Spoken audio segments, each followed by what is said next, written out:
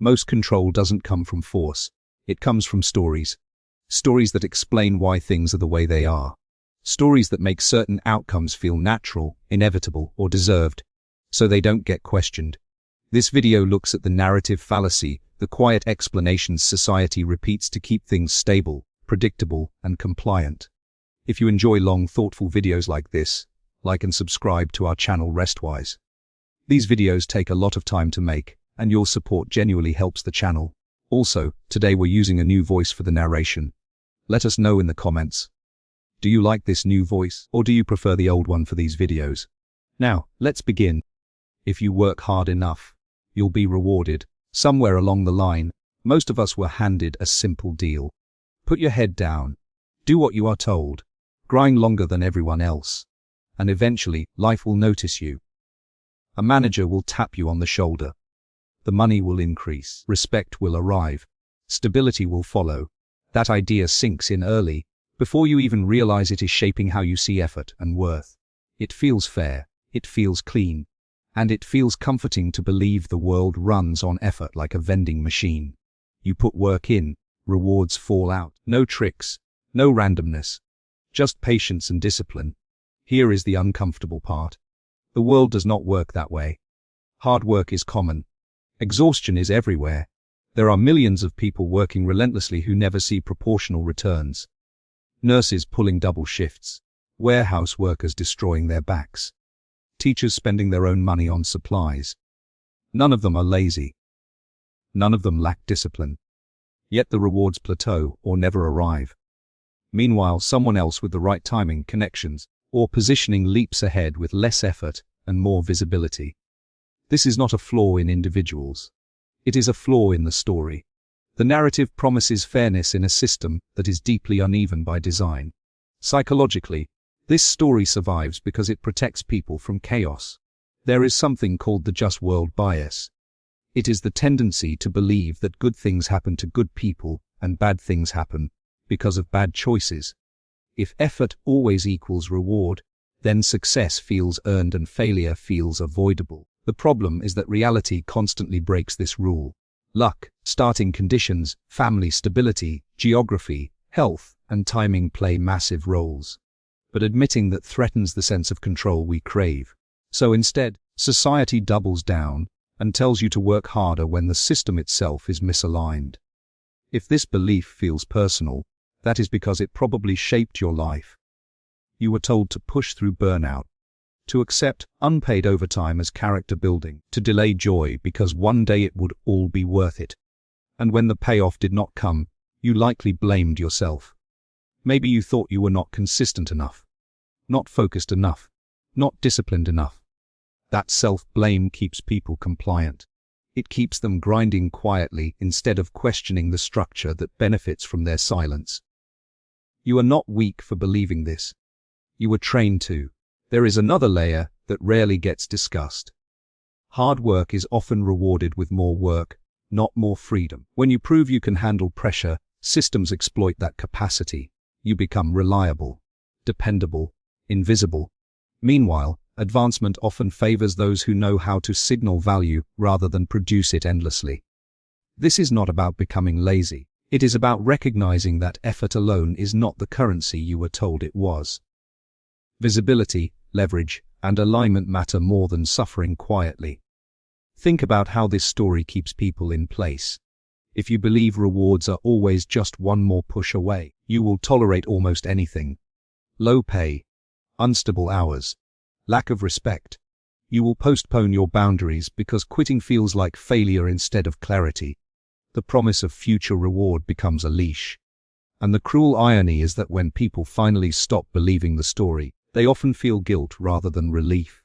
The most dangerous part of this narrative is not that it values work. Work can be meaningful. The danger is that it disconnects effort from strategy and context. It tells you that exhaustion is noble and questioning is lazy. Once you see that, you cannot unsee it. And when you start noticing how many stories are built to keep people striving without asking why, a much bigger pattern begins to reveal itself. Success is a straight line. Nobody tells you this story all at once. It sneaks in quietly, through highlight reels and motivational speeches, and those clean little graphs that only ever go up and to the right. The idea is simple and seductive. You start at the bottom. You make progress, you improve, and as long as you stay consistent, your life keeps moving forward in a smooth upward line. No major drops, no reversals, just growth. If you are struggling, the assumption is obvious. You must have fallen off the path or lost momentum. Because success, we are told, does not go backwards. Here is the part that hits people the hardest when they experience it. Real growth feels messy, disorienting, and often humiliating. It does not feel like progress at all. It feels like confusion. It feels like losing ground. It feels like starting over after you thought you were finally getting somewhere. Careers stall. Relationships end. Confidence collapses. Skills plateau. And when that happens, people do not just feel pain. They feel shame. Because the story in their head says this is not how it is supposed to look. Psychologically, humans are wired to search for patterns. We like narratives that make sense of time. A straight line gives meaning to effort. It reassures you that every sacrifice is stacking neatly on top of the last one. But real learning and adaptation do not work like that.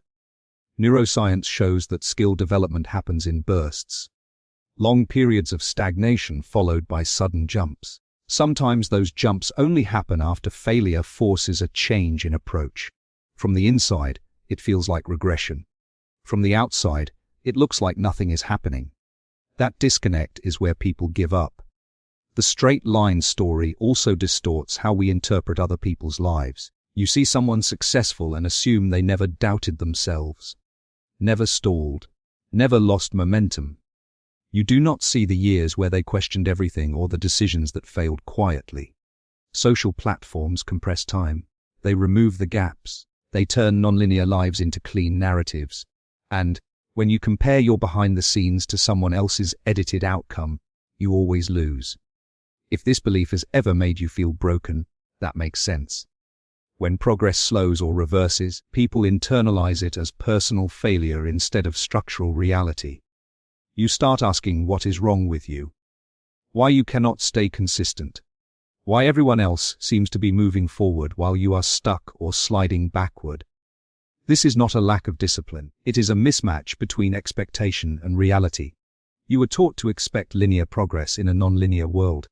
There is also a control element here. Straight-line success is easy to manage and easy to sell. It fits performance reviews, school systems, productivity culture. Up means good, down means bad. But real growth often requires letting go of things that once worked. That can look like failure from the outside, changing careers, leaving a stable path, taking a step back to rebuild skills. Those moves rarely get celebrated in real time. They only get reframed as brave after they work. Survivorship bias cleans up the story after the fact. The truth is that regression is often part of alignment. You outgrow identities before you outgrow systems. You lose motivation because what once pushed you forward no longer fits who you are becoming. That does not mean you are lazy or lost. It means your internal map is changing faster than your external results. But the straight line narrative leaves no room for that explanation. It tells you to push harder instead of recalibrate. Once you see this, the pressure shifts. Progress stops being about constant upward motion and starts being about honest feedback. You begin to ask better questions. Not am I moving forward fast enough, but am I moving in the right direction at all? That reframing alone changes how people experience setbacks. They stop panicking when things fall apart and start listening to what that breakdown is revealing. And when you start noticing how many societal stories depend on hiding the messiness of growth, it becomes easier to question what else you were taught to accept without evidence. Authority knows best. At some point, most people learn a quiet reflex. When someone with a title speaks, you listen. When someone in a uniform gives instructions, you comply. When an expert appears confident, you defer. It feels natural, almost automatic. Teachers, managers, doctors, politicians, executives. Authority becomes a shortcut for truth. It saves energy. It reduces uncertainty. It tells you someone else has already thought this through, so you do not have to. And in a complicated world, That promise feels like relief. The shock comes when you realize how often authority is wrong, outdated, misaligned, or simply protecting itself. History is full of confident experts defending ideas that later proved harmful, absurd, or cruel. Entire institutions have enforced rules that had nothing to do with truth and everything to do with control. Yet while the outcomes change, the reflex stays the same. We keep assuming that position equals wisdom, that hierarchy equals insight, that the people at the top must see more clearly than the people living with the consequences. Psychologically, this is not accidental. There is something called authority bias. It is the tendency to attribute greater accuracy and value to the opinions of perceived authority figures, regardless of evidence. Your brain does this to reduce cognitive load. Questioning takes effort. Obedience feels efficient. Experiments have shown that people will doubt their own senses if an authority figure confidently contradicts them. Not because they are stupid, but because social survival has long depended on staying aligned with power. If you have ever ignored your gut because an authority told you otherwise, that makes sense. Maybe a doctor dismissed your symptoms. Maybe a manager promised future rewards that never came. Maybe a teacher labeled you incapable, and that voice stuck with you for years. These moments are not just frustrating, they shape identity. When authority defines reality, self-trust slowly erodes. You stop asking what you see and start asking what you are allowed to see. The deeper issue is that authority often benefits from being unquestioned. Systems run smoother when people comply without friction. Policies are easier to when doubt is framed as disobedience. Expertise becomes a shield. This does not mean all authority is malicious. Many people in power genuinely want to help. But good intentions do not cancel blind spots. And structures rarely reward self-correction. They reward stability and appearance of competence. Notice how early this narrative starts. In school, obedience is praised more than curiosity. Following instructions matters more than understanding context. Questioning is tolerated only when it fits the curriculum. Over time, people learn that safety comes from alignment, not inquiry. By adulthood, many have internalized the idea that if something feels wrong but an authority approved it, the problem must be them. This story becomes especially dangerous in complex modern systems. No single authority can fully understand healthcare, economics, technology, or social dynamics at scale. Yet people are encouraged to outsource judgment anyway. To trust the process, to trust the expert, to trust the institution. When outcomes fail, responsibility diffuses. The individual feels powerless and the system remains intact. If you feel conflicted here, that is normal. The alternative to blind trust is not chaos. It is discernment. Questioning authority does not mean rejecting expertise. It means separating knowledge from power. It means asking how incentives shape decisions. It means remembering that credentials describe training, not moral clarity or lived understanding.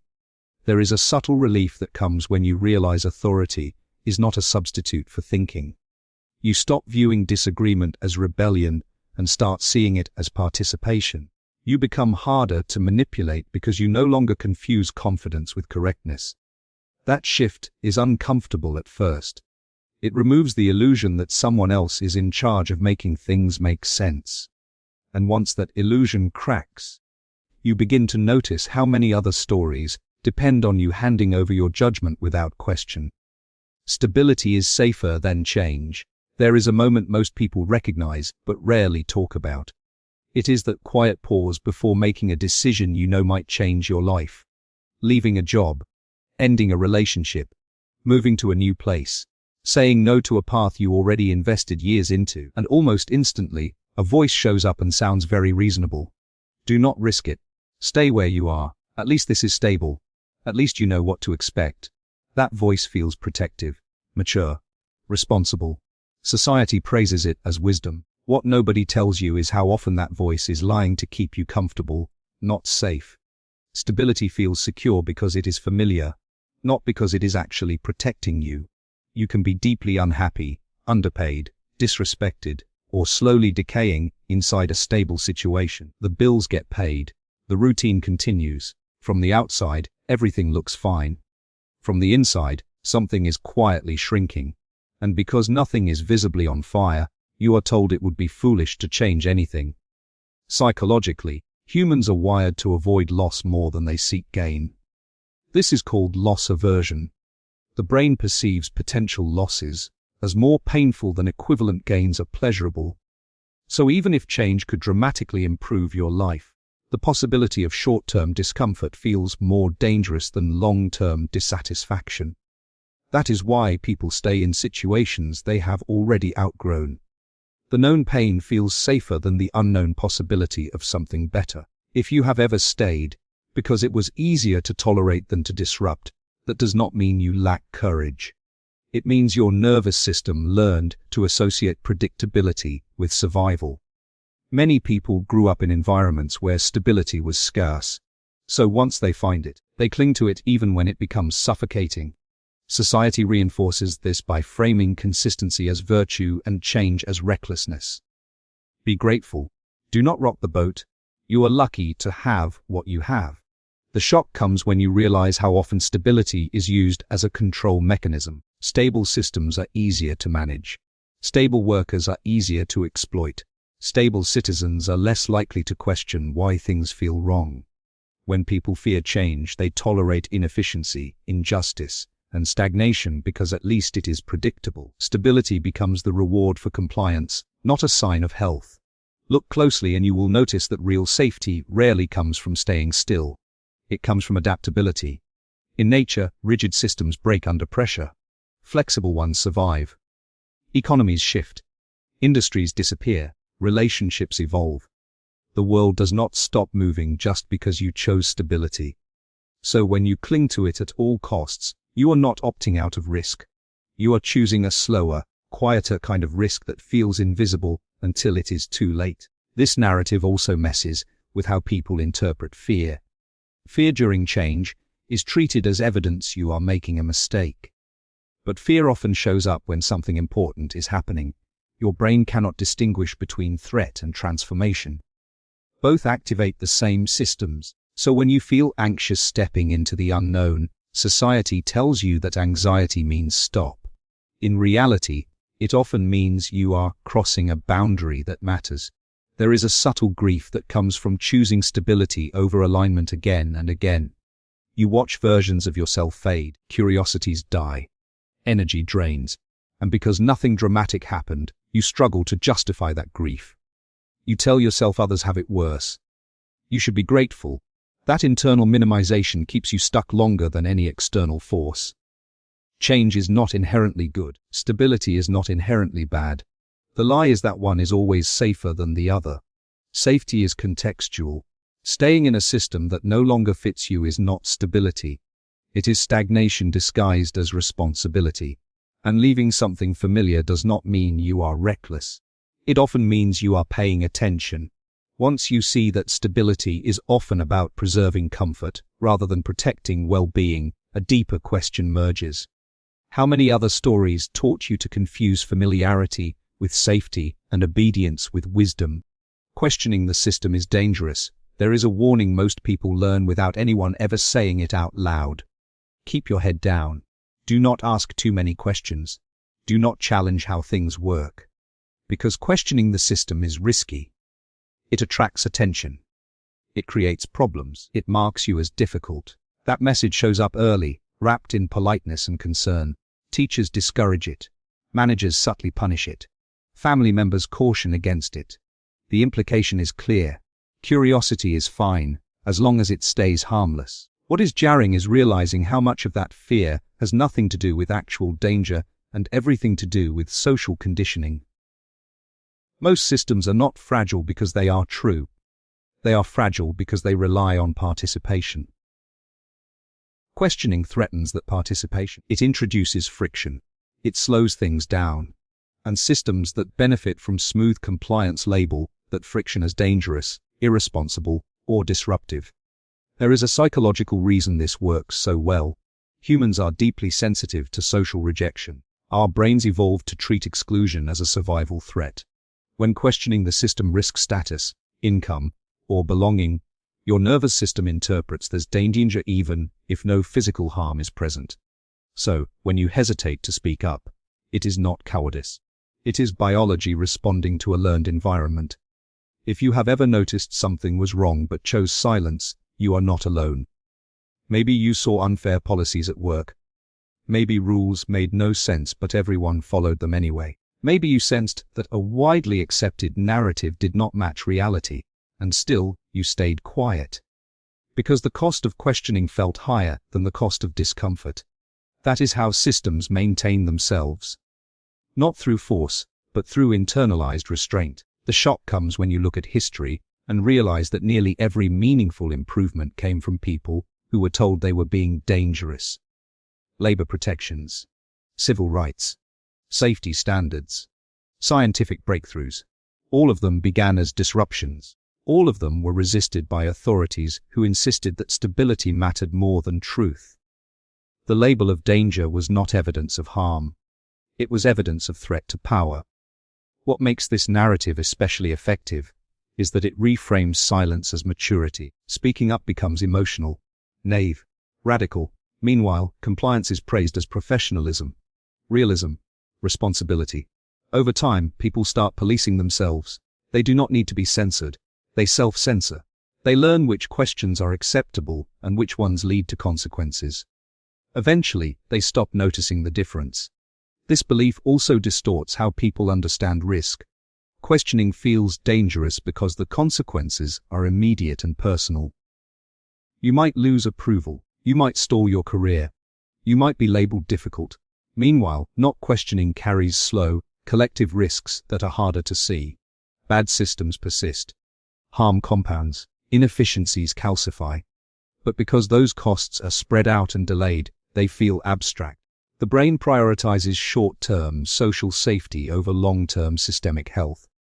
If this has ever made you doubt your own perceptions, that reaction makes sense. When everyone around you acts like something is normal, challenging it can feel destabilizing. You start wondering if you are overthinking, if you are the problem. That self-doubt is not accidental. It is a byproduct of environments where agreement is rewarded more than accuracy. There is an important distinction that often gets erased. Questioning the system is not the same as attacking people. It is not chaos. It is feedback. Healthy systems can absorb questions and adapt. Fragile ones cannot. When a system treats inquiry as a threat, it reveals something about its priorities. It is protecting continuity, not truth. The moment this narrative loosens its grip, something shifts internally. You stop seeing questions as acts of defiance and start seeing them as acts of responsibility. You realize that silence is not neutral. It is participation. And that awareness can be uncomfortable because it returns agency to you. You can no longer tell yourself that things are this way because they have to be. Once you understand that danger is often a story told to preserve order rather than justice, it becomes harder to ignore the quiet questions forming in your own mind.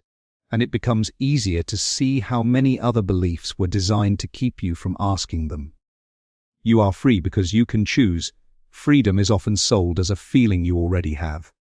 You can choose what to buy. You can choose what to watch. You can choose who to vote for, where to work, what to post, what to believe. On the surface, it looks like endless options. And because options exist, the conclusion feels obvious. You are free. If you are unhappy, it must be because you are choosing wrong. That idea slips in so smoothly that most people never stop to examine it.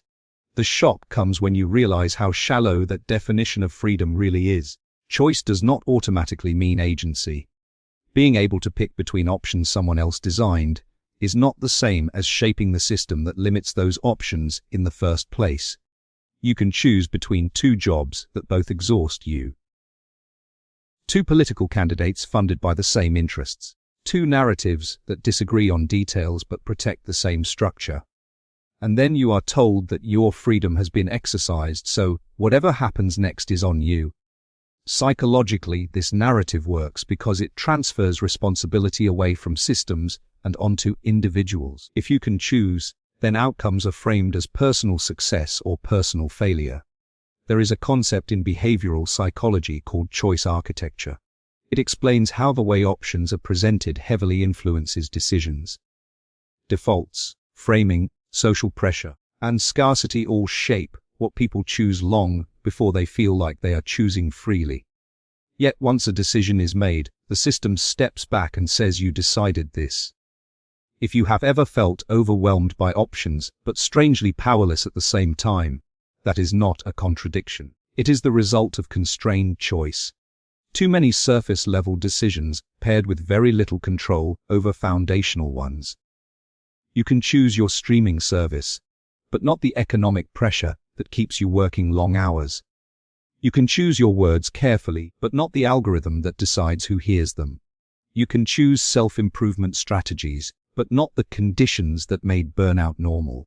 This story also reshapes how people judge themselves and others. When freedom is defined purely as choice, empathy shrinks. If someone struggles, the assumption is that they made bad choices. If someone succeeds, it is proof the system works.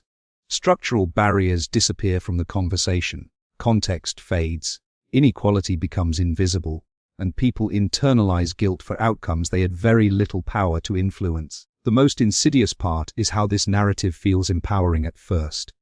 Being told you are free sounds flattering. It sounds respectful. It sounds like control. But over time, it becomes isolating.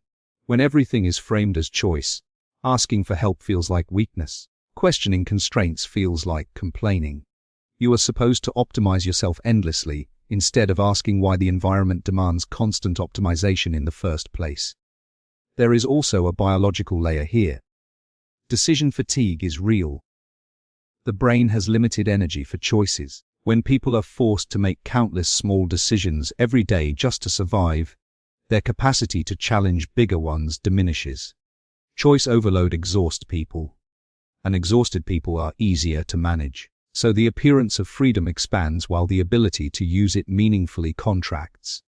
If this belief has ever left you feeling strangely trapped despite all your options, that reaction makes sense.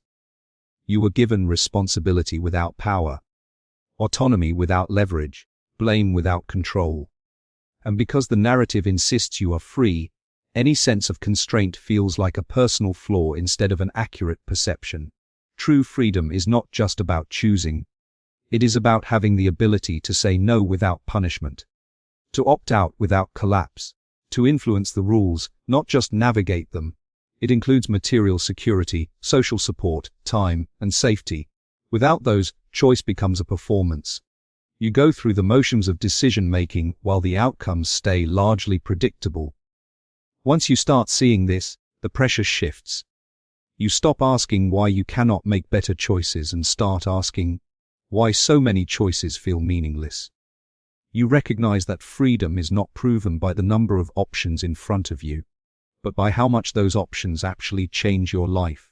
And when that realization settles in, it becomes harder to accept how many other stories use the language of empowerment to quietly avoid accountability for the systems that shape your reality.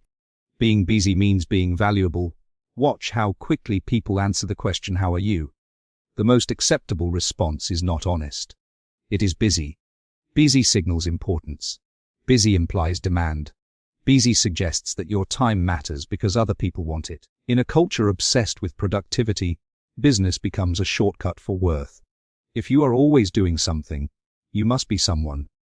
If your calendar is full, your life must be meaningful. That belief settles in so deeply that stillness starts to feel suspicious. The jolt comes when you realize how often business is not evidence of value, but evidence of misalignment. Many people are busy because systems are inefficient, expectations are unclear, or boundaries are weak. They are reacting, not creating. Yet the narrative flips it around and says the exhaustion itself is proof of contribution. If you are tired, you must be important. If you are overwhelmed, you must be needed. That logic keeps people running in place while mistaking motion for progress. There is a psychological payoff here. Business numbs discomfort. When you are constantly occupied, you do not have to sit with unanswered questions. Am I actually fulfilled? Is this work meaningful? Do I even like the life I built? Activity becomes avoidance. The brain prefers action over uncertainty, even if the action is pointless. So filling every moment feels productive, when it is often just a way to avoid reflection. If you have ever felt guilty for resting, that did not come from nowhere. Rest threatens this narrative. If value comes from business, then slowing down feels like disappearing. You worry about falling behind, being forgotten, becoming irrelevant. So you stay busy to stay visible, even when the work drains you, even when it adds little real value, even when it slowly disconnects you from yourself. From a systems perspective, this belief is incredibly useful. Busy people do not ask big questions. They do not challenge priorities. They do not redesign structures. They just keep moving. When organizations reward responsiveness over results, presence over impact, people learn that being available matters more than being effective. Meetings multiply. Emails expand. Urgency replaces importance. And everyone feels essential while very little actually changes. There is also a cognitive bias at play. The effort heuristic is the tendency to judge the value of something based on how much effort went into it. If something looks hard or exhausting, we assume it must matter. This is why long hours get more praise than clear outcomes. It is why burnout is worn like a badge of honor. The suffering itself becomes the signal, even when the output is mediocre. If this story has shaped you, it probably taught you to equate rest with laziness and focus with selfishness. Saying no feels risky. Creating space feels indulgent. You may even feel anxious during downtime, like you are forgetting something important. That anxiety is not random. It is what happens when your sense of worth is tied to constant activity. Stillness feels like failure because you were taught that value must be proven repeatedly. The shock is realizing how many truly valuable things do not look busy at all. Thinking, learning, strategizing, listening, recovering, building deep skill. None of these create the appearance of urgency. They are quiet, invisible, and because they do not signal business, they are often undervalued or postponed. People rush through them to get back to looking productive. Business also hides inequality. Some people can afford to be conned because their value is already assumed. Others must constantly perform urgency to justify their place. When worth is measured by visible effort, those with fewer resources are pressured to overwork just to be seen as legitimate. The narrative pretends this is about work ethic, but it is often about access and security. There is a strange relief that comes when this belief starts to crack. You begin to notice how often being busy is optional. How much of it is driven by fear rather than necessity. You start asking different questions. Not how much am I doing, but what actually matters. Not how full is my schedule, but how aligned is my energy. Being valuable is not about being constantly occupied. It is about impact, clarity, and intention. And once you stop confusing movement with meaning, you create space to see how many other stories taught you to exhaust yourself in exchange for approval. Failure is always personal. Failure has a way of landing like a verdict. When something falls apart, the instinct is immediate and brutal. What did I do wrong? Where did I mess up? Why am I like this? The story you were taught does not leave much room for interpretation.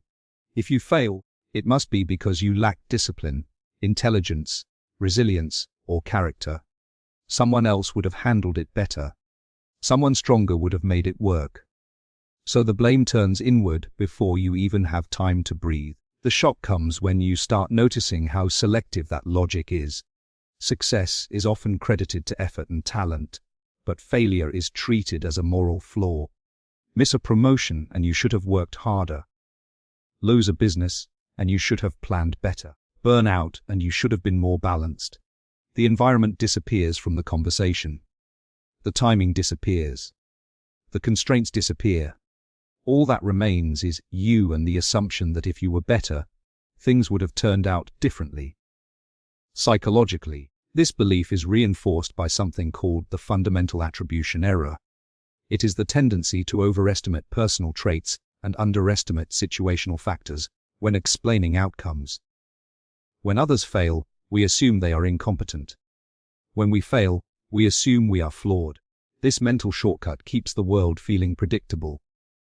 If outcomes are always personal, then success feels controllable. The cost of that comfort is accuracy.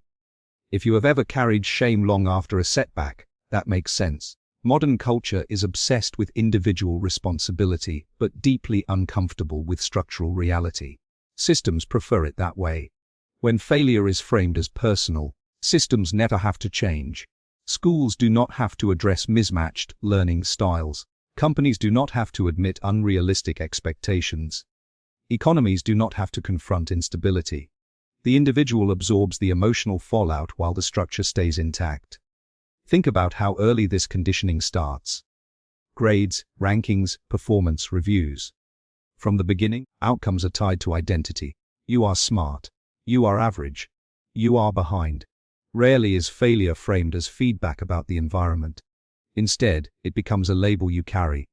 Over time, people stop seeing failure as an event and start seeing it as evidence that they are not enough. The truth is that most failures are layered. They are the result of timing, incentives, information gaps, pressure, and context interacting with effort.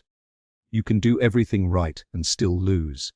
You can follow every rule and still fall short. That reality is uncomfortable, so the narrative simplifies it.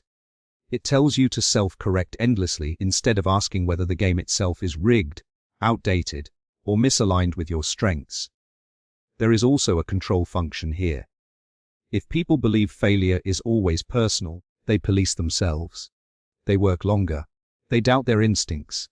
They hesitate to challenge conditions that are clearly broken. Because if the problem is you, then questioning the system feels like making excuses. Silence becomes maturity. Endurance becomes virtue. And suffering becomes something you quietly optimize around instead of confront. If this belief has ever made you afraid to try again, that is not because you are weak. It is because failure was never treated as neutral data. It was treated as a reflection of worth. When the stakes feel that high, avoidance makes sense. Why risk confirming your worst fears about yourself? Why step into uncertainty when every misstep feels like a character indictment? The shock is realizing how differently failure is treated for those with power and security. When they fail, it is framed as experimentation, as learning, as bold risk-taking. When others fail, it is framed as irresponsibility. Same outcome, different story. That alone should raise questions about how personal failure really is. Failure can be information. It can reveal misalignment. It can signal that the strategy no longer fits the context. But it can only do that if you are allowed to separate what happened from who you are. The narrative that failure is always personal collapses that distinction on purpose. It keeps people stuck replaying self-blame instead of extracting insight. There is a quiet shift that happens when you stop internalizing every loss. You still take responsibility where it belongs, but you stop turning it into self-erasure. You begin to see patterns instead of punishments. You ask what conditions made this outcome likely. You stop confusing accountability with shame. And once that separation clicks, it becomes much harder to accept how many stories trained you to carry the emotional weight of systems that were never designed with you in mind. You must earn rest. Rest is treated like a reward, not a requirement. Something you unlock after you have proven yourself, after the work is done, after the inbox is cleared, after you hit the goal, finish the project, survive the week. Until then, rest is postponed. Suspicious, slightly shameful. You tell yourself you will slow down later when you deserve it, and somehow, later never arrives. What hits hard is realizing how deeply this belief is baked into everyday language. You did nothing today. Must be nice. You slept in. Lucky you. You took a break. Hope you earned it. The message is subtle but constant. Rest without exhaustion is indulgence. Rest without justification is laziness. If you are not visibly depleted, then slowing down feels like cheating the system. So people wait until their bodies force rest on them through burnout, illness, or collapse. The shock comes when you understand that this story actively disconnects people from their own needs. The body does not operate on moral logic. It does not care if you were productive enough. It does not negotiate. It requires recovery to function well. Neuroscience shows that rest is essential for memory consolidation, emotional regulation, creativity, and decision-making. Without it, performance declines sharply. Yet the narrative flips this on its head and treats rest as the thing you get after performance, instead of the thing that makes performance possible. If you struggle to relax without guilt, that did not come from nowhere. Many people learned early that rest was conditional. You can relax after your homework. You can play after you finish your chores. Over time, that structure turns into an internal rule. Do first. Rest later. Eventually, rest becomes so delayed that it feels unsafe. When you finally stop moving, anxiety rushes in. You feel behind, unproductive, exposed. That is not a personal flaw. It is conditioning. There is also a control element hiding here. A population that believes rest must be earned will push itself harder than any external authority ever could. People self-exploit. They normalize exhaustion. They brag about how little sleep they get. They compete over who is most drained, and because everyone around them is doing the same thing, it feels normal, necessary, even virtuous. The system never has to demand overwork. People volunteer for it. This belief also distorts how people interpret worth. When rest is earned, your value becomes tied to output. On days you produce less, you feel less deserving of care, less entitled to softness, less human. That is a dangerous place to live psychologically. It turns self-care into a transaction instead of a baseline. You start asking permission to recover from a world that is constantly taking from you. The truth is that rest is not the opposite of effort. It is part of the cycle that makes effort sustainable. Athletes understand this. Muscles grow during recovery, not during exertion. The nervous system resets through rest. But in everyday life, people are taught to ignore these realities, to push through signals, to override fatigue with caffeine and discipline, until the system breaks. And when it does, the blame still lands on the individual for not managing better. If this narrative has ever made you feel lazy for listening to your body, that makes sense. You were taught that ignoring your limits is strength, that honoring them is weakness. But limits are not moral failures. They are biological facts. Treating rest as something you must earn trains people to violate themselves daily and call it responsibility. Notice how unevenly this rule is applied. Some people are allowed rest by default. Their downtime is respected. Others must justify every pause. This often tracks power, class, and security. When your survival depends on constant proving, rest feels dangerous. The narrative pretends this is about work ethic, but it is often about fear of losing ground. There is a quiet shift that happens when you stop viewing rest as a reward. You stop waiting to collapse before slowing down. You stop measuring your right to exist comfortably against your productivity. You begin to see rest as maintenance, not indulgence, as something that protects your clarity, not something that steals your edge. And once that belief loosens, something deeper becomes visible. How many other stories trained you to treat your basic human needs as privileges that must be justified? How many systems benefit when you are too tired to question why you are always earning the right to recover? Normal equals healthy. Normal is one of the most powerful words in the room. It sounds neutral, reassuring, safe.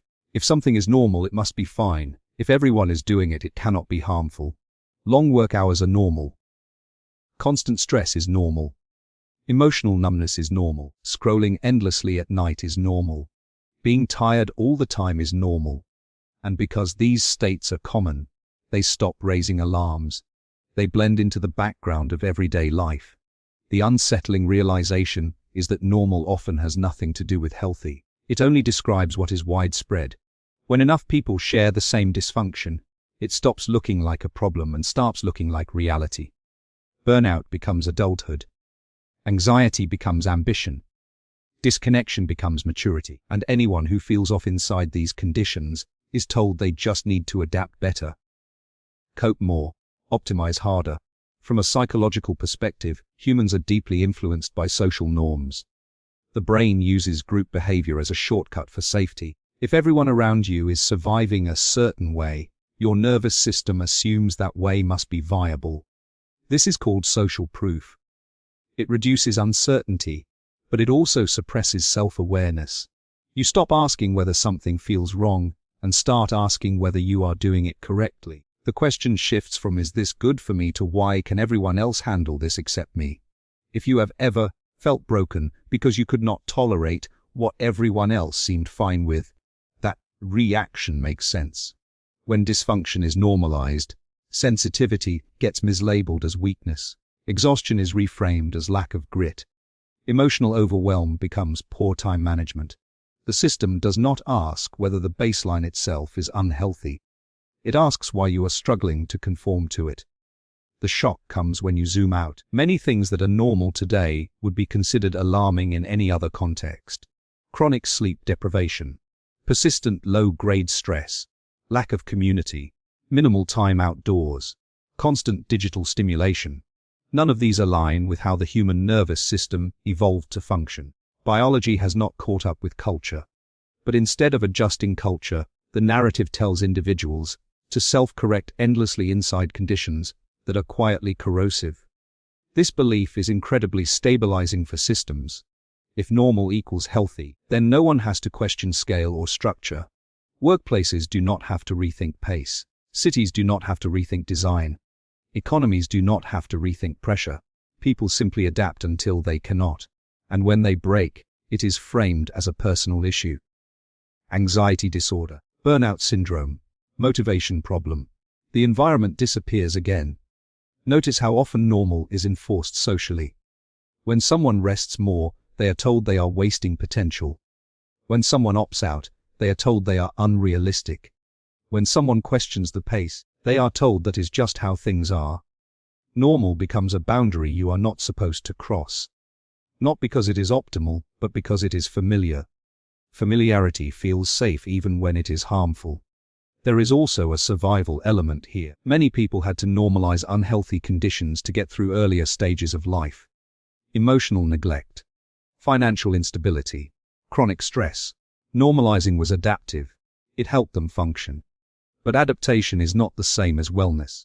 What once kept you alive may not be what allows you to thrive. Yet the narrative does not update. It keeps telling you that if you survived it, it must be fine.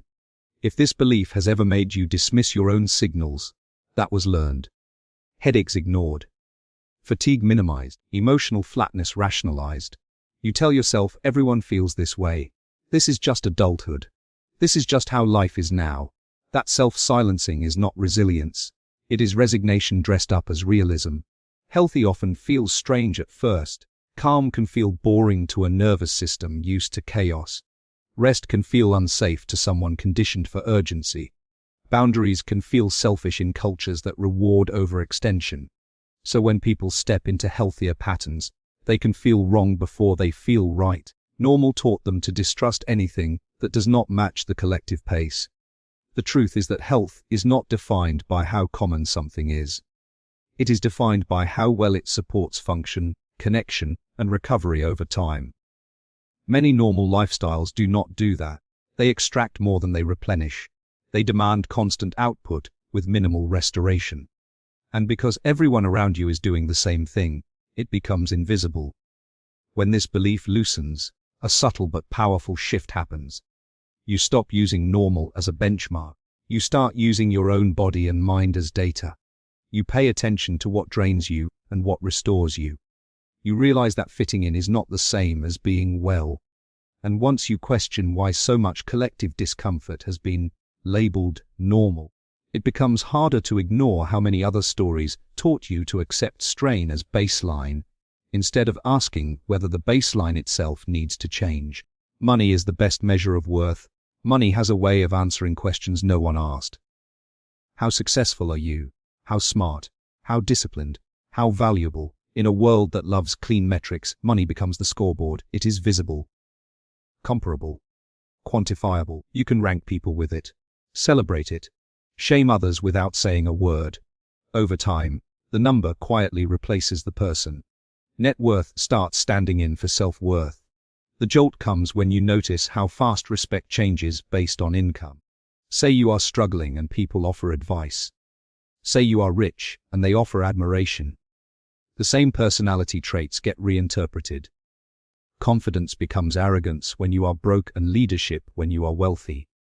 Risk-taking becomes irresponsibility until it pays off. Money does not just buy comfort.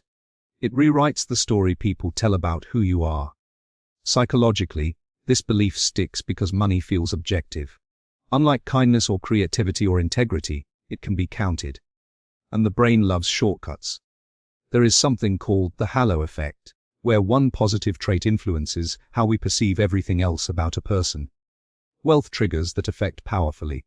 People assume competence, intelligence, and discipline based on income alone, even when there is no evidence. That assumption gets reinforced socially, so the link between money and worth starts to feel natural. If you have ever felt smaller because you earned less, that reaction was learned. Many people internalize financial outcomes as moral feedback. If you are doing well, you must be doing something right. If you are struggling, you must be failing somehow. Context fades. Inheritance disappears. Timing disappears. Health disappears. Structural inequality disappears. All that remains is the number and the quiet judgment attached to it. The shock is realizing how arbitrary money often is as a measure of contribution. Entire industries that extract value are rewarded far more than those that sustain life. Teachers, caregivers, social workers, artists. Their impact is massive, but their pay rarely reflects it. Meanwhile, roles that optimize profit at scale can generate enormous wealth while remaining emotionally and socially detached from human well-being. If money truly measured worth, these distortions would not exist. But they do, everywhere. This narrative also changes how people treat themselves. When money equals worth, self-respect becomes conditional. Good months feel like proof you are okay. Bad months feel like evidence you are not. Anxiety spikes around income not just because of survival, but because of identity. You are not just afraid of losing money. You are afraid of losing status, legitimacy, and the right to take up space without apology. From a systems perspective, this belief is incredibly efficient. When people equate worth with income, they compete instead of question. They blame themselves instead of structures. They chase validation through accumulation instead of asking whether the game itself aligns with human needs. Scarcity becomes personal failure. Excess becomes virtue. And the system never has to explain why some people start miles ahead while others run uphill forever. Notice how early this messaging begins. What do you want to be when you grow up really means how much will you make. Careers are ranked. Success is monetized. Even hobbies get evaluated based on whether they could turn into income. Enjoyment without profit is treated as naive. Rest without monetization is wasted time. The implication is constant. If it does not earn, it does not count. If this belief has ever made you dismiss parts of yourself that do not generate money, that makes sense. Curiosity, care, presence, emotional labor, community building. These things are hard to price, so they get devalued. People learn to neglect them not because they lack importance, but because they do not show up on a balance sheet. Over time, that distortion shrinks what people allow themselves to value. The truth is that money measures access, not essence. It reflects opportunity, leverage, timing, and market demand far more than character or contribution. It can amplify impact, but it does not define it. When money becomes the primary measure of worth, humanity gets flattened into economics. People become products, relationships become transactions, and life becomes a performance aimed at proving you deserve comfort. There is a quiet relief when this belief starts to loosen. You stop using income as a mirror. You begin separating survival metrics from identity. You can still care about money without letting it narrate your value. You can pursue stability without turning it into a referendum on your existence. And once you see how easily worth was reduced to a number, it becomes harder to ignore how many other stories taught you to outsource your sense of value to systems that were never designed to measure what actually makes a life meaningful. Rules exist for everyone's benefit. Rules are usually introduced with a promise. They keep things fair. They protect everyone. They exist so society can function smoothly. Stop at the red light. Follow the policy. Trust the process. Most of the time, you are not invited to question where the rule came from or who it serves. You are just told that rules are neutral, necessary, and ultimately for your own good. And because breaking rules carries consequences, obedience starts to feel like common sense.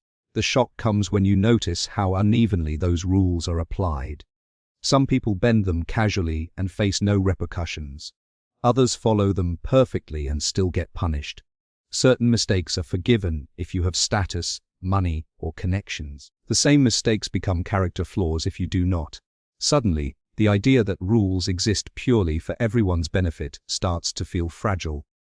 If the rules were truly neutral, they would land the same way on everyone. They rarely do. Psychologically, rules provide comfort because they reduce ambiguity. The brain prefers clear boundaries over uncertainty. If you know the rules, you believe you can stay safe by following them. That belief creates an illusion of control. There is also something called system justification, a tendency to defend existing structures because believing the system is fair feels less threatening than accepting that it might be arbitrary or biased. Questioning rules means confronting the possibility that obedience does not guarantee protection. If you have ever followed every instruction and still felt wronged, that experience can be deeply disorienting. You did what you were supposed to do. You played by the rules. And yet, the outcome was not fair. When that happens, many people turn the blame inward. Maybe I misunderstood. Maybe I did not try hard enough. Rarely are people encouraged to ask whether the rules themselves were flawed or designed with different priorities in mind. The truth is that rules are created by people within specific contexts. They reflect values, incentives, and power dynamics. Some rules genuinely protect collective well-being. Others primarily protect efficiency, profit, or authority. Over time, these distinctions blur. Rules accumulate. Policies stack on top of policies. Eventually, following them becomes more important than understanding their purpose. Compliance replaces judgment. Look at how this plays out in everyday life. Workplace policies that prioritize optics over outcomes. School rules that punish curiosity instead of harm. Bureaucratic procedures that make access harder for those who need it most. These rules are often defended as necessary even when they produce obvious dysfunction. Because challenging them is framed as disruptive, difficult, irresponsible. The rule itself is rarely questioned. The person who questions it is. There is also a moral layer that keeps people in line. Rule followers are seen as good. Rule breakers are seen as dangerous. This framing ignores context entirely. It assumes that obedience equals virtue and deviation equals threat. History tells a different story. Many harmful practices were legal. Many beneficial actions were once violations. Legality and morality are not the same thing. But the narrative collapses them to discourage scrutiny. If this belief ever made you silence your own judgment, that was not accidental. When rules are treated as inherently benevolent, personal discernment is discouraged. You stop asking whether a rule makes sense and focus instead on how to comply without consequences. Over time, people lose confidence in their own ethical reasoning. They outsource it to procedures. If something goes wrong, they say they were just following the rules. Responsibility dissolves into protocol. The shock is realizing how often rules lag behind reality. They are slow to adapt. They rarely account for nuance. Yet people are punished in real time for violating them. This creates a strange inversion where flexibility is risky and rigidity is rewarded. Systems become brittle, but individuals are expected to absorb the cost. When harm occurs, it is framed as an unfortunate exception rather than evidence that the rule itself needs re-examination. Notice who benefits most from unquestioned rules. Those already positioned comfortably within the system. Rules preserve predictability for them.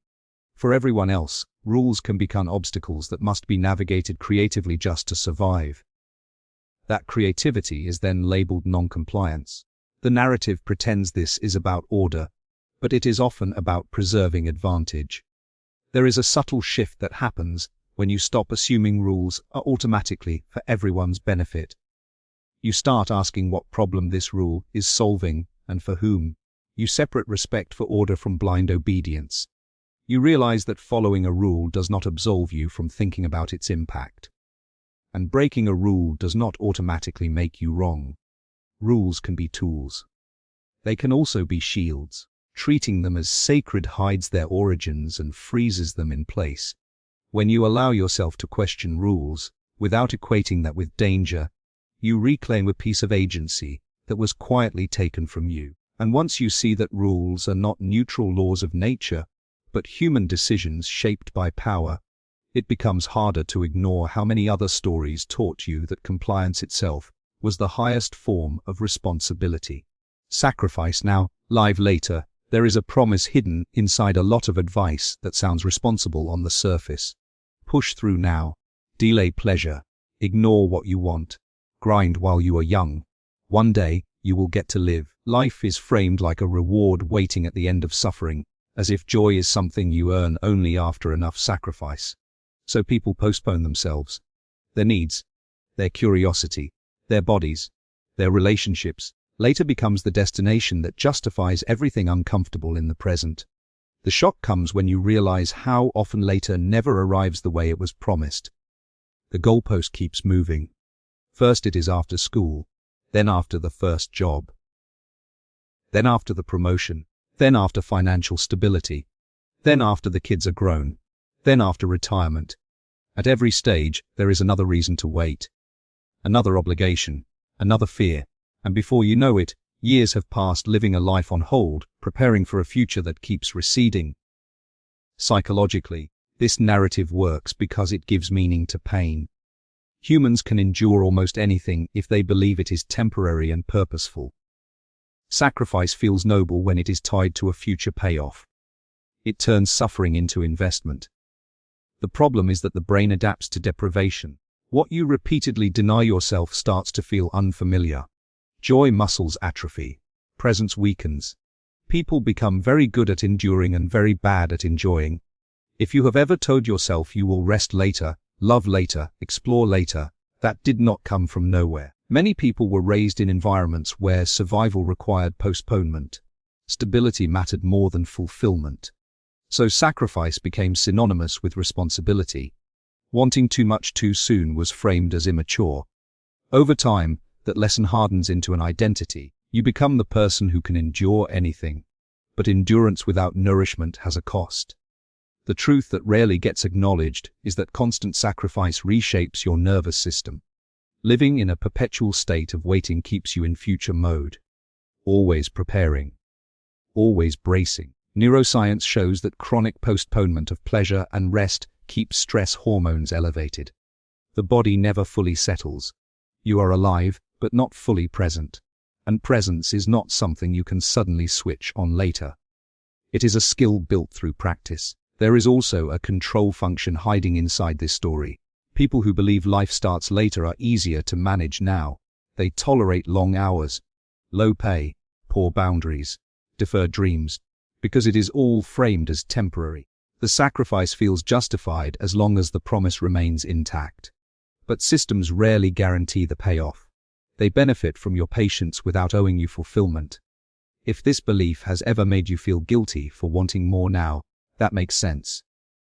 Desire gets reframed as distraction. Rest becomes indulgence. Meaning becomes optional. You learn to silence parts of yourself that ask for aliveness.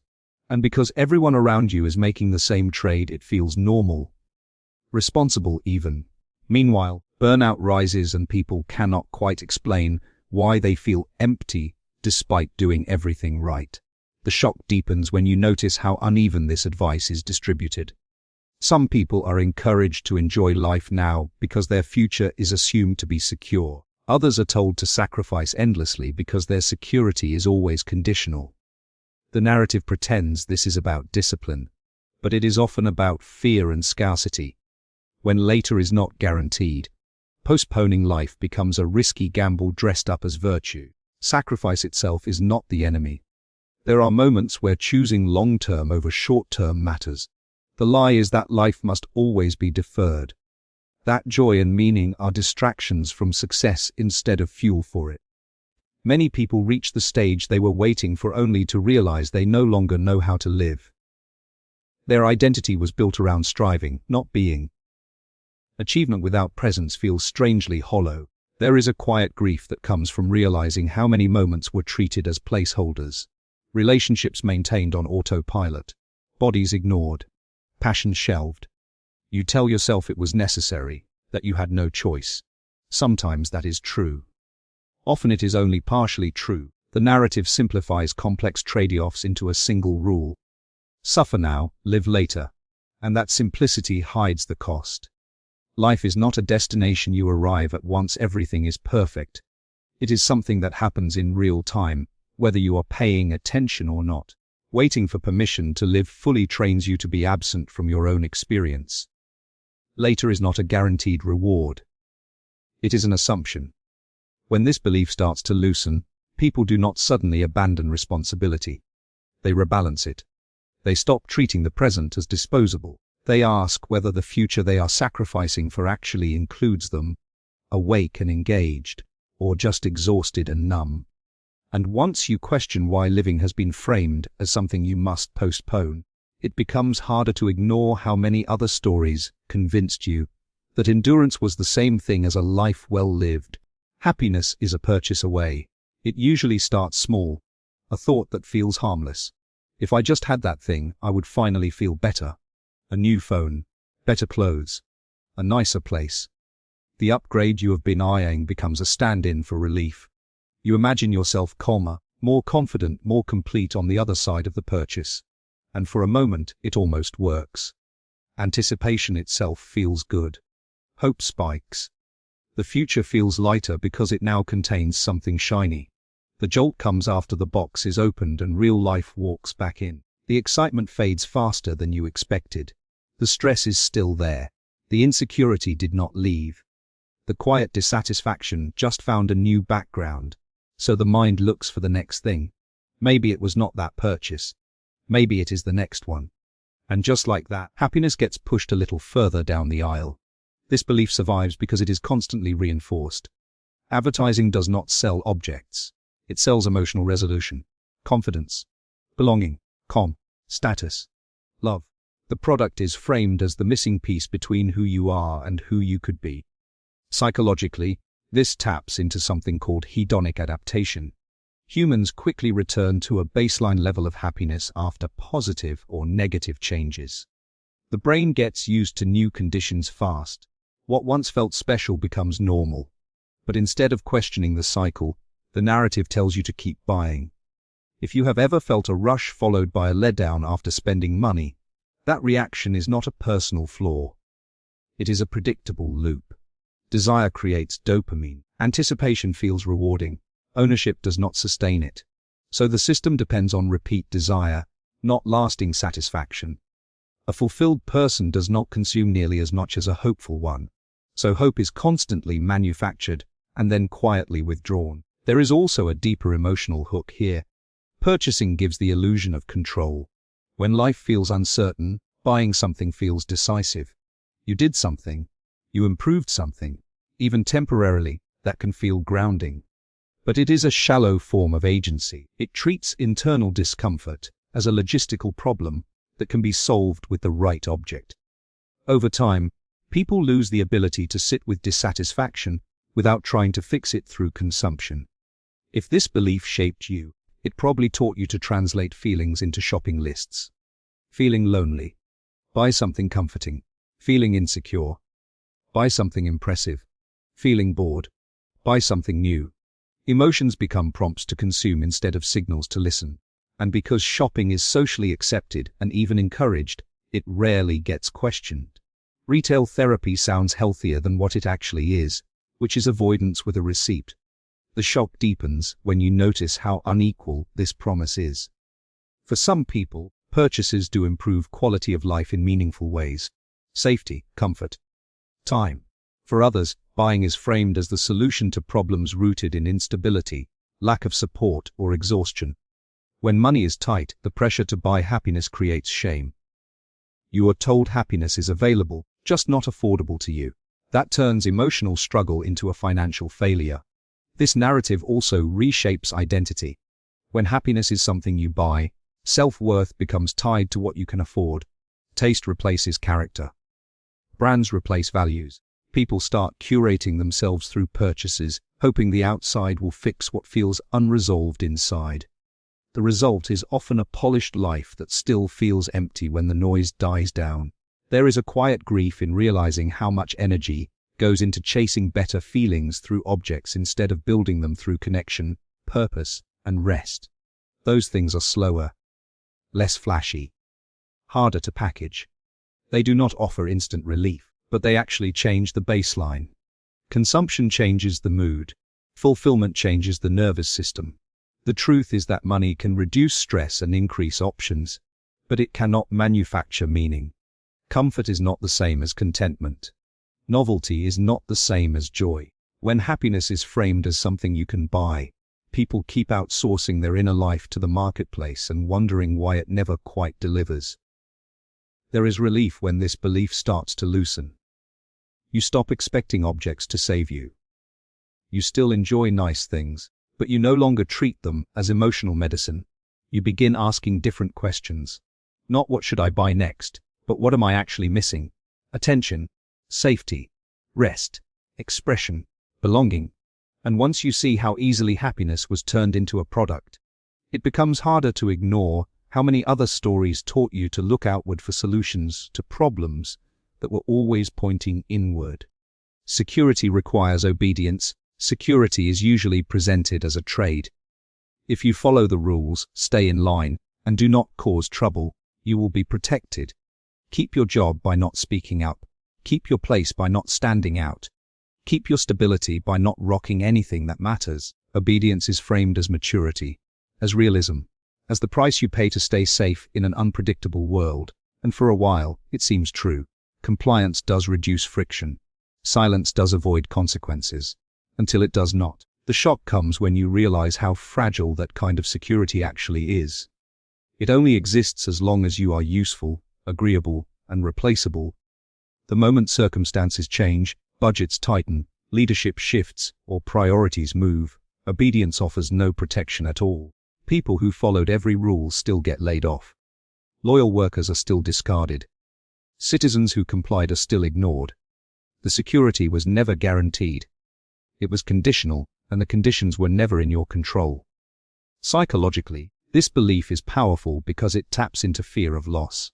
The brain is wired to prioritize safety over growth.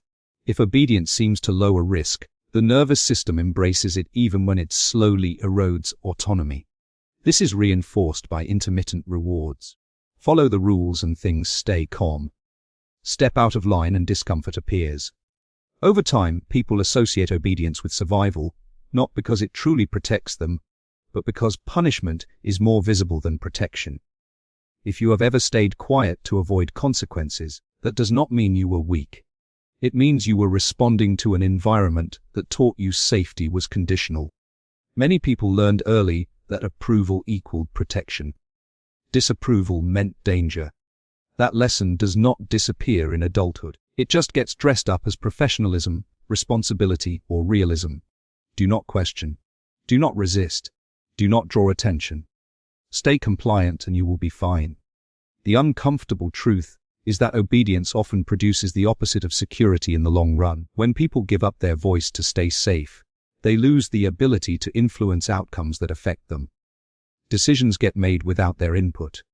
Conditions deteriorate quietly. Power concentrates elsewhere. And when things finally go wrong, those who obeyed are just as exposed as those who did not. Sometimes more so, because they never built leverage. This narrative is incredibly useful for systems. Obedient people self-regulate. They anticipate punishment without it being applied. They do not need to be controlled aggressively because they already control themselves. Questioning becomes risky not because it is dangerous, but because it threatens the illusion that obedience guarantees protection. The system does not need to prove it keeps you safe. It just needs you to believe that stepping out of line will make you unsafe. Notice how often security is promised but never clearly defined. Job security, financial security, social security. These ideas are vague on purpose. They sound solid, but they are rarely absolute. They depend on markets, politics, leadership, and timing. Yet people are encouraged to sacrifice autonomy for them anyway, to give up boundaries, to tolerate harm, to silence dissent, all for a safety that remains abstract and revocable. If this belief has ever made you feel trapped between speaking up and staying safe, that tension is real. The cost of obedience is often invisible at first. You lose small pieces of yourself, your honesty, your instincts, your sense of agency. You tell yourself it is temporary, strategic, necessary, but over time, the accumulation becomes heavy. You are safe, maybe, but also smaller, less alive, less present. The shock deepens when you look at who is allowed to disobey without losing security. Those with power, wealth, or status can push boundaries and still remain protected. Their dissent is reframed as leadership, innovation, boldness. For everyone else, the same behavior is labeled risky or irresponsible. That alone reveals the truth. Obedience is not about safety. It is about managing those without leverage. Real security does not come from silence. It comes from resilience, community, adaptability, and the ability to respond when conditions change. It comes from having options, not just permission. Obedience trades short-term calm for long-term vulnerability. It feels safer because it delays conflict, not because it prevents harm. There is a subtle but powerful shift when this belief loosens. You stop asking how to stay invisible and start asking how to stay capable. You recognize that discomfort is not the same as danger. That speaking up carries risk, but so does staying silent. That no system can guarantee security if it requires you to give up your voice to earn it. And once you see that obedience was sold as protection rather than submission, it becomes harder to ignore how many other stories convinced you that safety only existed if you stayed exactly where you were told. Tradition equals wisdom. Tradition often arrives wearing the mask of certainty. This is how it has always been done. It worked before. It kept things together. When something is old, repeated, and familiar, it starts to feel intelligent by default. The logic is subtle but powerful. If generations followed this path, there must be a reason. If something survived this long, it must contain truth. Questioning it feels disrespectful, even reckless, like you are dismissing hard-earned knowledge without earning the right to do so. The shock comes when you realize how many traditions exist, not because they are wise, but because they were never challenged by the people most harmed by them. Longevity does not equal correctness. It often equals power. Many traditions were created under conditions of scarcity, hierarchy, or fear that no longer exist, yet they continue to shape behavior long after their original purpose disappeared. They persist because they feel stable, not because they are aligned with reality now. Psychologically, humans are deeply attached to continuity. Familiar patterns reduce anxiety. They make the world feel predictable. There is also something called status quo bias, the tendency to prefer things to stay the same simply because change requires effort and uncertainty. When tradition is framed as wisdom, it protects people from having to evaluate whether a practice still works. You do not have to think. You just have to inherit. If you have ever felt pressure to follow a path that did not make sense to you but was defended as tradition, that reaction is understandable. Family expectations, gender roles, career paths, relationship norms.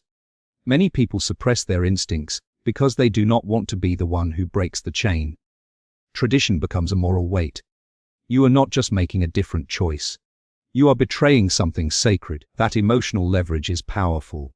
The uncomfortable truth is that tradition often outlives the conditions that made it useful.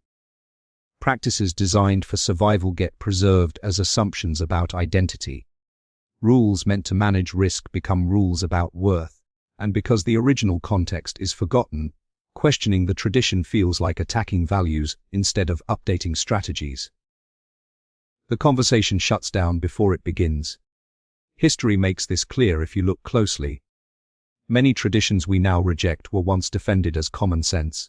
They were justified by appeals to nature, order, or morality. They felt obvious to the people benefiting from them. What changed was not the age of the tradition, but who was finally allowed to question it. Wisdom did not come from repetition. It came from re-evaluation. There is also a social reward for honoring tradition. It signals loyalty. It signals belonging. When you follow tradition, you are seen as grounded, respectful, trustworthy.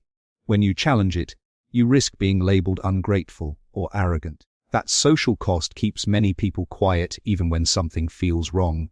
It is easier to comply than to explain why an inherited rule no longer fits your life. If this belief has ever made you doubt your own judgment, that was learned. You were taught that elders know better simply because they are elders. That age equals insight. Experience does matter, but only when it is examined. Experience without reflection becomes habit. Habit without feedback becomes stagnation. Tradition thrives when it is immune to questioning. The shock deepens when you notice how selectively tradition is defended. Some traditions are treated as sacred, while others are discarded without ceremony. This usually tracks convenience and power. Traditions that benefit existing structures are preserved. Those that limit them are rebranded as outdated. That alone reveals that tradition is not a neutral container of wisdom. It is a tool that gets used strategically. There is a difference between inherited knowledge and inherited obedience. Wisdom evolves. It adapts to new information. It responds to feedback. Tradition resists change by design. That resistance can be stabilizing in some contexts and harmful in others. The problem is not tradition itself. It is the assumption that age alone justifies it. If you have ever felt like something was wrong, but could not articulate why, because the only defense offered was that it is how things are done, you were not missing information. You were being asked to substitute conformity for understanding. That is not wisdom. That is compliance dressed up as respect. Real wisdom can explain itself. It can be questioned without collapsing. It can update without losing its core. Traditions that cannot survive scrutiny are not wise. They are brittle. And brittle systems rely on silence to stay intact. There is a quiet empowerment that comes when you separate respect from uncritical acceptance. You can honor what came before without being bound by it. You can appreciate the context that shaped a tradition without pretending that context still exists. You can choose deliberately instead of inheriting automatically. And once you see that tradition has often been used as a shortcut to avoid thinking, it becomes harder to ignore how many other stories taught you that longevity alone was proof of truth. Discomfort means you're doing something wrong. Discomfort gets treated like an alarm. The moment something feels tight in your chest or awkward in your body, the reflex kicks in. Stop. Fix it. Back out. We are taught to read discomfort as evidence of error, like your inner system is flashing red to warn you that you took a wrong turn. If it feels bad, it must be bad. If it feels hard, it must be wrong. So, people retreat quickly, chasing relief instead of understanding what the discomfort is actually signaling. The shock comes when you realize how often discomfort shows up precisely when you are doing something right. Growth stretches identity. Honesty disrupts comfort. Boundaries create tension. Learning exposes gaps. None of that feels good in the moment. Yet the narrative trains people to equate unease with danger, so they abandon meaningful change at the first sign of internal resistance. Comfort becomes the compass, even though comfort is often just familiarity in disguise. There is a neurological reason this confusion is so common. The brain is wired to prioritize safety, not truth. Anything unfamiliar activates the threat response, even if it is beneficial.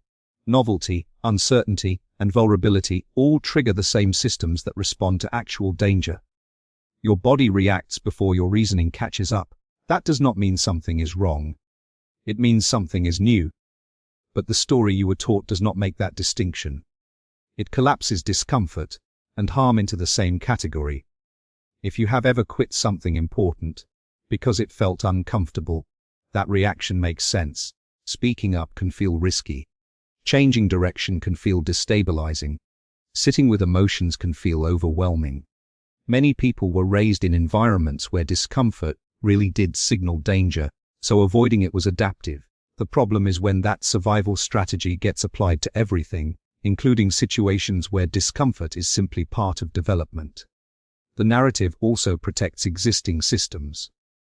If discomfort always means wrong, then challenging norms becomes suspect. Questioning authority feels irresponsible. Trying something different feels reckless. People are encouraged to return to what feels normal instead of examining whether normal is actually healthy. Discomfort gets pathologized rather than interpreted. The moment something feels off, The assumption is that you need to fix yourself, not evaluate the environment. This belief also distorts emotional literacy. Not all discomfort is the same. There is the discomfort of harm and the discomfort of growth. One erodes you. The other expands you. But because society rarely teaches people how to tell the difference, both get treated as equally dangerous. Anxiety before a difficult conversation feels similar to anxiety in a toxic situation.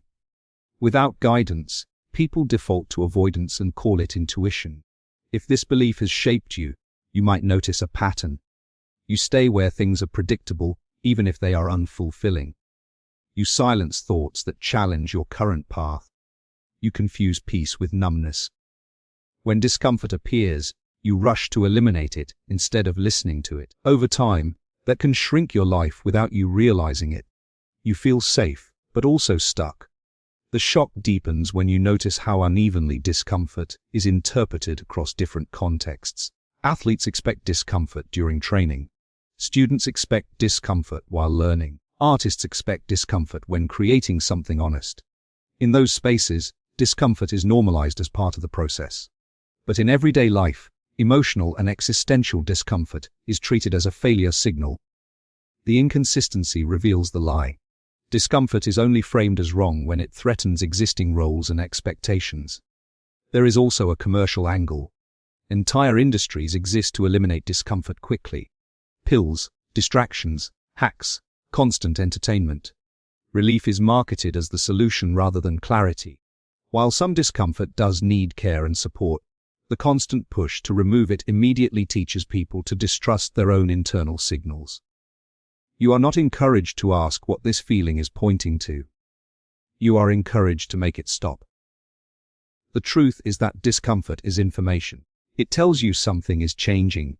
It tells you a belief is being challenged. It tells you a boundary is being tested. It does not tell you whether to proceed or retreat on its own. That requires context. When you learn to stay present with discomfort long enough to interpret it, you gain a powerful form of self-trust. You stop reacting and start discerning. There is a quiet shift when this belief loosens. You stop assuming that ease equals alignment and tension equals error. You start noticing patterns. Does this discomfort feel like contraction or expansion? Does it drain you or strengthen you over time? You become less reactive and more curious, less eager to escape and more interested in understanding. Discomfort is not a verdict, it is a message. Treating it as proof that you are doing something wrong keeps you small and compliant. Learning to read it instead of fear it opens doors that comfort alone will never lead you through. Loyalty should be unconditional. Loyalty is often introduced as a virtue before it is ever explained. Stand by your people. Stick it out. Do not quit. Do not betray. Once you commit all the way. Loyalty is framed as proof of character, something that separates good people from selfish ones. And because nobody wants to be seen as disloyal, many people stay far longer than they should in situations that quietly harm them. The shock comes when you realize how often unconditional loyalty benefits the system or the relationship more than the person giving it. Loyalty without limits turns into endurance. Endurance turns into self-erasure. You tolerate disrespect because leaving would feel like failure. You excuse broken promises because you do not want to be the one who gives up. Over time, loyalty stops being a choice and becomes a trap you are afraid to open.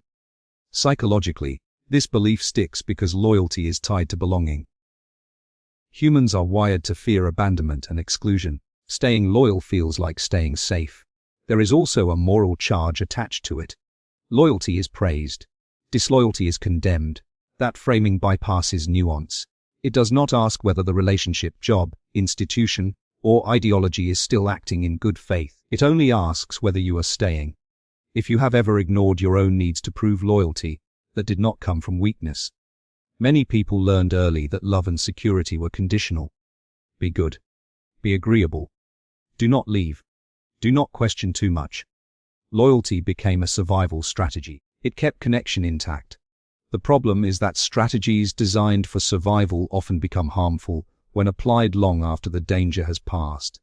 The uncomfortable truth is that loyalty is rarely mutual in the way it is advertised. Institutions ask for loyalty, but offer replaceability. Companies talk about family while laying people off without hesitation. Relationships demand forgiveness without accountability. Groups preach unity while punishing dissent. The expectation is consistency from you and flexibility for them. When that imbalance is exposed, people are told to double down instead of reassess. There is also a social reward for staying loyal even when it hurts. You are seen as strong, reliable, mature. People admire your endurance without asking what it is costing you. Leaving gets framed as quitting. Setting boundaries gets reframed as betrayal. The narrative does not leave much room for self-respect. It tells you that good people stay, even when staying requires shrinking. If this belief has ever made you feel guilty for considering leaving, that guilt was taught. You were told that commitment means tolerating whatever comes with it. That changing your mind means you never meant it. That walking away invalidates everything that came before. In reality, loyalty does not require self-destruction. It requires alignment. When alignment disappears, loyalty without reflection becomes self-abandonment. The shock deepens when you notice how selectively unconditional loyalty is expected. Those with power are allowed to pivot, evolve, and exit when something no longer serves them. They call it growth. Everyone else is expected to endure. Their departure is framed as weakness. That double standard reveals the truth. Loyalty is not about virtue. It is about control and predictability. Healthy loyalty is conditional, even if that sounds uncomfortable at first. It is conditional on respect, on reciprocity, on shared values, on the willingness to repair harm. When those conditions are violated consistently, loyalty becomes a one-sided contract. And contracts that only bind one party are not relationships. They are obligations enforced by shame. This belief also distorts identity. People start defining themselves by who or what they are loyal to instead of who they are. I am the one who never leaves. I am the reliable one. I am the loyal one. When that identity is threatened, fear spikes. Leaving feels like losing yourself. But often, it is the opposite. It is the first act of reclaiming yourself. There is a quiet relief when unconditional loyalty stops being the standard. You do not become fickle or cold. You become discerning.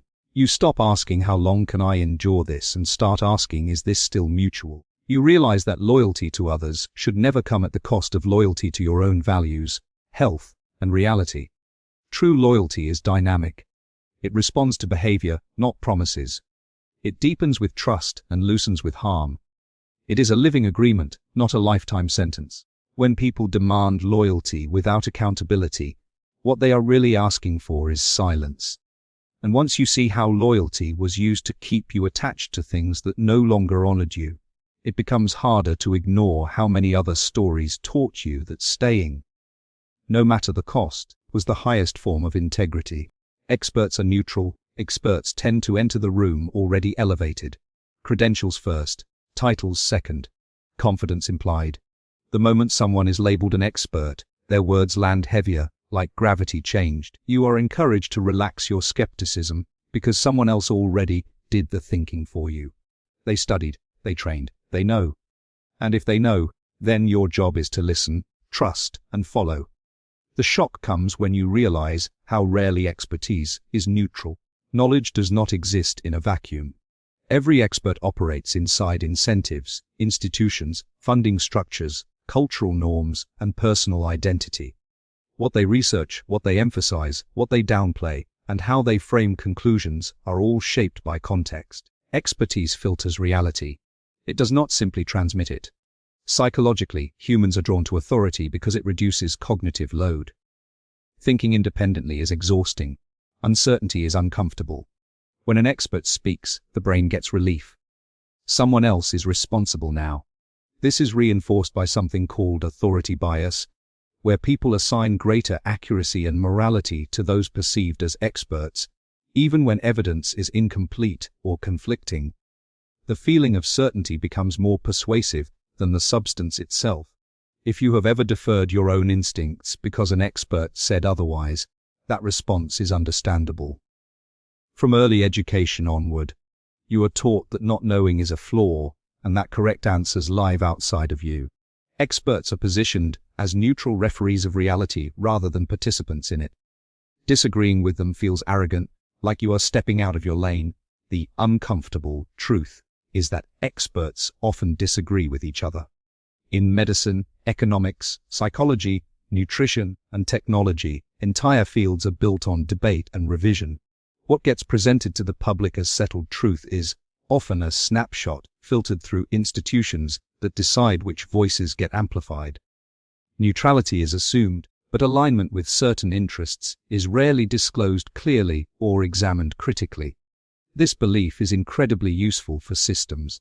If experts are seen as neutral, then decisions appear objective even when they are not. Policies can be defended as evidence-based while ignoring whose evidence counts. Harmful outcomes can be reframed as unfortunate necessities rather than value-driven choices. Responsibility shifts from people to processes, from judgment to data, even though humans chose how that data was collected and interpreted. If this belief has ever made you feel small or incapable of forming your own conclusions, that was learned. You were taught that expertise equals objectivity, and that objectivity equals truth. But expertise is a tool, not a moral position. It describes depth of knowledge, not freedom from bias. No amount of training removes a person from culture, incentives, or personal belief. The shock deepens when you notice how experts are treated when they challenge dominant narratives. Suddenly, neutrality disappears. They are labeled biased, radical, unprofessional, or controversial. The same credentials that granted authority are questioned the moment conclusions become inconvenient. This reveals the hidden rule. Experts are trusted when they align with existing power and dismissed when they threaten it. There is also a difference between expertise and wisdom that often gets blurred. Expertise narrows focus. It specializes. Wisdom integrates. It considers impact, ethics, and context. An expert can be technically correct and still cause harm if the system they operate within rewards narrow optimization over human outcomes. Neutrality becomes a shield that protects decisions from moral scrutiny. If you have ever felt confused by conflicting expert opinions, that confusion is not a failure of intelligence. It is evidence that reality is complex. The problem is not that experts disagree. The problem is pretending that one voice represents objective truth while others represent bias. All perspectives are situated. Some are just granted more legitimacy. This narrative also discourages participation. People stop asking questions because they assume they are unqualified. Curiosity gets replaced with compliance. Over time, this erodes collective intelligence. When only experts are allowed to speak and experts are treated as neutral, feedback loops weaken. Systems drift further from lived reality while still claiming authority. There is a subtle shift when this belief loosens. You stop asking who is the expert and start asking what are the assumptions. Who benefits from this framing? What is being measured and what is being ignored? You do not reject expertise. You contextualize it.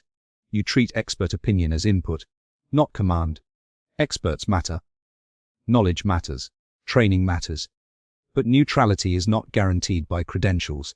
It is an ethical stance that requires transparency, accountability, and openness to challenge. Without those, expertise becomes persuasion with better branding. Once you see that experts are participants in systems rather than referees above them, it becomes harder to hand over your judgment just because someone speaks with authority. And it becomes easier to stay curious without being submissive, informed without being obedient, and respectful without surrendering your ability to think. If it's legal, it's ethical. Legality has a way of sounding like a moral stamp. If something is allowed, approved, signed off, and operating within the rules, it feels safe to assume it is also right. The law becomes a shortcut for conscience. You do not have to wrestle with complexity or uncertainty. Someone already decided. Someone already approved it. If it were wrong, it would be illegal. That logic is comforting because it removes responsibility from the individual and places it somewhere abstract. The shock comes when you realize how often legality lags far behind harm. Laws are reactive, not prophetic. They are written after damage becomes undeniable, not before it happens. Many actions that are now universally recognized as unethical were once perfectly legal. exploitation, environmental destruction, discrimination, abuse of labor. None of these waited for legality to justify themselves. They operated openly, protected by the very systems meant to regulate them. Psychologically, this belief persists because it reduces moral friction. Ethical thinking is uncomfortable. It requires nuance, empathy, and the willingness to hold tension without clear answers. Legal thinking is binary. Allowed or forbidden. Yes or no. The brain prefers clean categories, especially when the alternative is confronting complicity. If the law says it is fine, you can disengage emotionally and move on. If you have ever gone along with something that felt off because it was technically allowed, that response makes sense. Most people are trained to outsource moral judgment to authority early in life. Rules equals safety. Compliance equals goodness. Over time, legality becomes a stand-in for integrity. You are not asked whether something causes harm. You are asked whether it violates policy. The uncomfortable truth is that laws are shaped by power, not ethics. They reflect who has influence, resources, and access at the time they are written. Industries lobby. Institutions protect themselves. Harm that affects marginalized or distant groups is easier to legalize than harm that affects those with visibility and leverage. Legality often tells you who mattered during the decision-making process, not whether the outcome is just. This belief is incredibly useful for systems. It creates plausible deniability. When harm occurs, responsibility can be deflected. We followed the law. We met the requirements. We stayed compliant. Ethics get reduced to paperwork. As long as the boxes are checked, the impact becomes secondary. People are encouraged to stop thinking at the boundary of legality. If this belief has ever made you feel uneasy, but unsure why, that tension is your moral intuition colliding with a social narrative. Humans are not wired to be legal calculators. We are wired to respond to harm, fairness, and empathy. When legality contradicts those signals, something feels wrong even if you cannot articulate it. The story tells you to ignore that feeling. Trust the system. Do not overthink it. The shock deepens when you notice how selectively legality is used as a moral defense. When outcomes are praised, people highlight intention, innovation, and impact. When outcomes are harmful, legality suddenly becomes the shield. It was allowed. It was permitted. That asymmetry reveals the function of the belief. Legality is not a moral compass. It is a legal boundary that gets weaponized when convenient. History makes this impossible to ignore. Progress rarely begins with legality. It begins with people saying something legal is still wrong. That friction is what forces laws to change. If legality and ethics were the same, reform would never be necessary. The very existence of social change proves the narrative false. This belief also shrinks personal agency. When people rely on legality to determine ethics, they stop practicing moral reasoning. They stop asking who is affected, who benefits, and who pays the cost.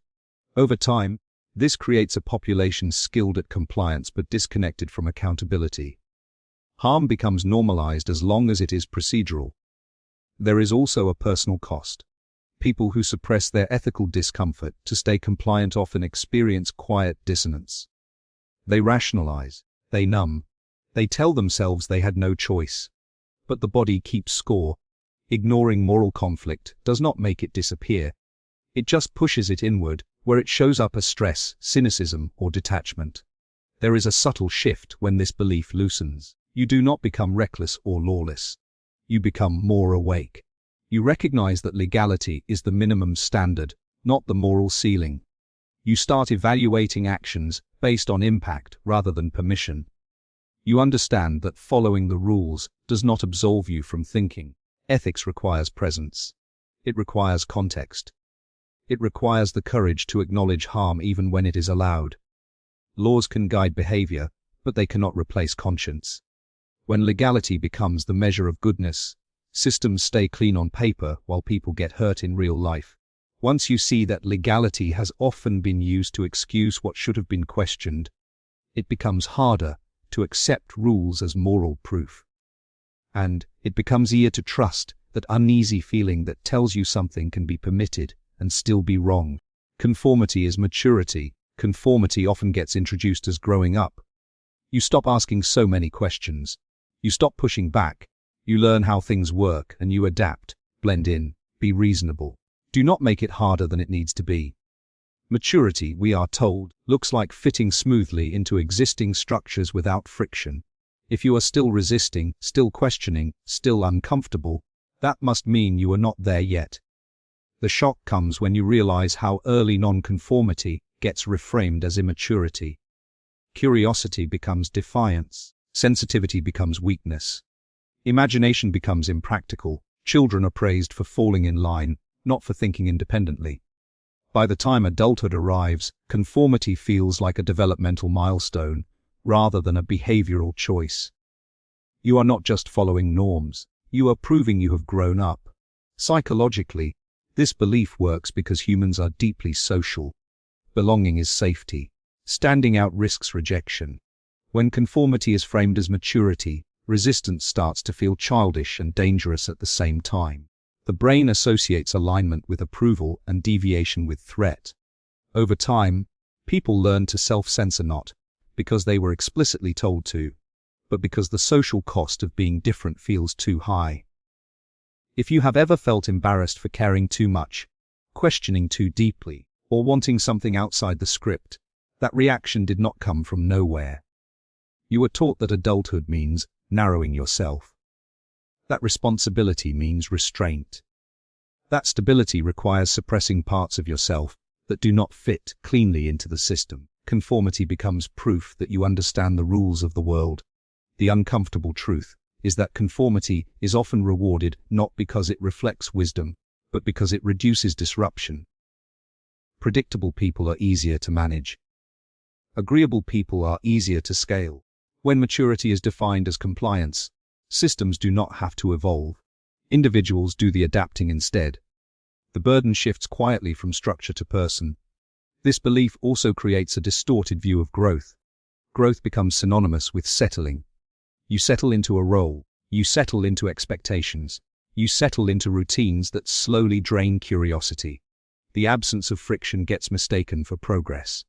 Meanwhile, the parts of you that still question, imagine, or resist get labeled unrealistic or naive rather than alive. The shock deepens when you look at who is allowed to break conformity without being labeled immature.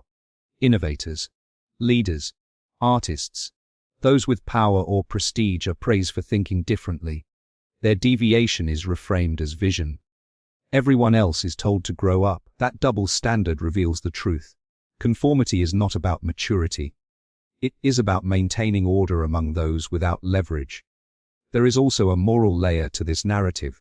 Nonconformists are often framed as irresponsible. You are making things harder. You are causing tension. You are not being practical. The implication is that peace matters more than truth, and comfort matters more than integrity. Maturity becomes less about discernment and more about knowing when to stay quiet. If this belief has ever made you doubt your own instincts, that doubt was conditioned. You were taught to equate discomfort with immaturity and compliance with wisdom. But real maturity is not the absence of questions. It is the ability to hold complexity without collapsing into fear or avoidance. It is knowing when to adapt and when to push back. Conformity can be a strategy. It can be useful in certain contexts. The problem is when it becomes an identity.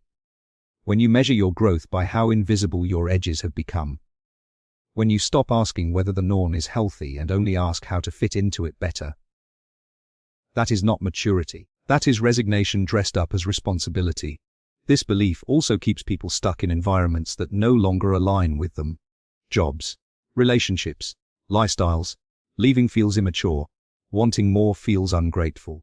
So people stay and tell themselves this is just what adulthood feels like. Over time, that quiet dissatisfaction gets normalized. Everyone feels it, so it must be fine. There is a subtle but powerful shift when this belief loosens. You stop trying to look grown up and start trying to be grounded. You realize that maturity includes discernment, boundaries, and the willingness to be misunderstood. It includes knowing when a rule no longer serves its purpose. It includes the courage to remain curious even when curiosity is inconvenient. True maturity is not about fitting in seamlessly. It is about choosing consciously. Sometimes that choice looks like conformity. Sometimes it looks like refusal. The difference is awareness. When conformity is automatic, it is not maturity. It is conditioning. And once you see how often maturity was defined as obedience rather than self-awareness, it becomes harder to ignore how many other stories taught you that growing up meant shrinking yourself to fit a world that never questioned its own shape. You're lucky compared to others. Gratitude can turn into a muzzle faster than people realize. You are told to look around, compare downward, and remember how much worse it could be. Others have it harder. Others are struggling more. Others would be grateful for what you have. The message sounds compassionate on the surface, but underneath it carries a quiet instruction. Do not complain. Do not question. Do not ask for more. You are lucky compared to others, so whatever hurts you must not count. The shock comes when you notice how often this phrase appears the moment someone expresses discomfort or dissatisfaction. Not when they are bragging. Not when they are demanding excess, but when they are naming something that feels wrong.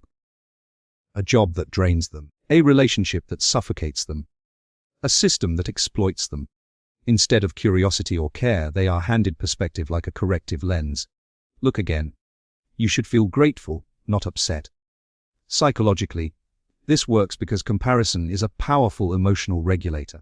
The brain recalibrates pain based on relative position. When you compare yourself to someone worse off, your suffering feels illegitimate. Guilt replaces clarity. Gratitude replaces inquiry. This short-circuits reflection. You stop asking, "Is this healthy?" and start asking, "Am I allowed to feel this way?" The narrative reframes harm as ingratitude. If you have ever felt guilty for wanting more or different despite objectively decent circumstances, that guilt was taught. Many people grow up learning that emotional validity is conditional. If someone else has it worse, your pain must be smaller. But pain does not work like a ranking system. Someone drowning in 6 feet of water is still drowning even if someone else is in 10. The uncomfortable truth is that this belief protects the status quo. If people are convinced they should feel lucky instead of dissatisfied, they are less likely to demand change. Gratitude becomes a tool of pacification. Be thankful for your scraps because someone else has less. The comparison always points downward, never upward. You are never told to compare yourself to what is possible, only to what is worse. This narrative also confuses gratitude with silence. Gratitude can coexist with critique. Appreciation does not cancel the need for improvement. But when luck is used as a moral leash, it teaches people that acknowledging harm is selfish. You start minimizing your own experience. You say things like, "It is not that bad," or "I should not complain." Over time, this self-minimization becomes habitual. The shock deepens when you notice who benefits from this framing. Employers, institutions, systems that rely on people tolerating suboptimal conditions. As long as there is someone worse off, the current arrangement can be defended. Your discomfort becomes a personal failing rather than a signal. If you are unhappy, the problem must be your attitude, not the environment. There is also a subtle cruelty in this comparison. It pits suffering against suffering. It turns empathy into competition. Instead of expanding care for everyone, it shrinks permission for anyone to speak. The person struggling is told to be quiet out of respect for those struggling more. But the result is not justice. It is widespread silence. If this belief has ever made you feel selfish for honoring your own needs, that internal conflict is understandable. Many people confuse gratitude with obligation. They believe that because something was given, it must be endured. But luck does not create a debt to tolerate harm. Being fortunate in one area does not invalidate pain in another. This narrative also erodes self-trust. When you repeatedly override your own signals with comparison, you lose the ability to assess your life on its own terms. You outsource your emotional calibration to imagined others. Am I allowed to be unhappy? Am I allowed to want change? Am I allowed to leave? The answer is always deferred. There is a deeper layer here. Being told you are lucky compared to others often prevents solidarity. Instead of asking why so many people are struggling, the focus stays on individual gratitude. Structural issues become personal attitudes. Inequality becomes a reason for silence instead of a call for change. There is a quiet shift when this belief loosens. You realize that gratitude is not diminished by honesty. You can appreciate what you have and still name what is not working. You can care about others' suffering without erasing your own. You stop using comparison to invalidate your experience and start using it to understand systems. Luck is contextual. It explains how you arrived somewhere, not whether you should stay. It does not define what you deserve or what you should tolerate. When gratitude is used to keep you compliant, it stops being gratitude and becomes control. Once you see how often you were told to feel lucky instead of listening to yourself, it becomes harder to ignore how many other stories trained you to shrink your needs in the name of perspective, while the world around you stayed comfortably unchanged. Silence is civility. Silence often gets praised as politeness. Do not make a scene. Keep it civil. Let it go. You learn quickly that speaking up creates tension, while staying quiet keeps the room calm. Silence becomes proof that you are reasonable, mature, and well-adjusted. If you have a problem, the courteous thing is to swallow it. If something feels wrong, the civilized thing is not to say it out loud. The shock comes when you notice how selectively silence is called civility. It is rarely demanded, when praise is flowing, or when power is being reinforced. It shows up when someone names harm, discomfort, or injustice. Suddenly tone matters more than truth. Volume matters more than substance. The focus shifts from what is being said to how uncomfortable it makes others feel. Silence becomes the price of belonging. Psychologically, this works because humans fear social rupture. Conflict threatens connection. Many people were taught early that harmony equals safety, even if that harmony is artificial. The nervous system learns that quiet equals acceptance. Speaking disrupts the emotional equilibrium of the group, so the brain flags it as risky. Over time, people confuse peace with absence of noise rather than presence of understanding. If you have ever held back your words to avoid being labeled difficult, that instinct makes sense. Many environments reward agreeableness and punish honesty. People who speak up are often told they are overreacting, dramatic, or disrespectful. Meanwhile, those who stay quiet are praised for being calm and professional. Civility becomes a performance, not a value. The uncomfortable truth is that silence often protects harm more than it protects peace. When issues are not named, they do not disappear. They sink deeper. Resentment builds quietly. Patterns repeat unchecked.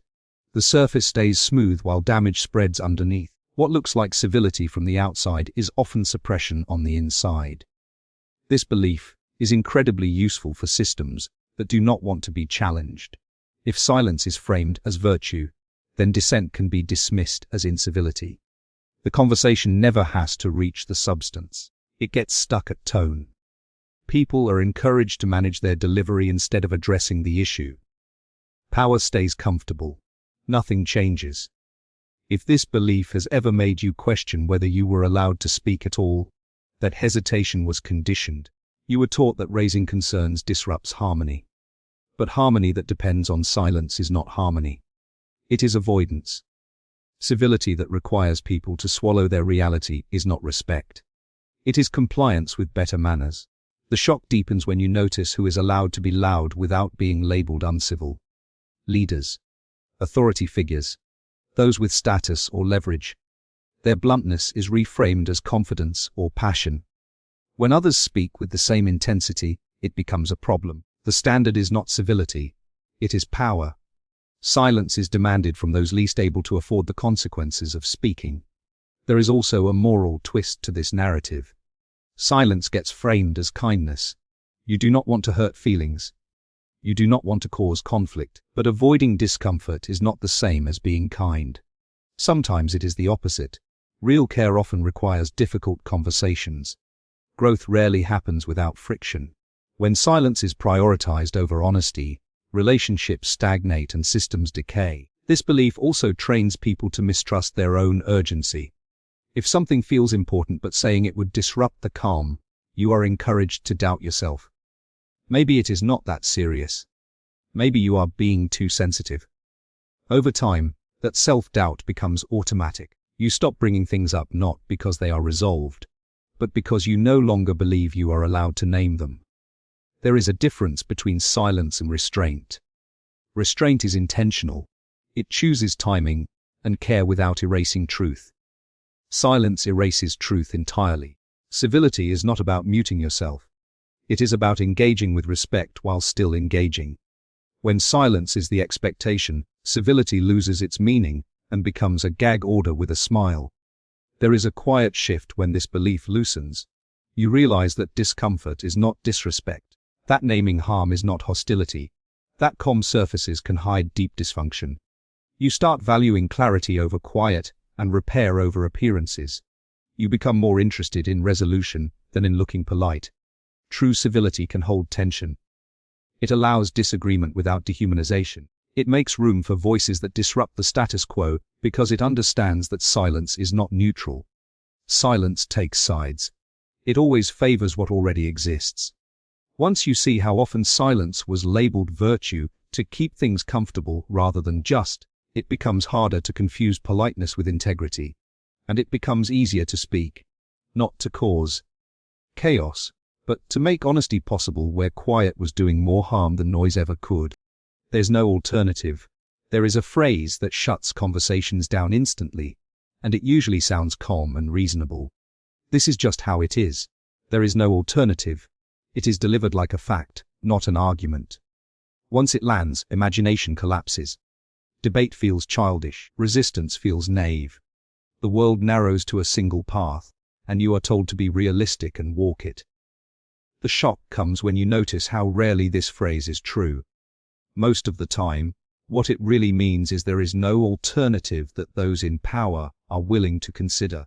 The range of options gets artificially compressed until only one remains visible. That option then gets framed as inevitable, natural, the way things have to be. By the time you are hearing there is no alternative, the decision has already been made somewhere else. Psychologically, this narrative works because it targets uncertainty fatigue. Thinking about alternatives requires energy, courage, and risk tolerance. It forces people to confront the possibility that things could be different, and that difference would require change. The brain prefers closure. When you are told there is no alternative, your nervous system relaxes. The tension of choice disappears. Resignation feels like relief. If you have ever felt tired of pushing back and eventually accepted something, because you were told nothing else was possible, that reaction makes sense. Many people learn early that questioning inevitability leads to disappointment or punishment. So they adapt. They stop asking what else could exist and start asking how to survive what already does. Over time, imagination feels impractical, even dangerous. The uncomfortable truth is that claiming there is no alternative is one of the most effective ways to avoid accountability. If something is inevitable, nobody chose it. If nobody chose it, nobody is responsible for its consequences. Harm becomes a byproduct of reality rather than the result of decisions. The phrase does a lot of work while pretending to do none. This belief is especially powerful in economic and social systems. You are told the market demands it. The system requires it. That is just how the world works. Wages stagnate. Costs rise. Time disappears. Burnout spreads. Instead of asking who benefits and who pays, the conversation stops at inevitability. Reality becomes a shield. If this belief has ever made you feel small or foolish for imagining something better, that dismissal was learned. You were taught that realism means accepting limitations rather than interrogating them. But realism without curiosity is just obedience with better branding. Declaring no alternative often says more about imagination than about reality. The shock deepens when you look at history. Every major shift that improved quality of life was once dismissed as unrealistic. Labor protections, civil rights, shorter work weeks, social safety nets. At each stage, people in power insisted there was no alternative. And at each stage, alternatives emerged precisely because people refused to accept inevitability as truth. There is also a strategic use of this narrative. It creates urgency without agency. Act now or everything collapses. But do not ask questions. Do not propose changes. Do not slow down. Urgency narrows focus. When people feel there is no time to explore alternatives, they accept the presented option as the only one. Choice disappears under pressure. This belief also isolates people. If there is no alternative, then dissatisfaction becomes a personal problem. You adjust your expectations. You manage your stress. You lower your needs. Structural issues get internalized. People stop organizing or imagining together because the story says it would be pointless. The lack of alternatives becomes a self-fulfilling prophecy. If you have ever caught yourself saying it is not ideal, but what can you do? That is this narrative speaking through you.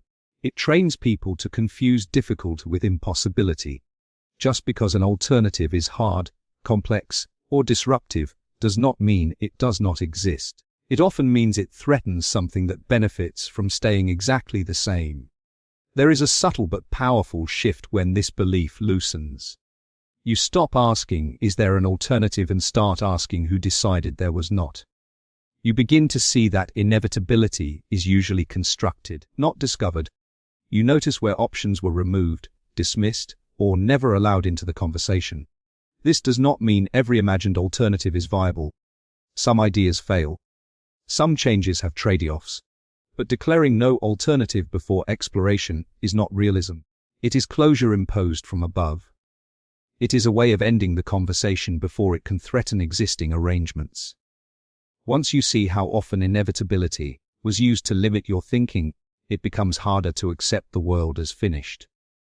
You start noticing cracks where imagination can enter. You realize that alternatives do not appear fully formed.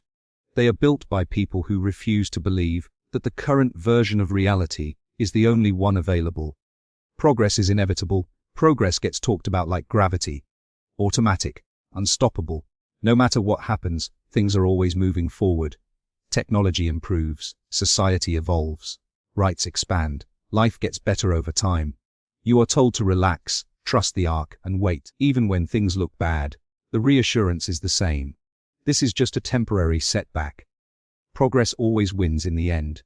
The shock comes when you realize how much damage that belief quietly excuses. If progress is inevitable, then nobody is responsible for making it happen. Inaction becomes reasonable. Complacency becomes optimism. Harm gets reframed as a phase rather than a failure. When people say progress is inevitable, what they often mean is that someone else will deal with it eventually. Psychologically, this story is comforting because it reduces urgency. The brain prefers narratives with guaranteed outcomes. They lower anxiety and give meaning to chaos. Believing progress is automatic allows people to tolerate injustice without confronting it directly. You do not have to intervene if history is already on the right track. You just have to wait it out. If you have ever felt confused watching things get worse while being told everything is getting better, that confusion is valid. Progress is not linear, and it is definitely not guaranteed. Rights can be lost. Institutions can decay. Technology can amplify harm as easily as it solves problems. History does not move forward on its own. It moves because people push, resist, organize, and sacrifice.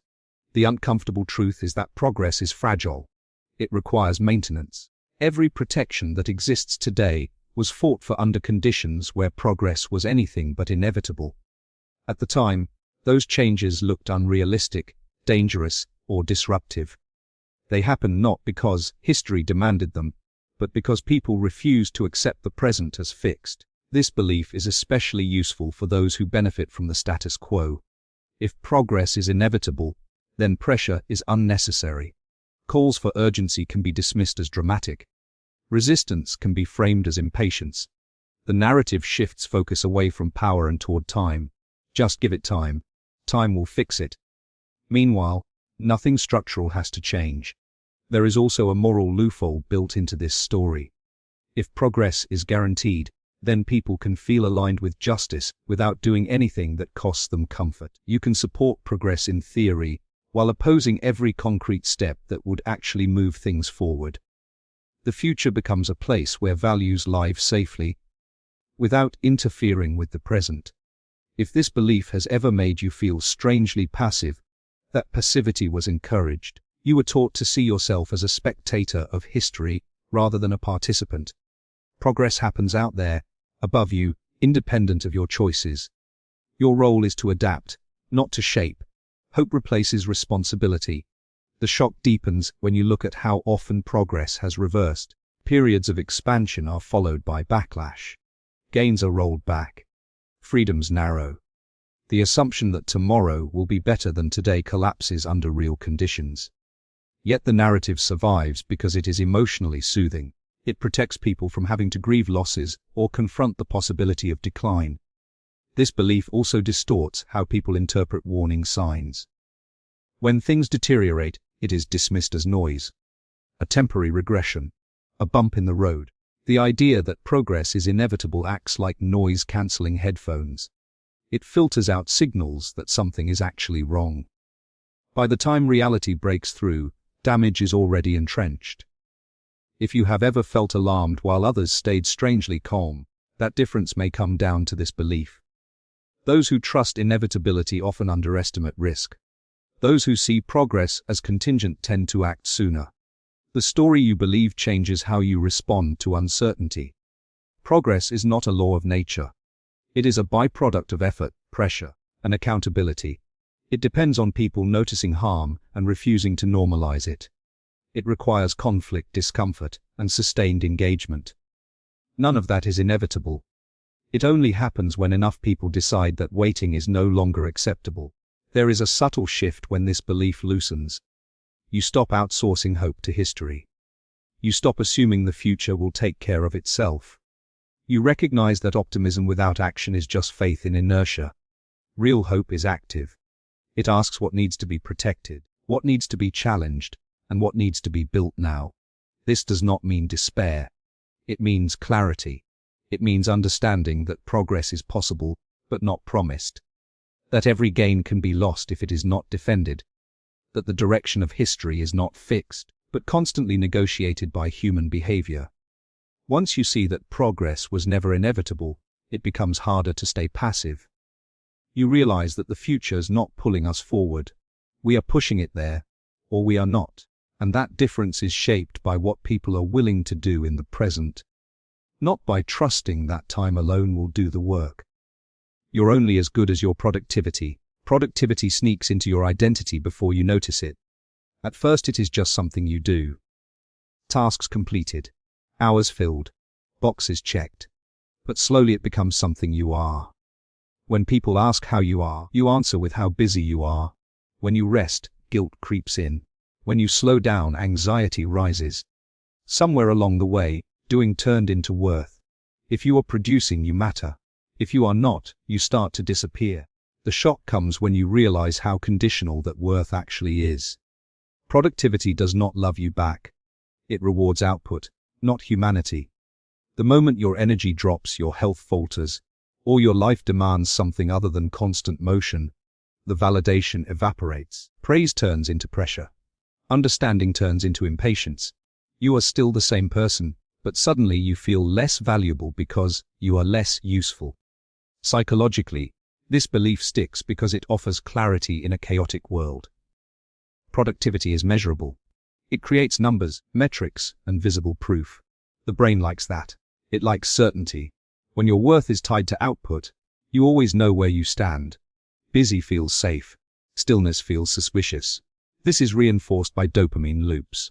Completing tasks gives short bursts of reward, training you to chase activity even when it costs you deeply. If you have ever felt uneasy doing nothing, that discomfort was learned. Many people grew up being praised for achievement rather than presence. Love came after performance. Approval followed results. Over time, rest started to feel undeserved. You internalized the idea that you had to earn your place through effort. Existing without producing felt like cheating. The uncomfortable truth is that this belief is incredibly useful for systems that benefit from constant output. When people tie their identity to productivity, they self-exploit. They push past limits without being asked. They ignore signals from their body. They feel proud of burnout. The system does not have to enforce overwork aggressively because people enforce it on themselves. This narrative also erases huge parts of human value. Care, creativity, reflection, emotional labor, healing. None of these always look productive in a measurable way, yet they are essential to a functioning society. When worth is defined by output, anything that cannot be quantified gets devalued. People start apologizing for resting, grieving, or simply being present. If this belief has ever made you feel panicked during downtime, that panic is not random. It is what happens when your nervous system equates stillness with danger. When you slow down, there is no proof of worth being generated. No metrics, no evidence. Silence feels like failure. So you stay busy, even when the business is hollow.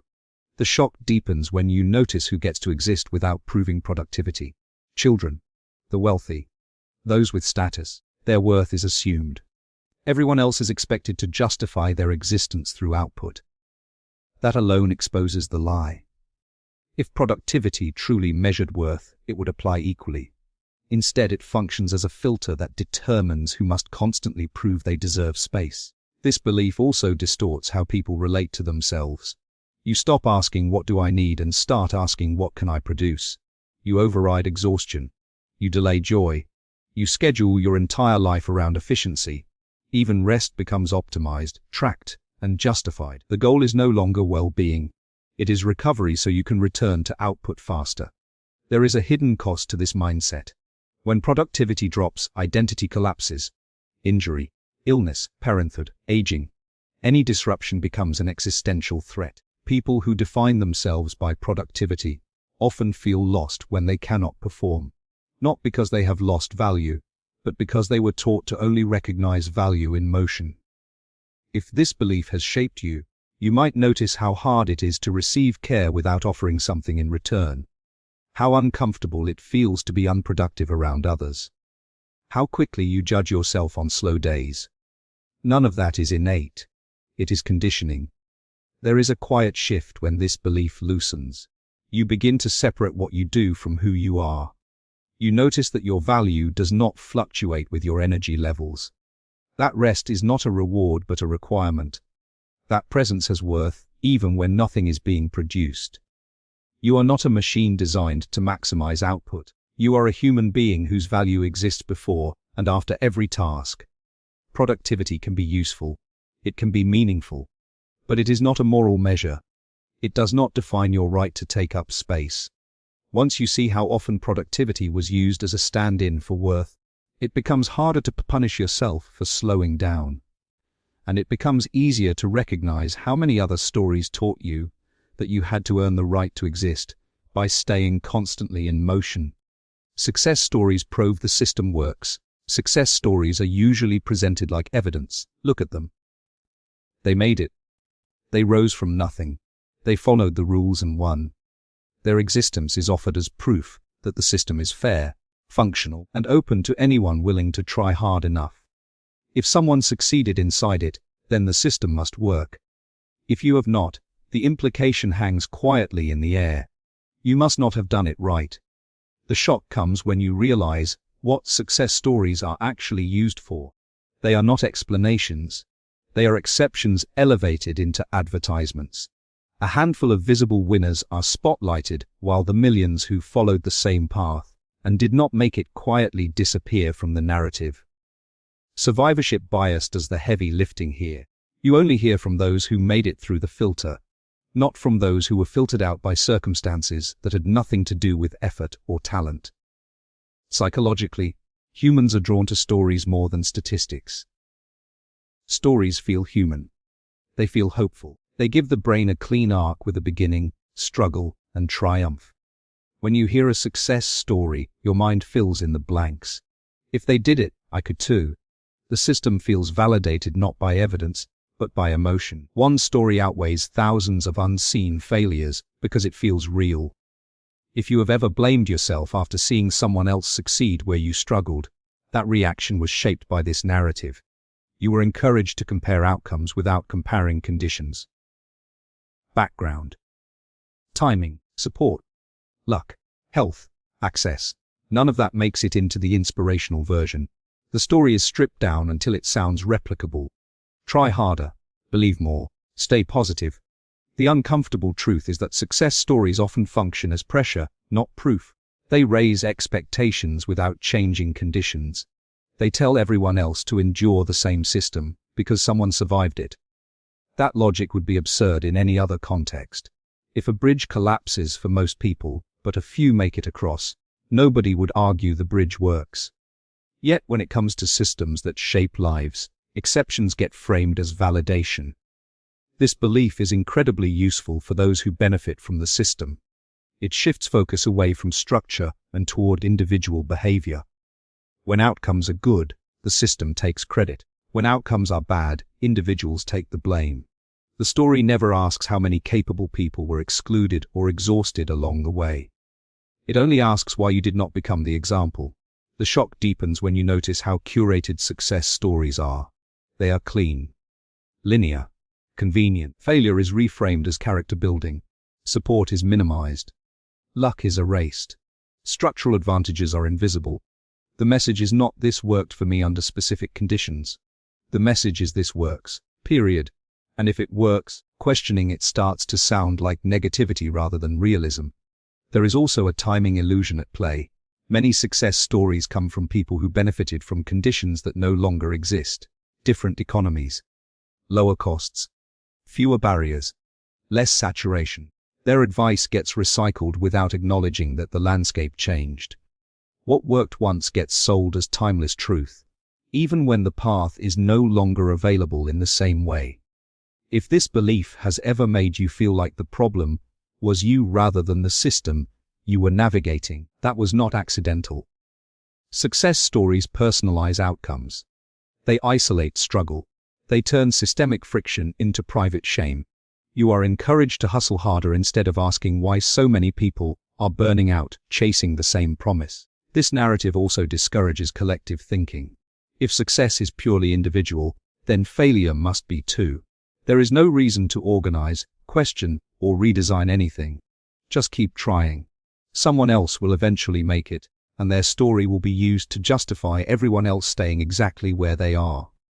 There is a quiet cruelty in this. People who succeed are put on pedestals they did not ask for. Their lives get used as tools to silence others. Meanwhile, those who do not succeed internalize blame that does not belong to them. The system stays untouched while individuals absorb the cost. There is a subtle shift when this belief loosens. You stop asking who made it and start asking how many did not. You become curious about patterns instead of anecdotes. You recognize that a system can produce winners and still be fundamentally broken. You understand that fairness is measured by access and outcomes across populations, not by highlighting rare victories. Success stories can be inspiring. They can offer insight. But they are not proof. They are data points without context. When they are used to defend the system rather than examine it, they stop being motivation and start being manipulation. Once you see how often success stories were used to invalidate struggle and shut down critique, it becomes harder to accept inspiration as evidence. And it becomes easier to ask the deeper question that stories are meant to distract from. Who does this system work for, and at what cost to everyone else? You chose this. Choice is one of the most powerful words used to shut people down. You chose this. It sounds simple, factual, almost empowering. If you chose it, then whatever comes with it must also be yours to carry. The stress, the exhaustion, the dissatisfaction, the harm. Choice is framed as ownership, and ownership becomes responsibility. End of conversation. The shock comes when you realize how selectively choice is defined. You chose the job, but did you choose the economic conditions that made it the only viable option? You chose the relationship, but did you choose the emotional conditioning that shaped what felt familiar or safe? You chose the path, but did you choose the lack of alternatives, the pressure, the timing, the constraints? Choice gets isolated from context until it looks absolute, even when it never was. Psychologically, this narrative works because it aligns with a deep cultural obsession with individual agency. People want to believe they are in control.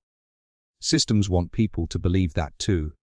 If outcomes are the result of personal choice, then structures disappear from the frame. Power becomes invisible. Responsibility gets localized. Suffering turns into a personal consequence rather than a systemic signal. If you have ever been told you chose this when you were overwhelmed, that dismissal probably landed harder than the problem itself. It reframes your struggle as hypocrisy. You do not get to complain because you opted in. But opting in under pressure, fear, limited information, or survival needs is not the same as choosing freely.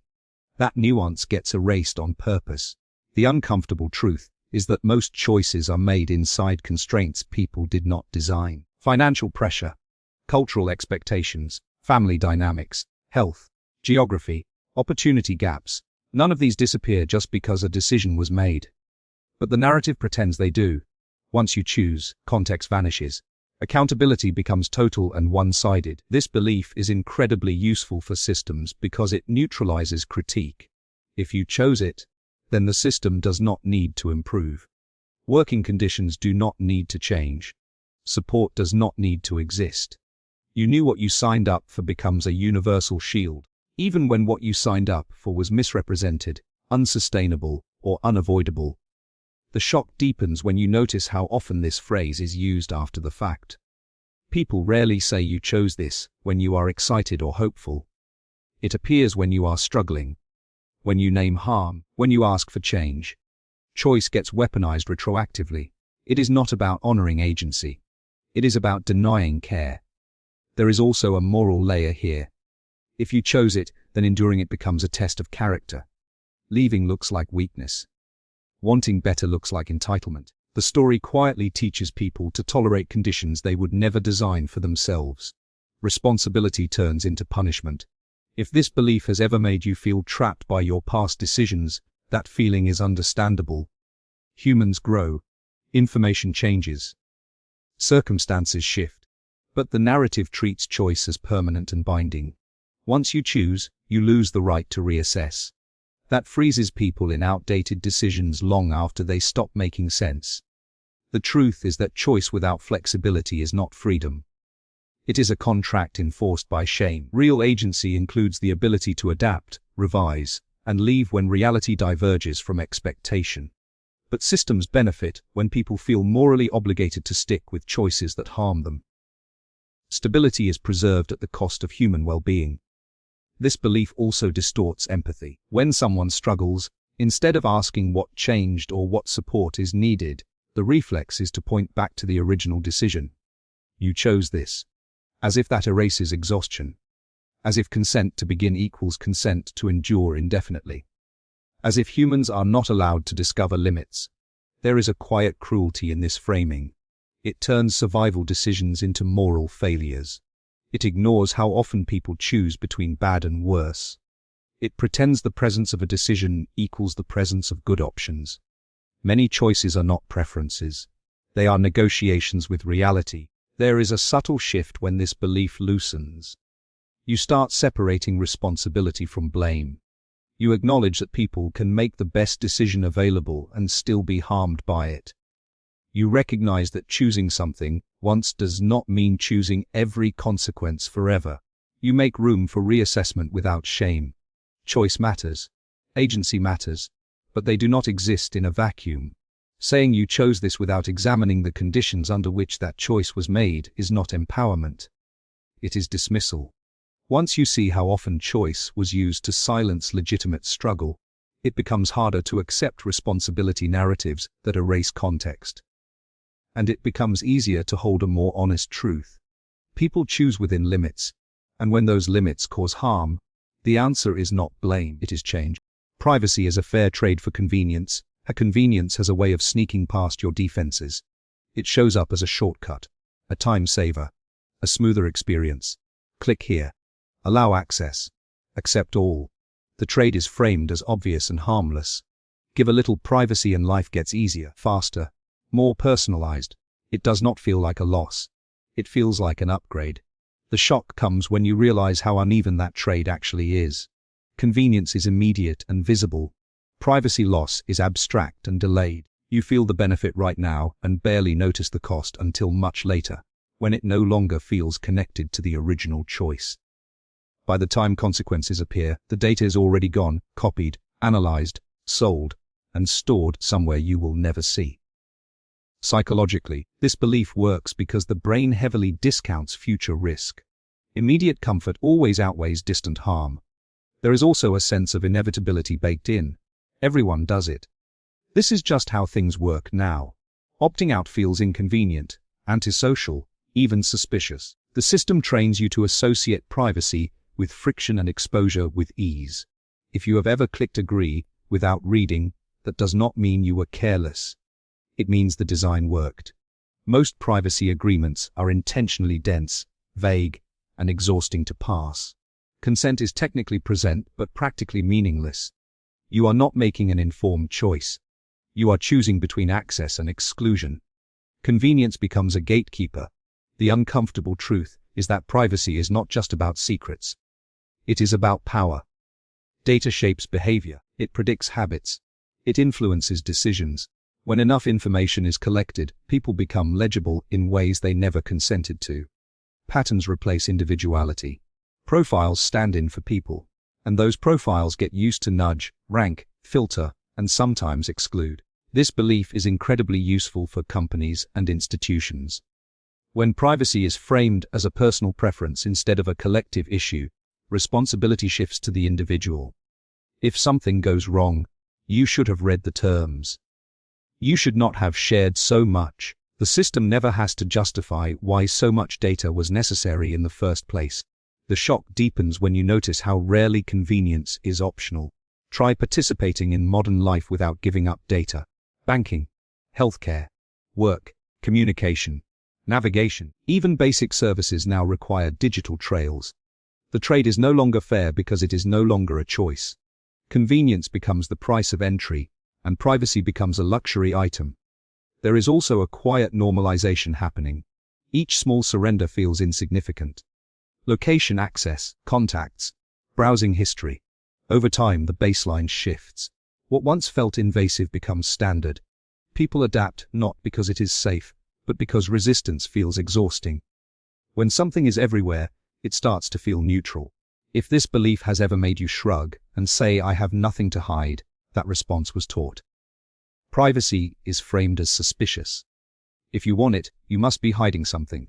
But privacy is not about wrongdoing. It is about autonomy. It is about having space to think, change, explore, and exist without constant observation or judgment. The truth is that surveillance changes behavior even when nothing is hidden. People self-censor. They take fewer risks. They avoid curiosity that could be misunderstood. When convenience requires constant visibility, freedom quietly contracts. You may not notice it day to day, but the cumulative effect is real. This narrative also hides asymmetry. You are transparent. The systems collecting your data are opaque. You are told to trust algorithms you cannot inspect and policies that change without notice. The trade is not equal because power is not equal. Convenience flows one way. Control flows the other. There is a deeper irony here. Many conveniences were designed not primarily to help you, but to extract value more efficiently. Faster access means more engagement. More engagement means more data. More data means more influence. The benefit you feel is real, but it is not the main objective. You are not the customer. You are the resource. There is a subtle shift when this belief loosens. You start asking different questions. Not is this convenient, but what am I giving up? Not what does this save me today, but what does this enable long term? You recognize that privacy is not an individual indulgence. It is a collective condition that shapes how much freedom exists in a society. Convenience is not inherently bad, but when it requires permanent extraction for temporary ease, the trade stops being fair. Especially when opting out means exclusion from basic participation. Once you see how often convenience was used to justify asymmetrical power, it becomes harder to dismiss privacy as a minor concern, and it becomes easier to recognize how many other stories taught you that small sacrifices were harmless. Even when added together, they quietly reshaped what freedom actually looks like. Good people don't rock the boat. Good people are often described as easy to be around. They do not cause trouble. They do not stir things up. They keep the peace. They go along to get along. From an early age, goodness gets quietly associated with smoothness. If you are kind, you will not disrupt. If you are mature, you will not challenge. If you are decent, you will not rock the boat. The shock comes when you realize how often this definition of goodness protects dysfunction. Boats usually get rocked because something is already wrong. Someone is being ignored. Harm is being minimized. Power is being abused. But instead of addressing the issue, the focus shifts to the disturbance. Why are you making this uncomfortable? Why can you not let it go? The problem is no longer what is happening. The problem is that you noticed. Psychologically, this belief works because humans are conflict averse. Social harmony feels like safety. When someone challenges the status quo, it triggers anxiety in everyone else. The nervous system reads disruption as threat, even if the disruption is necessary. Labeling the disruptor as bad or difficult restores a sense of order without requiring change. The group feels calm again, but nothing actually improves. If you have ever stayed quiet to avoid being seen as the problem, that instinct was learned. Many people grow up in environments where speaking up led to punishment, withdrawal of affection, or shame. You learn quickly that being good means being quiet. That approval comes from compliance. Over time, you start equating morality with silence and discomfort with wrongdoing. The uncomfortable truth is that many harmful systems rely on well-behaved people to survive. They do not need widespread cruelty. They need widespread politeness. As long as most people value being seen as good over being honest, the system stays intact. Harm continues, not because nobody sees it, but because too many people are afraid of being the one who says something. This belief is especially powerful because it frames inaction as virtue. You are praised for your restraint, your patience, your ability to keep things calm. Meanwhile, those who speak up are framed as aggressive, emotional, or disruptive, even when they are naming real issues. The moral weight gets flipped. Silence looks good. Truth looks rude. The shock deepens when you notice who is allowed to rock the boat without losing their status as good. People with power. People with protection. People whose role already includes authority. When they disrupt, it is called leadership. When others do the same, it is called trouble. That difference reveals the real function of the belief. It is not about goodness. It is about preserving hierarchy. There is also a subtle gaslighting effect here. When you point out a problem and are told you are the problem, you start doubting your perception. Maybe it is not that serious. Maybe I am overreacting. Maybe I should just adapt. Over time, that self-doubt becomes internalized. You stop trusting your own sense of right and wrong and start prioritizing group comfort instead. If this belief has ever made you feel complicit in something that did not sit right with you, that discomfort matters. It is the cost of being good by someone else's definition. You may keep the peace on the surface, but inside, something erodes. Resentment, shame, a quiet loss of integrity. Being good starts to feel heavy. The truth is that goodness and compliance are not the same thing. Kindness does not require silence. Respect does not require endurance of harm. In fact, refusing to rock the boat often allows harm to continue unchallenged. Calm waters can hide deep rot. Stability can coexist with suffering. The absence of noise is not evidence of health. This narrative also distorts relationships. Issues go unresolved because bringing them up would cause tension. People smile while boundaries are crossed. The boat stays steady, but only because someone is constantly bailing water in silence. Eventually, they burn out or disappear, and everyone is surprised. There is a quiet shift when this belief loosens. You realize that rocking the boat is sometimes an act of care. It says this matters enough to risk discomfort. It says the current state is not acceptable. It invites repair instead of pretending everything is fine. Disruption becomes a tool, not a character flaw. Being good is not about how little space you take up. It is about alignment between your values and your actions. Sometimes that alignment is gentle. Sometimes it is disruptive. Both can be ethical. What matters is whether your silence is protecting peace or protecting harm. Once you see how often goodness was defined as compliance to keep things comfortable, it becomes harder to judge yourself for speaking up. And it becomes easier to recognize that some boats deserve to be rocked. Not because you are bad, but because pretending everything is fine would be far worse. Suffering builds character. Suffering is often sold as a gift in disguise. You hear it when someone is exhausted, grieving, burned out, or breaking. This will make you stronger. This is shaping you. One day you will be grateful for this pain. The idea sounds almost noble. If suffering builds character, then enduring it becomes meaningful instead of senseless. The shock comes when you realize how often this story is told by people who are not the ones suffering. Pain gets romanticized from a distance. Hardship becomes inspirational when it belongs to someone else. The narrative turns harm into a lesson and struggle into a requirement, as if growth only happens through damage. Instead of asking why someone is suffering, the story asks how they should grow from it.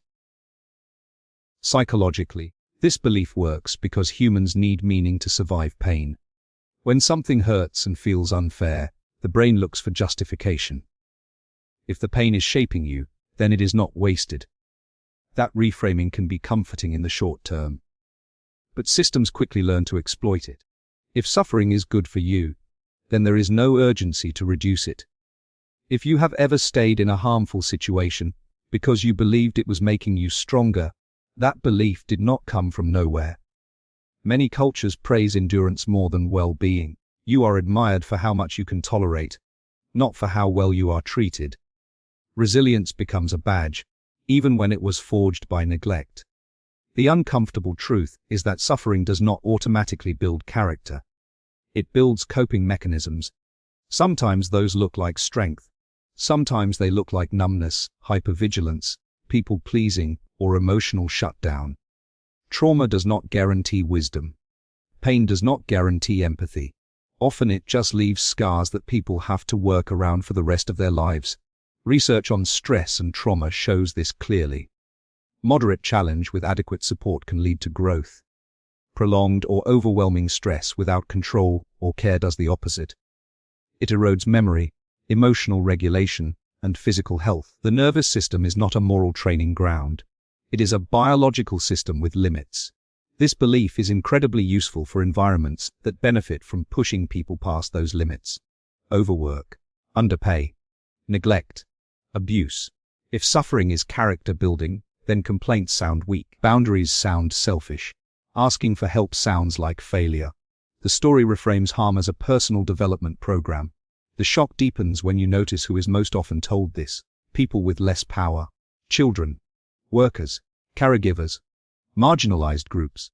Those who already carry disproportionate burdens are praised for their strength while being denied relief. Their suffering gets admired instead of addressed. Strength becomes the excuse for continued harm. There is also a subtle guilt baked into this narrative. If suffering builds character and you are struggling, then maybe you are not learning the lesson correctly. Maybe you are not strong enough. The pain becomes your responsibility to transform, rather than something unjust to challenge.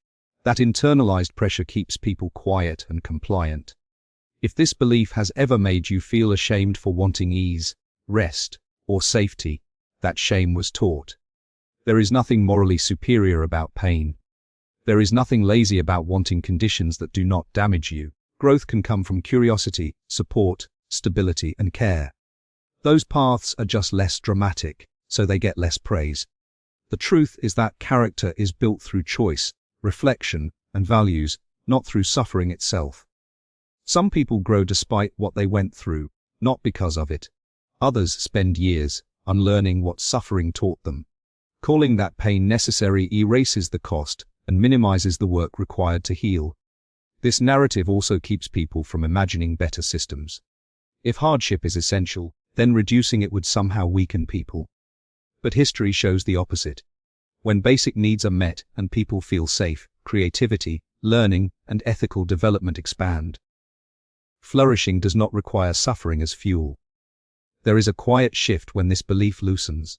You start separating resilience from harm. You honor strength without glorifying what caused it. You allow yourself to want better without feeling guilty. You recognize that surviving something does not mean it was good for you. Suffering happens. Sometimes it is unavoidable, but turning it into a requirement or a virtue protects the conditions that create it. Growth does not demand pain, and pain does not owe you a lesson.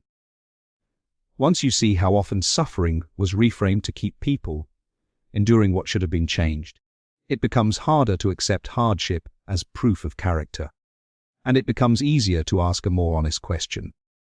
What kind of character might we build if less people had to suffer just to survive? You're overreacting. Overreacting is one of the fastest ways to make someone doubt themselves. It sounds casual, almost caring. Calm down. You are taking this too seriously. It is not that big of a deal. The phrase lands softly, but what it does is sharp. It tells you that your emotional response is the real problem, not whatever caused it. The shock comes when you realize how often overreacting is used to shut conversations down rather than understand them. It does not engage with facts. It does not ask questions. It skips straight to judgment. Your feelings are excessive. Your perception is distorted. Your reaction is invalid. The moment those words are spoken, the focus shifts away from the issue and onto your tone, your intensity, your credibility. Psychologically, this works because humans are deeply sensitive to social correction. Being told you are overreacting triggers shame and self-doubt. You immediately start scanning yourself instead of the situation. Am I being dramatic? Am I imagining this? Did I misread it? That internal scramble is not accidental. It buys time.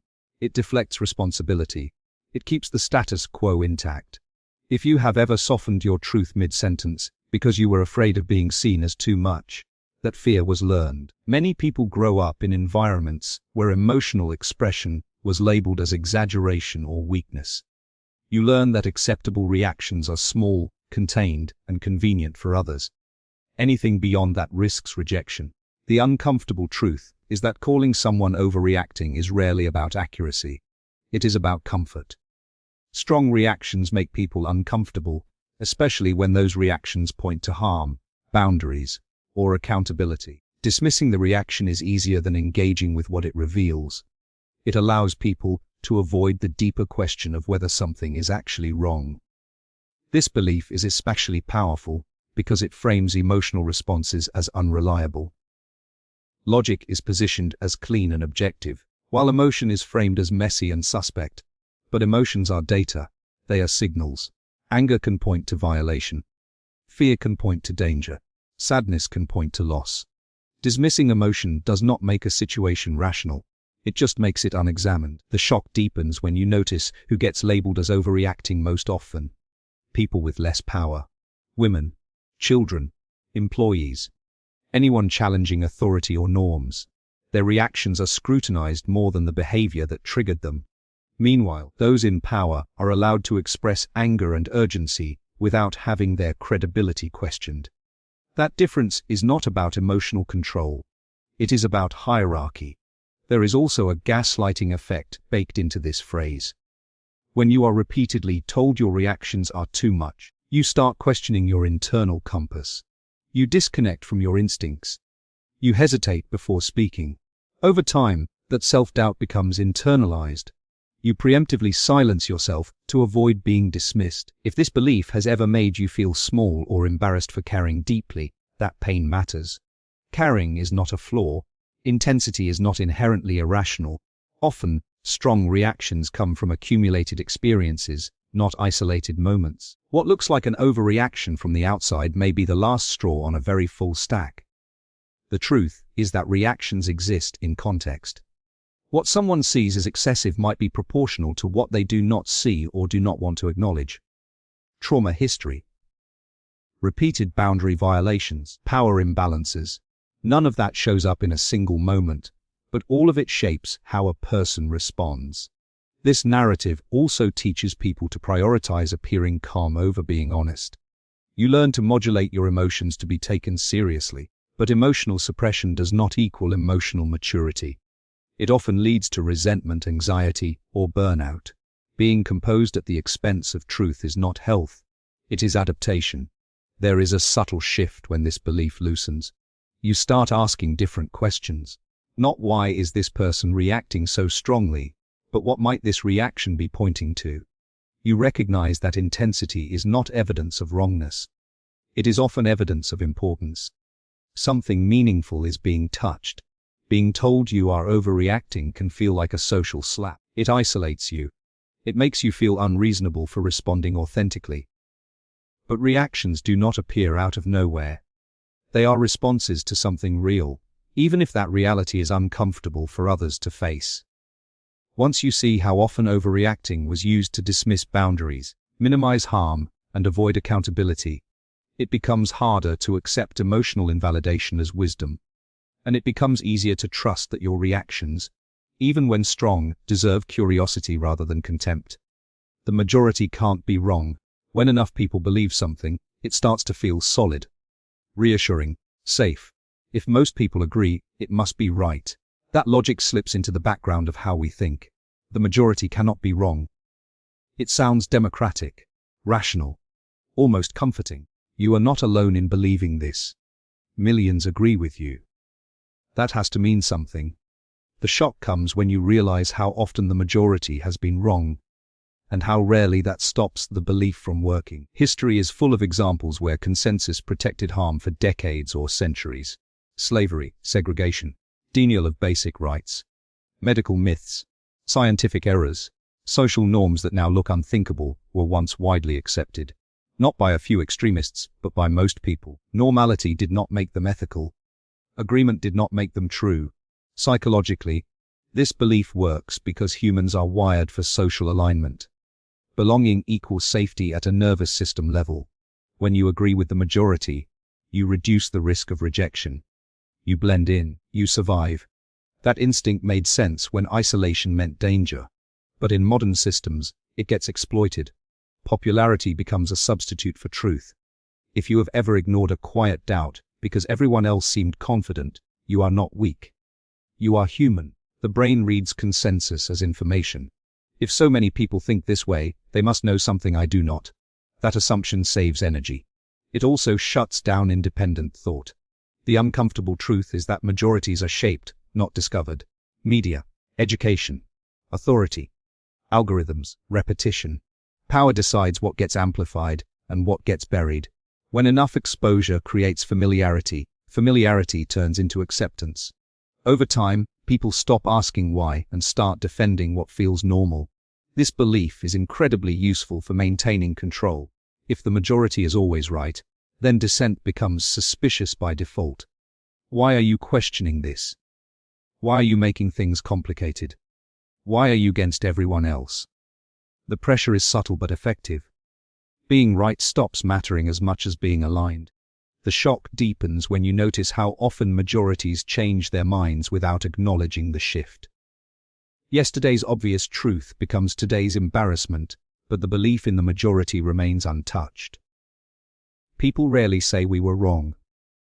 They say that was different back then. The logic never gets examined. Only the content changes. There is also a moral shortcut embedded here. If most people accept something, responsibility feels diluted. No one feels personally accountable. It cannot be that bad if everyone is doing it. Harm becomes normalized through numbers. The crowd absorbs the blame, so no individual has to hold it. If this belief has ever made you feel foolish or arrogant for disagreeing, that reaction was conditioned. Questioning the majority is framed as ego, as if thinking independently means you believe you are better than others.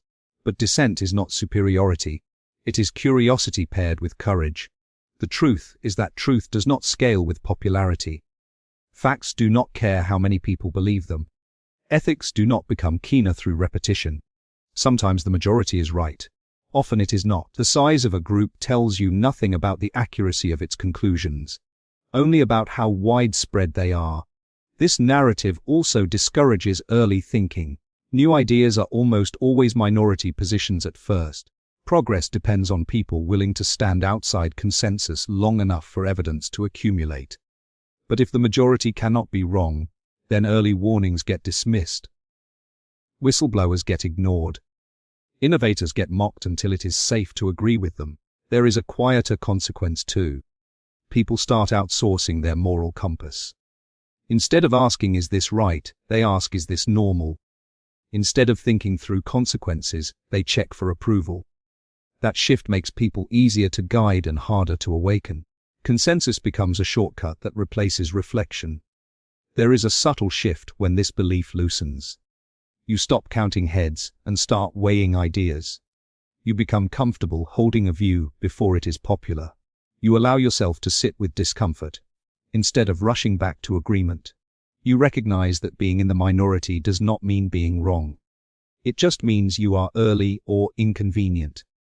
Disagreement does not guarantee truth either, but the willingness to question consensus is what keeps societies from calcifying. It is what exposes blind spots before they become disasters. The majority is not an authority. It is a snapshot of belief at a moment in time, shaped by forces most people never see. Once you see how often the majority was wrong, simply because questioning was uncomfortable, it becomes harder to confuse agreement with truth. And it becomes easier to trust your own critical thinking, even when it puts you temporarily outside the crowd. Professionalism requires self-erasure.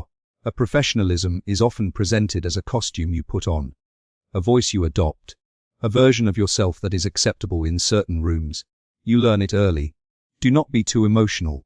Do not be too honest. Do not be too personal.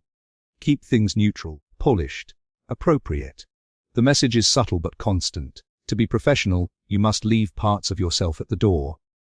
The shock comes when you realize how much self-erasure is quietly demanded in the name of professionalism. Your tone, your appearance, your language, your reactions, your boundaries. Over time, professionalism stops being about competence and starts being about conformity. Not doing the job well, but doing it in a way that makes others comfortable. Psychologically, this works because humans are highly responsive to approval and punishment cues. When you express yourself and get labeled unprofessional, the brain registers danger. That label carries consequences: lost opportunities, damaged reputation, exclusion. So you adapt, you smooth yourself down. You learn which parts of you are acceptable and which parts create friction. If you have ever felt exhausted after a workday not because of the tasks, but because of the performance, that exhaustion is real. Constant self-monitoring is cognitively expensive. Code switching, emotional suppression, behavioral editing. It all adds up. Professionalism becomes a full-time act layered on top of the actual work. The uncomfortable truth is that professionalism is not neutral. It is culturally specific and historically shaped. What is considered professional often mirrors the norms of those who already hold power: speech patterns, dress codes, emotional expression, communication styles. When professionalism is enforced without reflection, it quietly rewards similarity and punishes difference. This belief is incredibly useful for institutions because it discourages disruption without explicitly forbidding it. You can speak up, as long as you do it the right way. You can disagree, as long as you stay calm. You can raise concerns, as long as you do not make anyone uncomfortable. The rules are vague enough to be enforced selectively and strict enough to keep people in line. The shock deepens when you notice who is most often accused of being unprofessional. People who are direct. People who show emotion. People who challenge norms. People whose identities already sit outside the default. Meanwhile, others can break the same unwritten rules and be praised as passionate or assertive. The standard does not apply equally. It never has. There is also a moral inversion happening. Suppressing your reaction to harm gets labeled maturity. Enduring disrespect quietly gets framed as professionalism. Meanwhile, naming problems is seen as a personal flaw rather than a structural necessity. The system stays smooth on the surface, even if people underneath are burning out. If this belief has ever made you feel like you had to become smaller to succeed, that feeling was not imagined. Self-erasure is not an accident. It is a requirement disguised as decorum. You learn to translate your thoughts into something safer. You pre-edit your emotions. You choose silence over risk. Over time, that distance from yourself can feel normal, even virtuous. The truth is that professionalism does not require the absence of humanity. Competence does not demand emotional numbness. Respect does not require silence. In fact, many environments function better when people can speak honestly, express concern, and show care without fear of being labeled difficult. Research on psychological safety shows this clearly. Teams perform better when people feel safe to be themselves, ask questions, and admit mistakes. Innovation increases. Errors decrease. But psychological safety directly conflicts with rigid professionalism standards that punish vulnerability and dissent. One requires presence. The other rewards performance. This narrative also limits growth. When people cannot bring their full perspective, organizations lose information. Problems go unreported. Ideas go unshared. Warnings arrive too late. The cost of self-erasure is not just personal. It is systemic. Smoothness replaces truth. Optics replace reality. There is a subtle shift when this belief loosens. You start redefining professionalism as integrity instead of invisibility, as accountability instead of silence, as skill paired with humanity. You recognize that showing up as a full person is not a liability. It is a strength that systems often fail to accommodate. Being professional should mean being reliable, ethical, and competent. Not being quiet. Not being quiet. Not being empty. When professionalism demands that you erase who you are to be taken seriously, it is no longer a standard. It is a filter. Once you see how often professionalism was used to sanitize discomfort and suppress truth, it becomes harder to equate self-erasure with maturity. And it becomes easier to question who benefits when people are most valued for how little of themselves they show. Everything happens for a reason. Everything happens for a reason is one of the most comforting sentences people reach for when things fall apart. It sounds wise, grounded, almost spiritual. When something hurts and feels senseless, this idea wraps the pain in a story. It tells you that chaos is actually order you cannot see yet. That loss is secretly guidance. That nothing is random, so nothing is meaningless. The shock comes when you realize how often this belief is used not to help people heal, but to help others avoid discomfort. It shuts down grief. It short-circuits anger. It skips past confusion. Instead of sitting with what happened, the phrase rushes toward resolution. There is a reason, so do not question it. There is a purpose, so do not protest it. Psychologically, this belief works because the human brain hates randomness. Unpredictability feels threatening. Meaning feels stabilizing. When something terrible happens, believing there was a reason can feel safer than accepting that it was unfair, accidental, or out of anyone's control. Meaning soothes anxiety, but soothing is not the same as truth. If you have ever felt pressured to find the lesson too quickly, that pressure was not kindness. People often offer this phrase because they do not know how to sit with pain that has no explanation. Meaning makes suffering more digestible for the observer, even if it complicates the healing of the person actually living through it. The uncomfortable truth is that many things happen for no reason at all. Accidents, illness, natural disasters, violence, loss caused by negligence or chance. These events are not moral messages. They are not tests. They are not necessary steps in a larger plan. They are just things that happened, often to people who did nothing to deserve them. This belief is incredibly useful for preserving a sense of order. If everything happens for a reason, then the world is fundamentally fair. Outcomes must be earned. Pain must be purposeful. That worldview protects people from confronting how fragile and unjust life can be. But it also quietly implies that suffering is justified by some invisible logic. The shock deepens when you notice how this idea shifts responsibility. If something happened for a reason, then questioning it sounds ungrateful or short-sighted. Why are you angry? Why are you sad? You just cannot see the bigger picture yet. The belief reframes protest as immaturity and acceptance as wisdom. There is also a hidden moral judgment embedded here.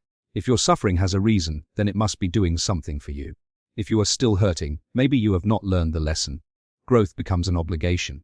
Pain becomes homework. That can turn grief into guilt and trauma into a personal failure to transform. If this belief has ever made you feel like you had to justify your pain by finding meaning in it, that burden was unnecessary. Healing does not require a lesson. Grief does not need a purpose. Some experiences break things instead of building them. Some losses do not enrich you. They just hurt.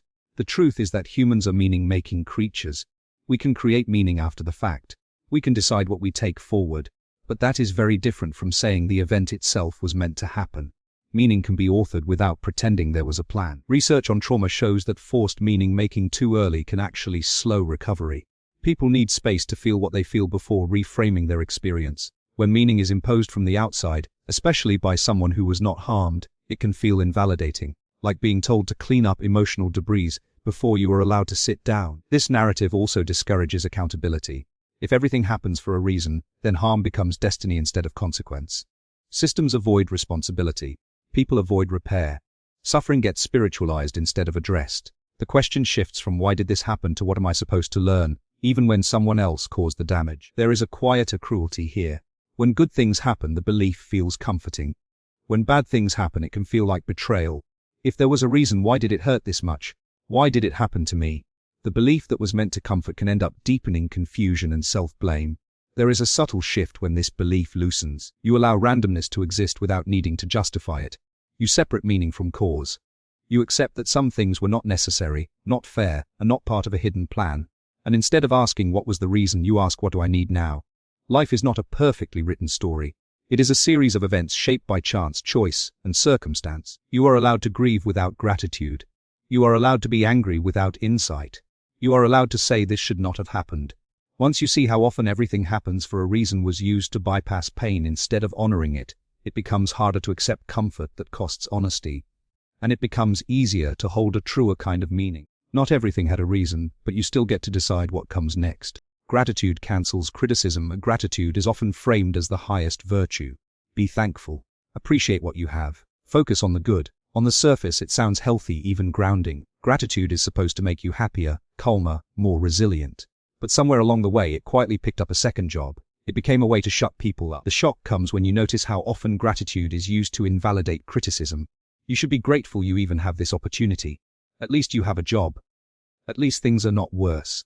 The moment gratitude enters the conversation, critique is treated like ingratitude. As if noticing problems means you do not appreciate what you have. As if being thankful and being honest cannot coexist. Psychologically, this works because gratitude carries moral weight. Grateful people are seen as good, humble, mature. Ungrateful people are seen as entitled, negative, difficult. That social pressure is powerful. No one wants to be labeled ungrateful. So people soften their complaints, delay their concerns, or stay silent altogether. Gratitude becomes a muzzle. If you have ever swallowed a valid concern because you felt lucky to be where you were, that conflict was accidental. Gratitude was positioned as a debt. You received something, so now you owe compliance. The gift becomes leverage. Appreciation quietly turns into obligation. The uncomfortable truth is that gratitude and criticism serve different functions, and cancelling one with the other breaks both. Gratitude acknowledges what's working. Criticism identifies what is not. Healthy systems need both. When gratitude is used to erase critique, problems do not disappear. They just go unspoken. This belief is incredibly useful for those in power. If people are busy being thankful, they are less likely to demand change. Gratitude keeps the focus on what you received, not on what is missing, unfair, or harmful. It reframes inequality as generosity and poor conditions as favors. You are not under-supported. You are just lucky to be included. The shock deepens when you notice who is most often told to be grateful. People with less power, employees, students, marginalized groups, anyone whose access is framed as conditional. Gratitude is demanded upward, rarely downward. Those at the top are rarely told to be grateful for feedback. They are told they are being challenged. There is also a subtle emotional trap here. When gratitude cancels criticism, you are forced into a false choice. Either you appreciate what you have or you speak up about what hurts. Either you are thankful or you are honest. That split creates internal tension. You start doubting yourself. Am I being unreasonable? Should I just accept this? Others have it worse. If this belief has ever made you feel guilty for wanting better, that guilt was taught.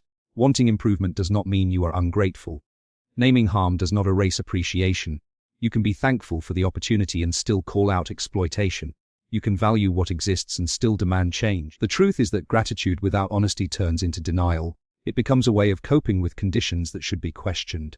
In workplaces, it leads to burnout disguised as loyalty. In relationships, it leads to resentment disguised as patience. In societies, it leads to injustice disguised as humility. Research on well-being actually supports this distinction. Gratitude practices can improve mental health when they are voluntary and internal. But forced gratitude, especially when used to suppress emotion or critique, has the opposite effect. It increases stress, self-silencing, and emotional dissonance. Being told how to feel is not the same as choosing to feel it. This narrative also distorts power dynamics. When someone says be grateful instead of listening, they are positioning themselves as the giver and you as the receiver. That hierarchy matters. It implies that your needs are secondary to their generosity. Gratitude becomes a reminder of who holds leverage. There is a quieter cost too. Over time, people stop trusting their own dissatisfaction. They learn to override it with appreciation. That may look positive on the outside, but internally it creates confusion. You feel bad for feeling bad. You feel selfish for wanting relief. Emotional clarity gets replaced with polite endurance. There is a subtle shift when this belief loosens. You allow gratitude and critique to sit side by side. You say thank you without swallowing your voice. You recognize that appreciation is not a contract and kindness is not a shield against accountability. You understand that systems improve when people are honest, not just thankful. Gratitude is powerful when it is chosen. When it is used as a silencing tool, it loses its integrity. Appreciation should expand your capacity to speak truth, not shrink it. Once you see how often gratitude was used to deflect criticism and preserve comfort, it becomes harder to accept thankfulness as a substitute for fairness, and it becomes easier to hold a more honest position. I can appreciate what I have and still insist that it be better. You should be realistic. Realistic is a word that sounds reasonable until you notice when it shows up. It appears right at the edge of possibility. Right when someone imagines something different, something better. You should be realistic. It lands like advice, but it functions like a ceiling. A way of saying stop reaching. Come back down. Stay where this makes sense to me. The shock comes when you realize how often realism is used not to describe reality, but to defend the current arrangement. Be realistic usually means accept things as they are. Do not expect too much. Do not challenge limits. Do not disrupt the assumptions everyone else has already made peace with. Realism becomes a polite way to tell someone to shrink their vision. Psychologically, this works because it borrows credibility from practicality. No one wants to be naive. No one wants to be seen as out of touch. When someone tells you to be realistic, it triggers fear of embarrassment and failure. You start second-guessing yourself. Maybe I am dreaming. Maybe I am missing something obvious. Doubt creeps in before exploration even begins. If you have ever abandoned an idea because it felt irresponsible to hope for it, that hesitation was taught. Many people are conditioned to equate realism with safety. Dreaming feels risky. Wanting more feels childish.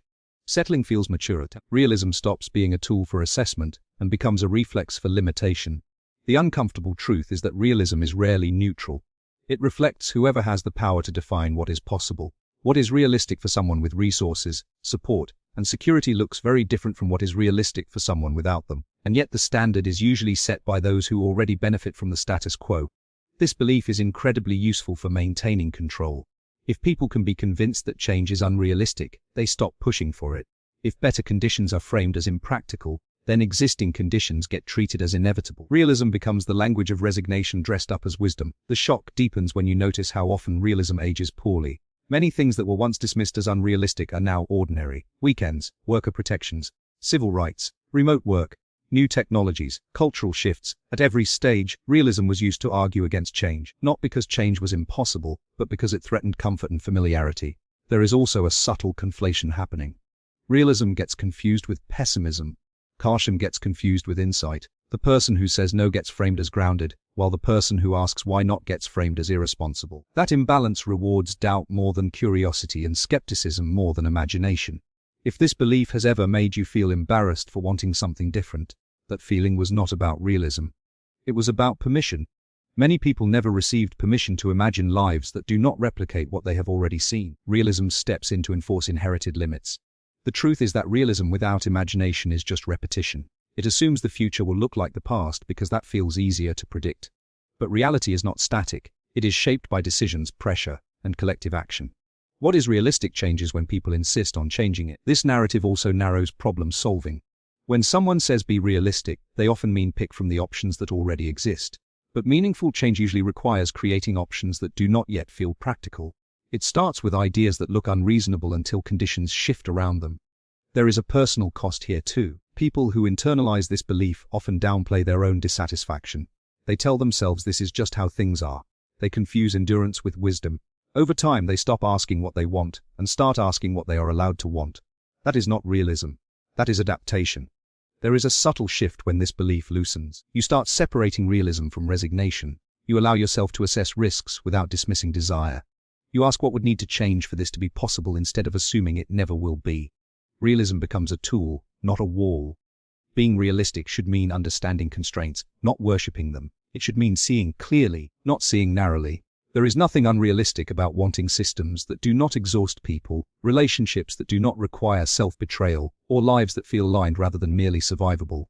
Once you see how often be realistic was used to protect comfort and shut down possibility, it becomes harder to accept it as neutral advice, and it becomes easier to hold a more honest stance.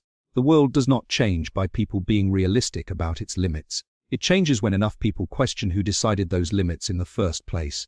Rules are neutral. Outcomes aren't. Rules are often introduced as if they exist above people. Clean, objective, impartial. The rule is the rule. Everyone is treated the same. If the outcome is bad, that is unfortunate, but the process was fair. This framing sounds reasonable, almost comforting. It suggests that harm is accidental and bias lies only in individual behavior, not in the structure itself. The shock comes when you realize how often neutrality is claimed to avoid responsibility. Saying the rules are neutral is an easy way to distance yourself from what those rules actually do. The focus stays on intention instead of impact. We did not mean for this to happen. The rule was applied evenly. As if equal application automatically means equal effect. Psychologically, this belief works because it simplifies moral complexity. If rules are neutral, then no one has to wrestle with uncomfortable questions about power, history, or inequality. Outcomes are treated like weather, unfortunate but uncontrollable. That separation lets people feel ethical without changing anything. If you have ever been harmed by a policy that everyone insisted was fair, that confusion makes sense. Being told the rule was neutral while the outcome clearly was not creates cognitive dissonance. You start wondering if the harm is your fault. If you just did something wrong, the system stays innocent while individuals absorb the damage. The uncomfortable truth is that rules are created by people, inside contexts, to serve specific goals. They reflect values whether those values are acknowledged or not. What gets measured? What gets punished? What gets rewarded? None of that is neutral. Rules encode priorities. They decide what matters and who is expected to adapt. This belief is incredibly useful for institutions because it shields them from critique. If a rule produces unequal outcomes, the problem is framed as individual failure rather than structural design. You did not meet the standard. You did not qualify. You did not comply. The rule itself never has to be questioned. The shock deepens when you notice patterns. When the same groups consistently experience worse outcomes, it stops being coincidence. But neutrality language makes patterns disappear. Each case is treated as isolated. Each failure is personal. Systemic effects get fragmented until they are invisible. There is also a timing trick here.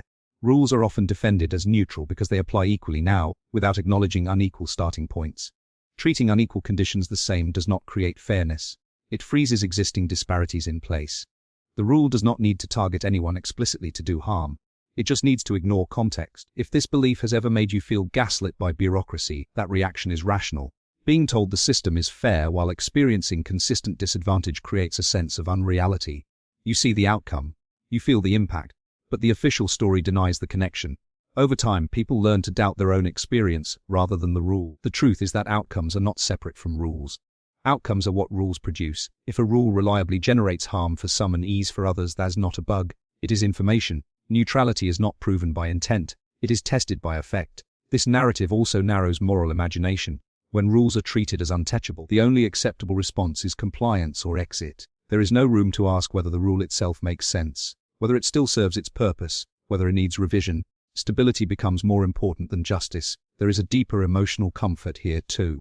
If outcomes are just unfortunate side effects, then no one has to feel complicit. People can enforce harmful rules while telling themselves they are just doing their job. Responsibility dissolves into procedure. Harm becomes nobody's fault. History shows how dangerous this can be. Many of the most damaging systems were upheld by people who believed they were following neutral rules. The harm was not hidden. It was normalized. Rules provided cover. Conscience got outsourced to policy. There is a subtle shift when this belief loosens. You start asking different questions. Not were the rules applied evenly, but who do these rules serve? Not was the process followed, but what does the process produce? You recognize that fairness is not about sameness. It is about impact. Rules can be useful. Structure matters. But rules are tools, not truths. When they consistently generate unequal outcomes, neutrality becomes an excuse, not a description. Adjusting rules in response to harm is not bias. It is responsibility. Once you see how often neutrality language was used to protect systems from accountability, it becomes harder to separate rules from their consequences, and it becomes easier to hold a more honest position. If outcomes are unequal, the rules that created them deserve scrutiny. Neutrality is not declared. It is earned through results. Patience solves structural problems. A patience is usually framed as wisdom. Stay calm. Wait it out. Give it time. Things will improve. When something feels unfair or broken, patience is offered as the mature response. Do not rush. Do not demand too much too fast. If you are patient enough, the system will eventually correct itself. The shock comes when you realize how often patience is prescribed in place of action. Not as a strategy, but as a delay. Patience becomes a holding pattern that keeps pressure low and expectations manageable. It sounds reasonable, even virtuous, but it quietly asks people to absorb harm longer than they should have to. Psychologically, this belief works because patience is associated with emotional control and moral superiority. Impatience is framed as childish, reactive, or entitled. When you are told to be patient, the implication is that wanting change now is a personal flaw. Your urgency gets reframed as immaturity instead of information. If you have ever been told change takes time while nothing actually changed, that frustration is not impatience. It is pattern recognition. Many structural problems do not improve on their own. They persist precisely because waiting reduces friction. Time does not fix systems. Pressure does. The uncomfortable truth is that patience often benefits those least affected by the problem. People who are not harmed by delays can afford to wait. People who are harmed pay the cost of that waiting with their energy, health, income, or dignity. When patience is universalized, it erases unequal impact. This belief is incredibly useful for maintaining the status quo. If people can be convinced that progress is inevitable and just slow, they are less likely to organize, demand accountability, or disrupt comfort. Patience becomes a narrative that converts anger into endurance. Hope replaces leverage. The shock deepens when you notice how selectively patience is enforced. Systems demand patience from those asking for relief, but move quickly when power or profit is threatened. Budgets appear overnight. Policies change rapidly. Urgency suddenly becomes acceptable when the right interests are at stake. That contrast reveals that patience was never about feasibility. It was about priority. There is also a moral reversal happening. People experiencing harm are asked to prove their worthiness through restraint. Be patient and you will be taken seriously. Be patient and your concerns will be addressed. But patience rarely earns justice. It just proves compliance. If this belief has ever made you feel guilty for wanting faster change, that guilt was taught. Wanting relief is not a failure of character. Urgency is not irrational when conditions are actively damaging. In many cases, impatience is clarity. It signals that the cost of waiting is too high. The truth is that structural problems are designed to be stable. They are reinforced by incentives, habits, and power dynamics. Without intervention, they do not soften, they harden. Waiting does not make them kinder. It makes them more entrenched. History makes this obvious. Most meaningful change did not come from patience alone. It came from pressure applied consistently and often uncomfortably. Rights expanded because people refused to wait. Conditions improved because endurance turned into action. Patience may have sustained individuals, but it did not transform systems by itself. This narrative also individualizes responsibility. If progress is slow, it must be because people are asking the wrong way or at the wrong time. The burden shifts from institutions to individuals. Manage your expectations. Adjust your tone. Give it time. Meanwhile, nothing structural is required to move. There is a quieter psychological cost too. Extended patience in the face of ongoing harm leads to learned helplessness. People stop believing change is possible. They disengage. They numb out. What looks like calm acceptance is often quiet resignation. There is a subtle shift when this belief loosens. You start separating patience from passivity. You recognize that patience can coexist with pressure. That urgency does not negate thoughtfulness. That demanding change does not mean abandoning strategy. It means refusing to normalize harm. Patience can be valuable when paired with action, clarity, and accountability. Alone it is just waiting, and waiting favors whatever already exists. Structural problems do not need more time. They need more challenge. Once you see how often patience was used to delay justice rather than create it, it becomes harder to accept waiting as wisdom, and it becomes easier to trust that your urgency might not be a flaw, but a signal that something has gone on long enough. You're replaceable, so be grateful. Replaceable is a word that gets dropped quietly, almost casually, but it lands heavy. You are not that special. Someone else could do this. You should be grateful you are here at all. It sounds like realism, like tough love, like a reminder of how the world works. But what it really does is shrink you right where you stand. The shock comes when you realize how often replaceable is used not as a fact, but as a warning. It is not about accuracy. It is about leverage. It reminds you that your security is conditional, that your presence is tolerated, not valued. The message underneath is simple. Do not ask for too much. Do not push back. Do not forget your place. Psychologically, this belief works because it taps straight into survival fear. Humans are wired to avoid exclusion. Being told you are replaceable threatens belonging, income, stability, identity. Gratitude is then offered as the antidote. Be thankful and you get to stay. Question things and you risk being swapped out. Gratitude becomes a survival strategy, not a genuine emotion. If you have ever accepted treatment that felt wrong because you were afraid of being replaced, that fear was cultivated. Many environments subtly remind people of how easy they are to discard while demanding loyalty in return. The imbalance is intentional. When people feel interchangeable, they are easier to manage. The uncomfortable truth is that replaceable is rarely applied evenly. Everyone is theoretically replaceable, but only some people are constantly reminded of it. Usually those with less power, less security, fewer options. The reminder is not about efficiency. It is about control. This belief is incredibly useful for systems that depend on compliance. If people internalize that they are lucky to be there, they are less likely to demand fair treatment. Gratitude keeps expectations low. It reframes basic DC as generosity. You are not underpaid. You are fortunate to have a paycheck. You are not overworked. You are lucky to be trusted. The shock deepens when you notice how replaceable disappears the moment leverage shifts, when skills are scarce, when labor is organized, when walking away becomes possible. Suddenly, appreciation appears. Flexibility emerges. Language softens. That contrast reveals the truth. Replaceable was never a neutral description. It was a negotiating tactic. There is also a deeper psychological cost here.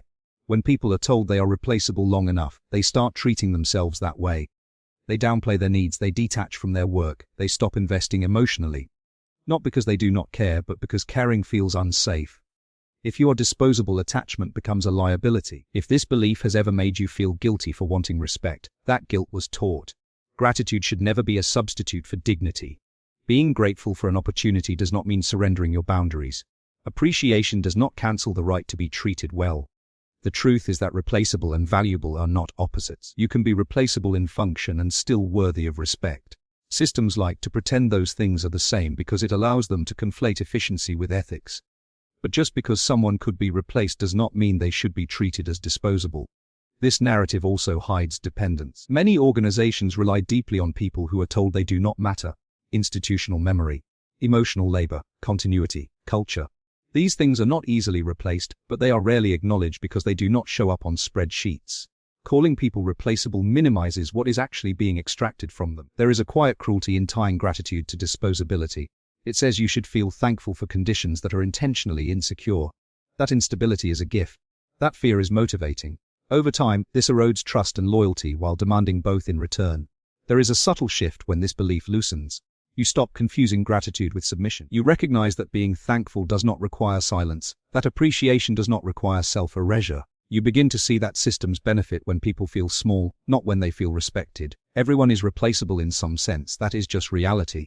But using that truth to demand gratitude is manipulation. Gratitude that comes from fear is not gratitude. It is compliance dressed up as humility. Once you see how often replaceable was used to keep people quiet and compliant, it becomes harder to accept insecurity as a favor.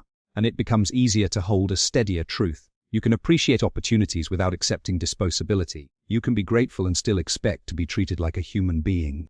Freedom is a personal responsibility. Freedom is often framed like a personal project. Something you earn, something you manage, something you either succeed at or fail at on your own. If you do not feel free, the assumption is that you did not work hard enough for it, did not plan well enough, did not make the right choices. Freedom becomes a self-help outcome instead of a shared condition. The shock comes when you realize how much pressure that puts on individuals while quietly letting systems off the hook. If freedom is a personal responsibility, then barriers disappear from the story.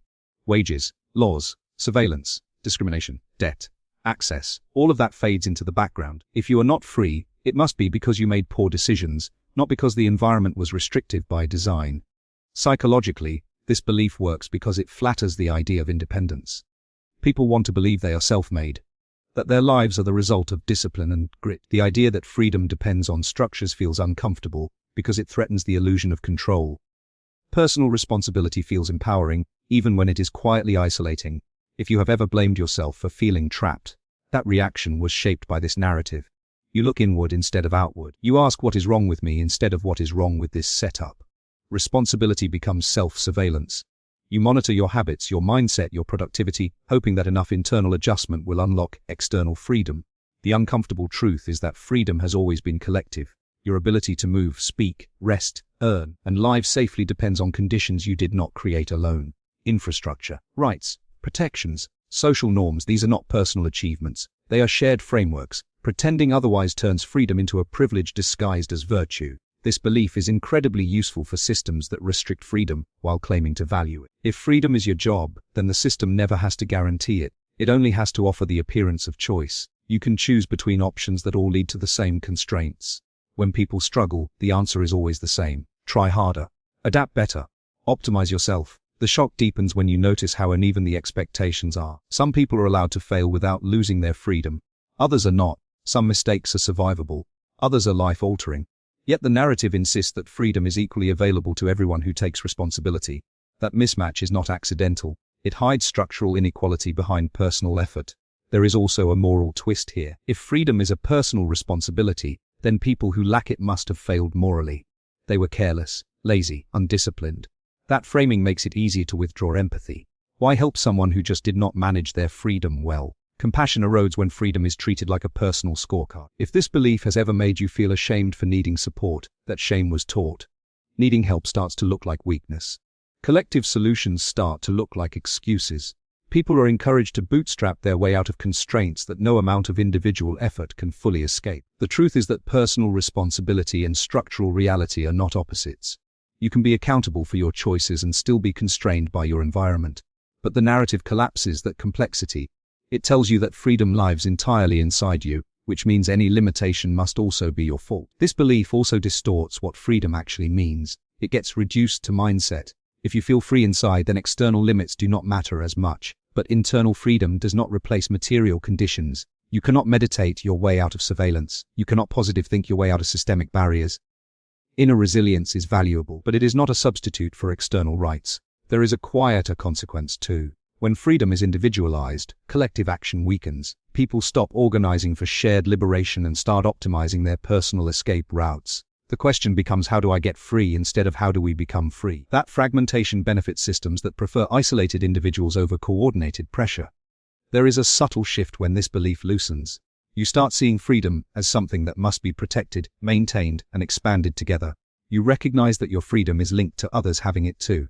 That personal agency matters, but only within conditions that make real choice possible. Freedom is not just about responsibility. It is about access, safety, time, security, voice. Those things are shaped by policy, culture, and power, not just personal effort. When freedom is framed as a solo task, it becomes easier to blame individuals and harder to change anything that actually limits them. Once you see how often freedom was individualized to excuse structural restriction, it becomes harder to accept self-blame as wisdom. And it becomes easier to hold a more grounded truth. Personal responsibility matters, but freedom itself is not something you earn alone. It is something societies either protect or quietly take away. Conflict is always bad. Conflict is usually treated like a failure, something to avoid, something that means things are going wrong. If voices rise, if tension appears, if disagreement surfaces, the instinct is to smooth it over as fast as possible. Keep the peace. Do not make it awkward. Good environments are calm environments. Healthy relationships are quiet ones. Conflict is always bad. The shock comes when you realize how much damage happens in the absence of conflict. Silence does not mean harmony. It often means suppression, unspoken resentment, avoided truths, needs that never made it into the room. When conflict is treated as dangerous, people learn to hide friction instead of addressing it. The surface looks calm while pressure builds underneath. Psychologically, this belief works because conflict activates threat responses. The body reacts to disagreement like danger. Heart rate rises, muscles tense. The brain looks for escape. Avoidance feels like relief. But relief is not resolution. It is just delay. When conflict is avoided repeatedly, the nervous system never learns that disagreement can be survived without collapse or punishment. If you have ever stayed quiet to keep things peaceful while feeling increasingly disconnected, that trade-off was taught. Many people grow up in environments where conflict led to chaos, withdrawal, or harm. You learn that disagreement equals danger. So you adapt by minimizing yourself. Peace becomes the priority, even when it costs honesty. The uncomfortable truth is that conflict is not the problem. Unaddressed conflict is. Disagreement is a natural result of people having different needs, values, and perspectives. The absence of conflict does not mean alignment. It often means one side is swallowing more than the other. This belief is incredibly useful for maintaining control. When conflict is labeled bad, challenging authority becomes inappropriate. Naming harm becomes disruptive. Asking for change becomes aggressive. The person who raises issues gets framed as the problem, not the conditions that created the tension. Stability gets protected at the expense of truth. The shock deepens when you notice who is allowed to engage in conflict without being penalized. People with power can be direct, forceful, even angry, and it gets called leadership. Others do the same and get labeled difficult or toxic. Conflict is not equally dangerous. It is selectively punished. There is also a confusion between conflict and violence. Many people were never taught the difference. Conflict is disagreement, violence is harm. But when those get blurred together, all friction feels unsafe. The result is emotional avoidance disguised as maturity. Calm becomes the goal rather than clarity. If this belief has ever made you feel anxious about expressing disagreement, that anxiety makes sense. Avoiding conflict can feel like protecting relationships, but over time, it often erodes them. When issues are not named, they do not disappear. They go underground. They leak out as sarcasm, distance, burnout, or sudden blow-ups that seem to come out of nowhere. The truth is that conflict is how boundaries get discovered. It is how expectations get corrected. It is how systems learn where they are failing. Without conflict, there is no feedback loop. Everything looks fine until it breaks. Research on relationships and teams supports this. Environments with healthy conflict, where disagreement is allowed and managed respectfully, tend to be more resilient and more trusting. People feel safer when they know issues can be addressed instead of buried. The absence of conflict often signals fear, not harmony. This narrative also teaches people to confuse comfort with health. A situation can feel calm and still be deeply unhealthy. A workplace can be polite and still exploitative. A relationship can be quiet and still one-sided. When conflict is avoided at all costs, the cost just shifts to the person who feels it most. There is a quieter consequence too. People lose the skill of navigating disagreement. If conflict is always bad, you never practice handling it well. Every disagreement feels catastrophic because it has been avoided for so long. That reinforces the belief that conflict itself is the problem, rather than the lack of skill and safety around it. There is a subtle shift when this belief loosens. You stop asking how do I avoid conflict and start asking how do I handle it well. You see disagreement as information instead of threat. You recognize that friction can be a sign of care, not failure. Something matters enough to be addressed. Conflict does not have to be cruel. It does not have to be explosive. It does not have to destroy connection. When handled with respect and honesty, it can deepen trust and clarify expectations. Avoiding it only preserves the illusion of peace. Once you see how often conflict was labeled bad to keep things comfortable and unquestioned, it becomes harder to equate silence with health, and it becomes easier to accept a more grounded truth. Conflict is not always the enemy. Sometimes it is the doorway to something more honest, more balanced, and more real. Success means you deserve it. Success is often treated like a verdict. You made it, so you must deserve it. Your outcome becomes evidence of your virtue. Your position becomes proof of your effort, intelligence, discipline, or morality. Success is framed as a receipt. You earned this. The higher you climb, the stronger that assumption gets. The shock comes when you realize how comforting that belief is for everyone who benefits from it. If success means you deserve it, then inequality feels justified. Winners feel validated. Losers feel responsible. The system gets to look fair without being examined. Outcomes replace questions. Psychologically, this belief works because it protects identity. People want to believe their success says something good about them. That it was not random. That it reflects who they are, not just what happened around them. Linking success to deservingness stabilizes self-worth. It turns achievement into moral confirmation. If you have ever looked at someone more successful than you and assumed they must be better, smarter, or more disciplined, that reflex was taught. And if you have ever felt ashamed for not being where you thought you should be, that shame came from the same place. The belief cuts both ways. It flatters some and quietly condemns others. The uncomfortable truth is that success is influenced by far more than effort or character. Timing, access, networks, health, geography, inherited resources, pure chance. None of these show up on resumes or highlight reels, but they shape outcomes dramatically. Two people can work equally hard and end up in completely different places. Not because one deserved it more, but because conditions were different. This belief is incredibly useful for preserving hierarchy. If success equals deservingness, then those at the top are there for a reason that does not need scrutiny. Power looks earned. Wealth looks virtuous. Influence looks natural. Meanwhile, those struggling are framed as lacking something internally rather than navigating external constraints. The shock deepens when you notice how selectively deservingness is applied. When someone successful behaves badly, the narrative shifts. They earn their success, but their flaws are treated as personal quirks. When someone struggling makes a mistake, it is taken as confirmation that they deserve their position. The moral lens tightens or loosens depending on status. There is also a retroactive logic at play. Once someone succeeds, their past choices get rewritten as smart and intentional. Risk becomes vision. Luck becomes foresight. Failure disappears or gets reframed as character building. The story gets cleaned up to support the idea that the outcome was inevitable and earned. If this belief has ever made you feel like your struggles were proof of personal failure, that pain is not a coincidence. When success is moralized, failure becomes a verdict too. Not just about circumstances, but about worth. That can turn setbacks into identity wounds rather than learning moments. The truth is that deservingness is a moral concept, not an outcome-based one. It cannot be measured by money, status, or recognition. Someone can deserve dignity, safety, and respect regardless of how successful they are. Conflating success with deservingness turns basic human needs into rewards instead of rights. This narrative also distorts empathy. If people have what they deserve, then compassion feels unnecessary. Why help someone who ended up exactly where their choices led them? Why question systems that are supposedly sorting people correctly? The belief reduces curiosity about suffering and replaces it with judgment. There is a quieter consequence for those who succeed too. When your worth gets tied to your achievements, success becomes fragile. You have to keep proving you deserve it. Failure stops being a normal part of life and starts feeling like exposure. The pressure to maintain the story can be relentless. Research on attribution bias shows that people consistently overestimate personal traits when explaining success and underestimate situational factors. We do this not because it is accurate, but because it is psychologically satisfying. It gives the world a sense of order. People get what they deserve. But that order is largely imagined. There is a subtle shift when this belief loosens. You start separating outcomes from morality. You recognize success as information, not a verdict. You can appreciate effort without worshipping results. You can acknowledge advantage without erasing work. You can see struggle without assuming deficiency.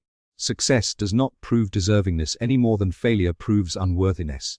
Outcomes tell you where someone landed, not what they are worth or what kind of person they are. Treating success like a moral badge makes inequality easier to accept and harder to challenge. Once you see how often deservingness was used to justify outcomes rather than examine systems, it becomes harder to look at success as proof of virtue.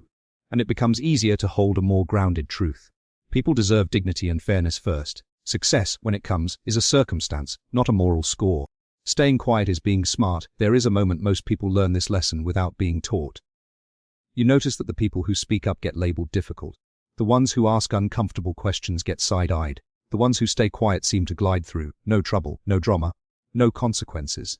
Somewhere along the way, silence starts to look like intelligence. You tell yourself you are being strategic, observant, mature. Staying quiet is being smart. The shock comes when you realize how often that silence is not wisdom, but fear wearing a clever disguise. Silence feels safe because it reduces risk. No one can misunderstand you if you say nothing. No one can punish you for a thought you never voiced. But safety is not the same as intelligence. And over time, that confusion starts to cost you more than it protects.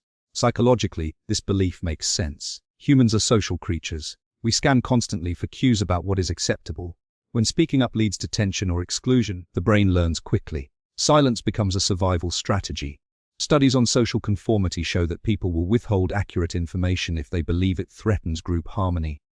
Not because they do not know better, but because belonging feels more urgent than truth.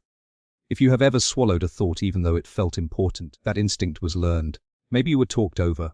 Maybe you were punished for honesty. Maybe you watched someone else get burned for saying the wrong thing.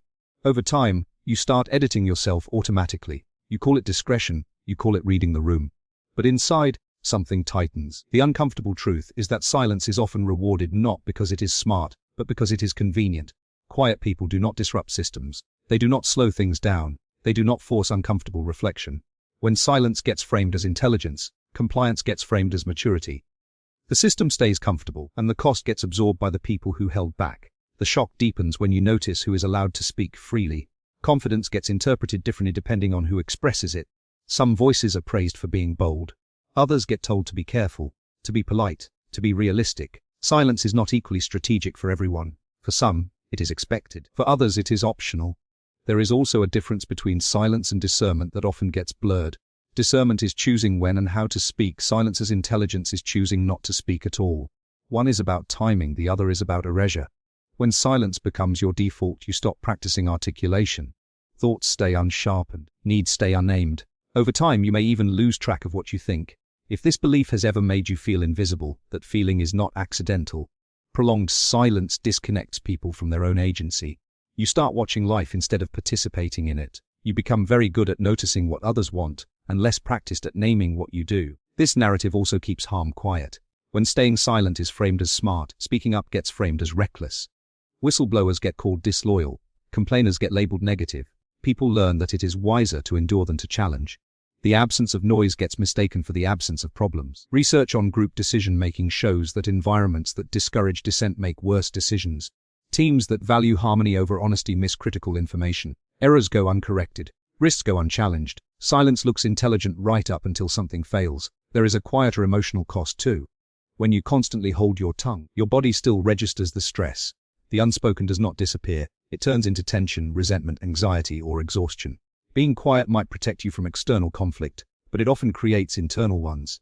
This does not mean speaking impulsively or without care. Silence can be wise in moments. Not every thought needs a microphone, but treating silence as intelligence by default strips people of voice and flattens complexity. It turns caution into identity. There is a subtle shift when this belief loosens. You stop asking, is it safe to speak, and start asking, is it true, is it necessary, is it aligned? You realize that intelligence includes articulation, not just observation. That clarity often requires friction. That being thoughtful does not mean being absent. Staying quiet can be strategic. It can be compassionate, it can be protective. But it is not inherently smart. Sometimes the smartest thing is to name what everyone else is avoiding. Sometimes intelligence sounds like a steady voice in an uncomfortable room. Once you see how often silence was rewarded for keeping things smooth rather than honest, it becomes harder to confuse quiet with wisdom, and it becomes easier to reclaim a fuller version of intelligence, one that includes discernment, courage, and the willingness to speak when silence would cost too much. Power is invisible. Power rarely announces itself. It does not always shout or threaten or demand. Most of the time it whispers. It blends in. It looks normal. You walk past it every day without naming it. You feel its effects long before you ever see its shape. Power is invisible, or at least that is what we are taught to believe. The shock comes when you realize that power works best when it does not look like power at all, when it feels natural, when it feels like common sense, when rules seem obvious, expectations feel reasonable, and outcomes appear inevitable. Real power does not need force if it can shape what people consider normal, possible, or realistic. When something feels unquestionable, power has already done its job. Psychologically, invisibility is not an accident. The human brain is less likely to resist what it does not recognize as a threat. Obvious domination triggers defense. Subtle influence triggers adaptation. People adjust their behavior without realizing why. They internalize limits without remembering who set them. Over time, control feels like choice. If you have ever followed a rule you could not fully explain, that was power operating quietly. If you have ever felt pressure to act a certain way without being directly told, that was power too. Dress codes that are not written, career paths that are encouraged but not required, life milestones that feel mandatory even though no one forced them. Power hides in expectations. The uncomfortable truth is that visible power is often the least important kind. The boss yelling, the law being enforced, the authority issuing commands. That is the surface layer. Beneath it is the deeper layer where power decides what is rewarded, what is ignored, and what is punished subtly enough to feel coincidental. Who gets opportunities? Who gets the benefit of the doubt? Who has to explain themselves more? The shock deepens when you notice how power erases itself from the story. When something goes wrong, responsibility gets individualized. You made poor choices. You did not adapt. You failed to compete. The system disappears. Power becomes background noise. Outcomes look personal even when patterns are structural. This belief is incredibly useful. If power is invisible, it cannot be questioned easily. You cannot challenge what you cannot see. You end up arguing with yourself instead of the structure shaping your options. You optimize your behavior without asking who designed the maze. There is also a reason power prefers to look neutral. Neutrality sounds fair, objective, rational. But neutrality often reflects the perspective of those already advantaged by the system. When power claims to be invisible, it also claims to be impartial. That makes resistance look irrational or emotional rather than necessary. If this belief has ever made you feel like you were imagining constraints, that confusion was cultivated. Power that stays unnamed creates self-doubt. You sense limits, but you cannot point to them cleanly. You start wondering if the problem is your perception instead of the environment. That uncertainty keeps people compliant. Power also hides behind language efficiency, professionalism, best practices, market forces. These phrases sound technical, not political, but they carry values. They prioritize certain outcomes over others. When language gets abstract, power gets harder to trace. There is a psychological phenomenon called normalization. When people live inside a system long enough, its rules feel natural even if they are arbitrary. You stop noticing the walls because you learned how to move inside them. Power does not need to be enforced constantly if people enforce it on themselves. The truth is that power is not actually invisible, it is just familiar. It becomes background because it is consistent. Like gravity. You only notice it when something resists it or breaks free. When someone steps out of line, when a rule is questioned, when an outcome is challenged, suddenly power becomes very visible. It responds, it corrects, it reminds. That moment is revealing. Power that claims to be neutral reacts defensively when named. It prefers to operate without being acknowledged. Visibility threatens it because awareness creates choice. Once you see the pattern, you can no longer pretend it is random. There is a subtle shift when this belief loosens. You start asking different questions. Who benefits from this being normal? Who decides what is realistic? Who pays the cost when this works as intended? You begin to see power not just in leaders or institutions, but in incentives, defaults, and silences. Seeing power does not mean you suddenly escape it, but it changes your relationship to it. You stop blaming yourself for every friction. You stop mistaking constraint for failure. You start noticing where choice ends and structure begins. Power wants to feel invisible because invisibility feels inevitable. But once you recognize it, inevitability cracks. What looked like the way things are starts to look like the way things were designed. And once power becomes visible, it becomes something you can question, negotiate with, and sometimes resist. Not because it disappeared, but because it no longer gets to hide behind the illusion that it was never there at all. The system is too complex to change. Complexity is often presented like a wall.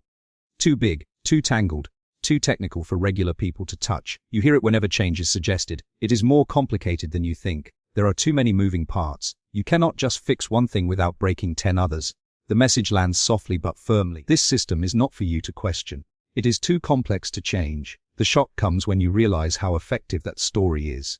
Complexity does not have to stop you physically if it can stop you mentally. When something feels overwhelming, the brain looks for an exit. Deference feels easier than engagement. You back away not because you disagree, but because you feel unqualified. Complexity becomes a gatekeeper. Psychologically, this belief works because humans have limited cognitive bandwidth. When problems are framed as vast and technical, people experience learned helplessness. That is the state where repeated exposure to unsolvable situations trains the brain to stop trying. Even when change becomes possible, the body still expects futility. Complexity keeps people tired. If you have ever felt like the system was broken but untouchable, that feeling was not random. Most large systems were built incrementally, not intelligently. Policies stacked on top of policies. Rules layered over exceptions. What looks impossibly complex now often began as simple decisions made without long-term accountability. Complexity is often the result of avoidance, not necessity. The uncomfortable truth is that complexity often protects power. When systems are hard to understand, they are harder to challenge. Experts become gatekeepers. Ordinary people get told to trust the process. Transparency decreases as jargon increases. Complexity creates distance between decision makers and those affected by decisions. The shock deepens when you notice how selectively complexity is invoked. When efficiency or profit is the goal, systems suddenly become very flexible. Rules get bypassed. Processes get streamlined. When justice or fairness is the goal, complexity returns. It is not that change is impossible. It is that change is inconvenience who benefit from things staying the same. There is also a sleight of hand happening. Complexity gets confused with fragility. You are told that touching one part will cause collapse, but many systems are already harming people precisely because they are not changing.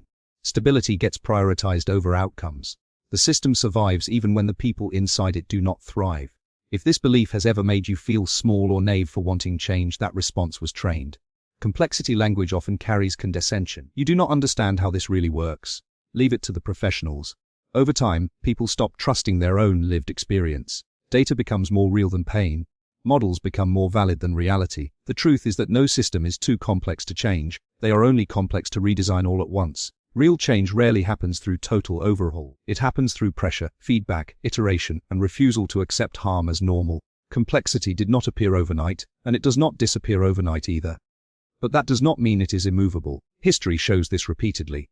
Systems that once felt permanent were altered when enough people stopped accepting complexity as an excuse. Labor protections, civil rights, safety standards. None of these systems were simple. They changed because harm became undeniable and silence became costly. There is also a difference between complexity and accountability. Complexity explains how something functions. It does not justify who it fails. A system can be complicated and still responsible for its outcomes. Saying it is complex does not absolve it from scrutiny. It only delays it. Research on organizational behavior shows that large systems often resist change not because change is impossible, but because incentives reward preservation.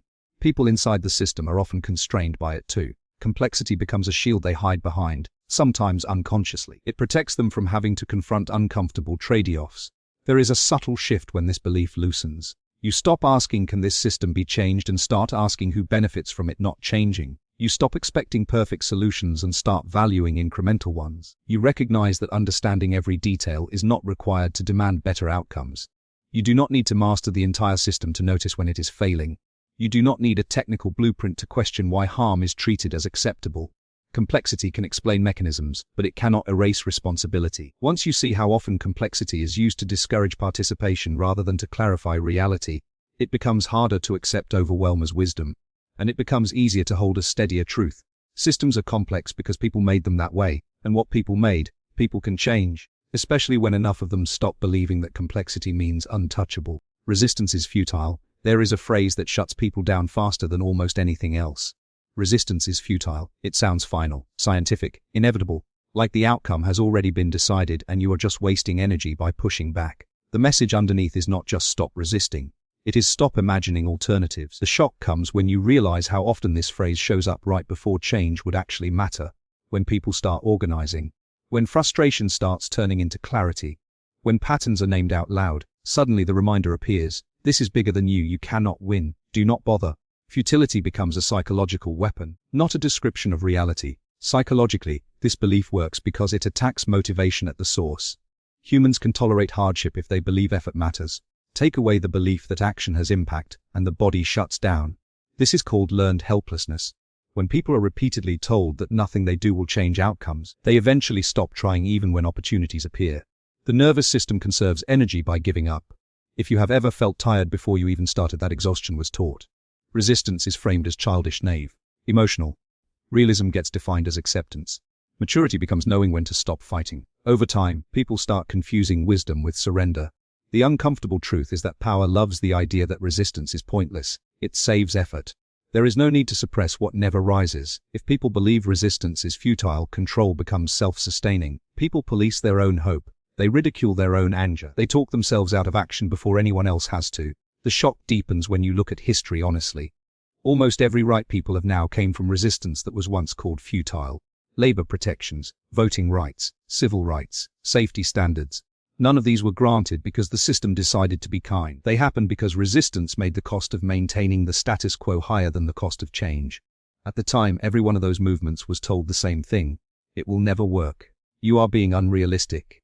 You are disrupting stability. The system is too big. The backlash was inevitable. And yet, resistance shifted what was considered possible. This narrative also shrinks resistance into a single dramatic act, one protest, one speech, one hero moment. When that does not immediately change everything, people conclude it was pointless. But resistance rarely works like that. It works through accumulation pressure, visibility, refusal. It works by changing what can be said out loud and what can no longer be ignored. If this belief has ever made you feel foolish for caring, that sting was intentional. Resistance is often reframed as ego, as wanting to feel important, as needing to be right. That reframing keeps people quiet by making dissent feel self-centered instead of necessary. There is also a selective application of futility. When powerful groups resist changes that threaten them, it gets called advocacy.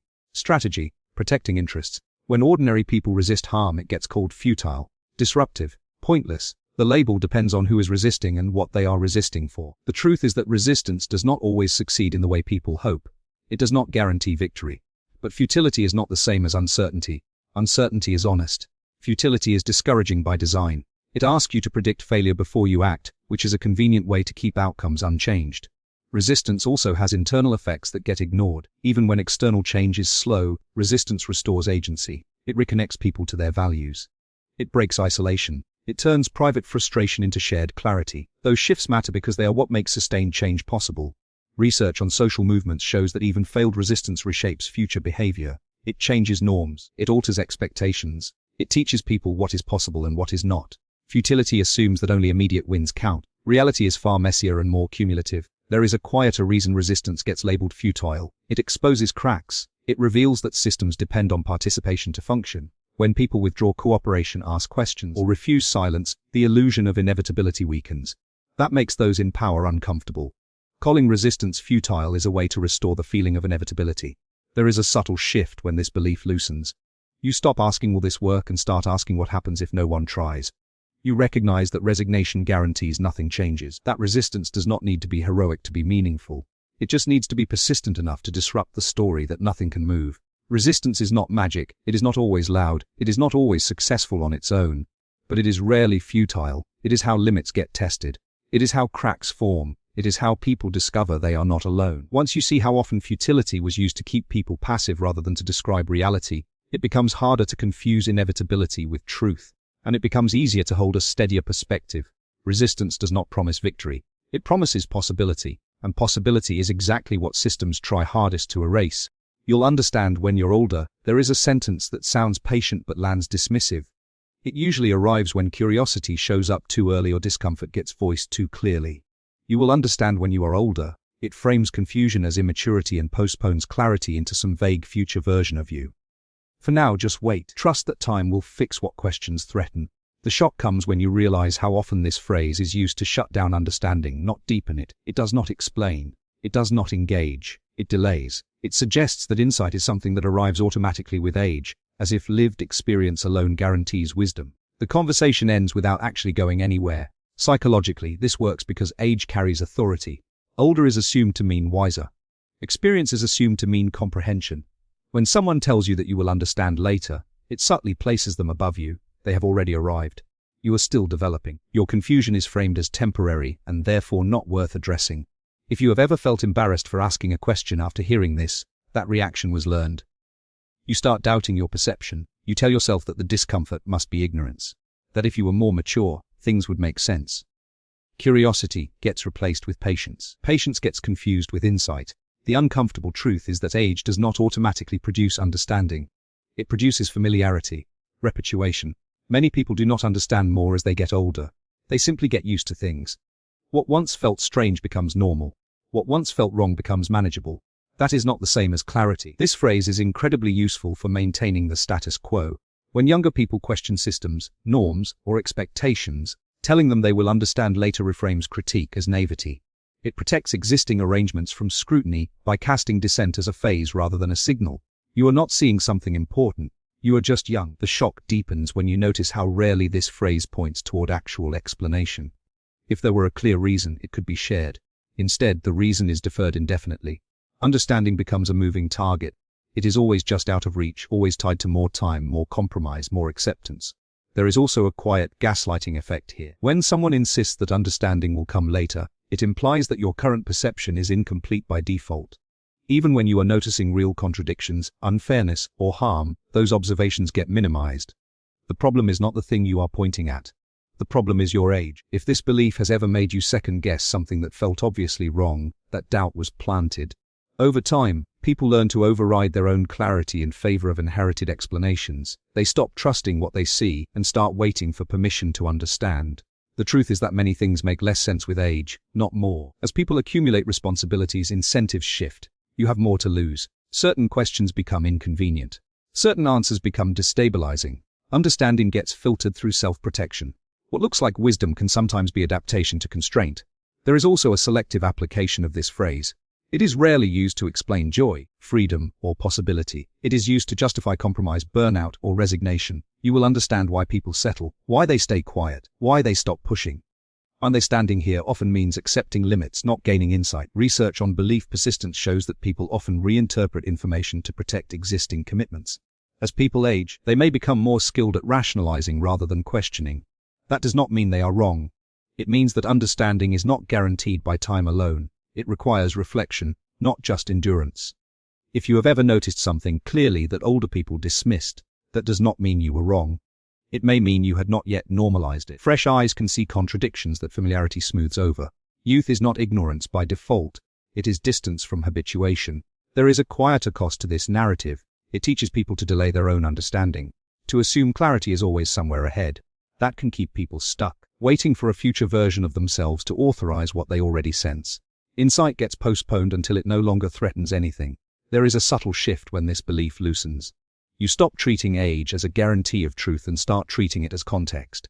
You listen for explanation instead of deferral. You value lived experience without surrendering your questions to it. You recognize that understanding is something you practice, not something that arrives on a birthday. Some things do become clearer with time, but many things only become clearer when they are named early and examined honestly. Waiting does not automatically produce wisdom. Sometimes it just produces tolerance. Once you see how often you will understand when you are older was used to silence curiosity rather than cultivate insight, it becomes harder to accept delay as depth, and it becomes easier to trust a more grounded truth. Understanding is not age-locked. It is question-driven, and you do not have to wait to start asking. Nothing really changes. There is a kind of tired wisdom that shows up after people have been disappointed enough times.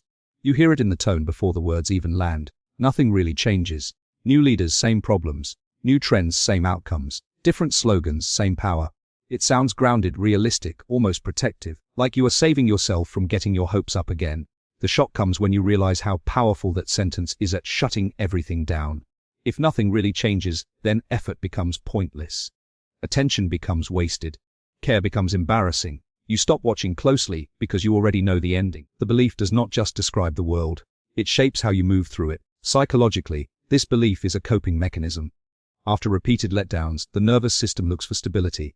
Expecting disappointment feels safer than risking hope. There is even research showing that people who expect negative outcomes feel less emotional impact when they happen. Cynicism becomes armor, but armor is heavy, and it limits movement. If you have ever rolled your eyes at calls for change even though part of you wanted to believe, that tension makes sense. It is exhausting to care repeatedly without seeing results. Saying nothing really changes feels like reclaiming control. You cannot be fooled if you never expect improvement. But that control comes at a cost. The uncomfortable truth is that change does happen, just rarely in the way stories promise. It is not clean. It is not fast. It is not evenly distributed. Some things change dramatically while others stay stubbornly the same. The belief that nothing changes survives because change often benefits some people while bypassing others. If it did not help you, it feels like it did not happen. This belief is incredibly useful for preserving the status quo. If people assume outcomes are fixed, systems do not have to defend themselves, accountability fades, pressure dissolves, apathy becomes common sense. The story that nothing changes quietly protects whatever already exists. The shock deepens when you look closer at history. Many of the things people now treat as normal were once unthinkable. The idea that nothing changes only looks true if you zoom in too close or if you focus only on what failed. It ignores slow shifts in norms, rights, language, and expectations. It ignores the work that made today's baseline possible. There is also a selective memory at play. Change is most visible when it disrupts comfort, when it challenges routines or advantages, but changes that reduce harm or expand dignity often fade into the background once they become familiar. People forget the struggle that preceded them. What was once fought for becomes assumed. Then the narrative resets. Nothing really changes. If this belief has ever made you feel detached or numb, that numbness was learned. It is the emotional residue of disappointment. But numbness is not insight. It is fatigue pretending to be clarity. It feels wise because it reduces vulnerability, not because it is accurate. The truth is that systems resist change while people constantly change. Cultures shift, ideas spread, boundaries move. What is acceptable today was once controversial. What feels fixed now may be mid-transition even if it does not look like it yet. Change often happens in pressure points before it shows up in headlines. There is also a difference between visible change and meaningful change. Some changes are loud and symbolic. Others are quiet and structural. Some changes are reversed. Others accumulate. The belief that nothing changes often comes from expecting transformation to look dramatic and permanent. Reality is messier and slower. This narrative also collapses effort into outcome. If the final result is not achieved, the effort is labeled pointless. But effort shapes conditions. It changes what can be said. It alters expectations. It creates cracks. Many shifts only happen because earlier attempts failed loudly enough to move the baseline. If you have ever felt foolish for hoping things could be different, that shame did not come from logic. It came from exhaustion. Hopelessness often disguises itself as maturity, but maturity without curiosity hardens quickly. There is a subtle shift when this belief loosens. You stop asking, did this fix everything, and start asking, did this move anything? You stop expecting clean victories and start noticing partial ones. You recognize that stagnation often feels permanent right before something gives. Nothing really changes is comforting because it removes responsibility. If the world is static, you are off the hook, but it is also constricting. It shrinks the future down to a rerun of the past. Once you see how often this belief protects you from disappointment by preemptively cancelling possibility, it becomes harder to treat it as wisdom. And it becomes easier to hold a quieter, more honest truth. Change is slow, uneven, and fragile. But it happens. And believing it never does is one of the surest ways to help keep it that way. This is just how life is. There is a sentence people reach for when they want a conversation to stop. It usually comes out calm, almost gentle. This is just how life is. It sounds like acceptance, like wisdom earned through experience, like someone has finally made peace with reality. But underneath it, something shuts down. The shock comes when you notice how often this phrase appears right at the edge of discomfort. When someone points out an unfair rule, when exhaustion gets named, when a pattern starts to feel wrong instead of normal. This is just how life is, steps in like a full stop. No further questions, no alternatives, no imagination required. Psychologically, this belief offers relief. If something is inevitable, you do not have to wrestle with it. You do not have to feel angry. You do not have to hope. Acceptance feels lighter than resistance. The nervous system relaxes when it believes struggle is pointless. The problem is that relief is not the same as truth. If you have ever felt guilty for being bothered by something after hearing this, that guilt was learned. You start to wonder why you cannot just accept things like everyone else. Why you are still uncomfortable. Why you have not adjusted. The issue shifts from the situation to your reaction to it. The uncomfortable truth is that this phrase often confuses what is common with what is necessary. Just because something happens frequently does not mean it has to keep happening. Just because something has existed for a long time does not mean it is natural or inevitable. Many harmful conditions survive not because they are unchangeable, but because people stop questioning them. This belief is incredibly useful for maintaining the status quo. When life is framed as inherently hard, unfair, or exhausting, specific causes disappear. Long hours become normal. Burnout becomes adulthood. Inequality becomes realism. If that is just how life is, then no one has to explain why it is that way or who benefits from it staying that way. The shock deepens when you realize how selectively this phrase gets applied. It rarely shows up to explain joy, freedom, or ease. It shows up to justify limits, to explain away frustration, to lower expectations. It is a narrative that trains people to settle without ever calling it settling. There is also a quiet moral layer here. If this is just how life is, then wanting something different starts to look naive or entitled. Acceptance gets framed as maturity. Discomfort gets framed as immaturity. Over time, people learn to swallow dissatisfaction and call it growth. If this belief has ever made you feel numb, that numbness makes sense. Accepting everything as inevitable dulls emotional response. Anger fades. Hope fades. Curiosity fades. You start moving through routines instead of choices. Life becomes something that happens to you rather than something you participate in shaping. The truth is that many things people call life are actually systems. Schedules, norms, economic structures, social expectations. These were designed by people, maintained by people, and can be changed by people. Calling them life gives them a permanence they do not deserve. There is a psychological phenomenon called normalization. When people are exposed to the same conditions long enough, even harmful ones start to feel normal. The brain adapts. Stress becomes background noise. Fatigue becomes baseline. Once that happens, questioning the condition feels disruptive. This is just how life is becomes a way to protect the adaptation. But adaptation is not the same as health. Just because you can survive something does not mean it is good for you. Just because people endure does not mean they are thriving. Normalizing harm does not make it harmless. If you have ever felt a quiet sense that something was off even though everyone else seemed to accept it, that feeling matters. That is often the first signal that normal is not neutral, that what is accepted might still be wrong. There is a subtle shift when this belief loosens. You stop asking why am I struggling with this and start asking who decided this was normal. You realize that life includes constraints, but it is not defined by resignation. You recognize that acceptance can be a choice, not a default. Some things are unavoidable. Loss, uncertainty, change. But many things labeled as just life are patterns that persist because they are rarely challenged. Once you separate inevitability from familiarity, the world opens slightly. Not because everything becomes easy, but because everything becomes questionable again. This is just how life is sounds like wisdom, but it often functions like a lid. It closes conversations that could have led somewhere better. Once you see how often it has been used to end curiosity instead of deepen understanding, it becomes harder to accept it as truth. And it becomes easier to hold a more honest perspective. Life is shaped by what people tolerate, challenge, and imagine. What feels inevitable today was once decided by someone, and that means it can be decided differently.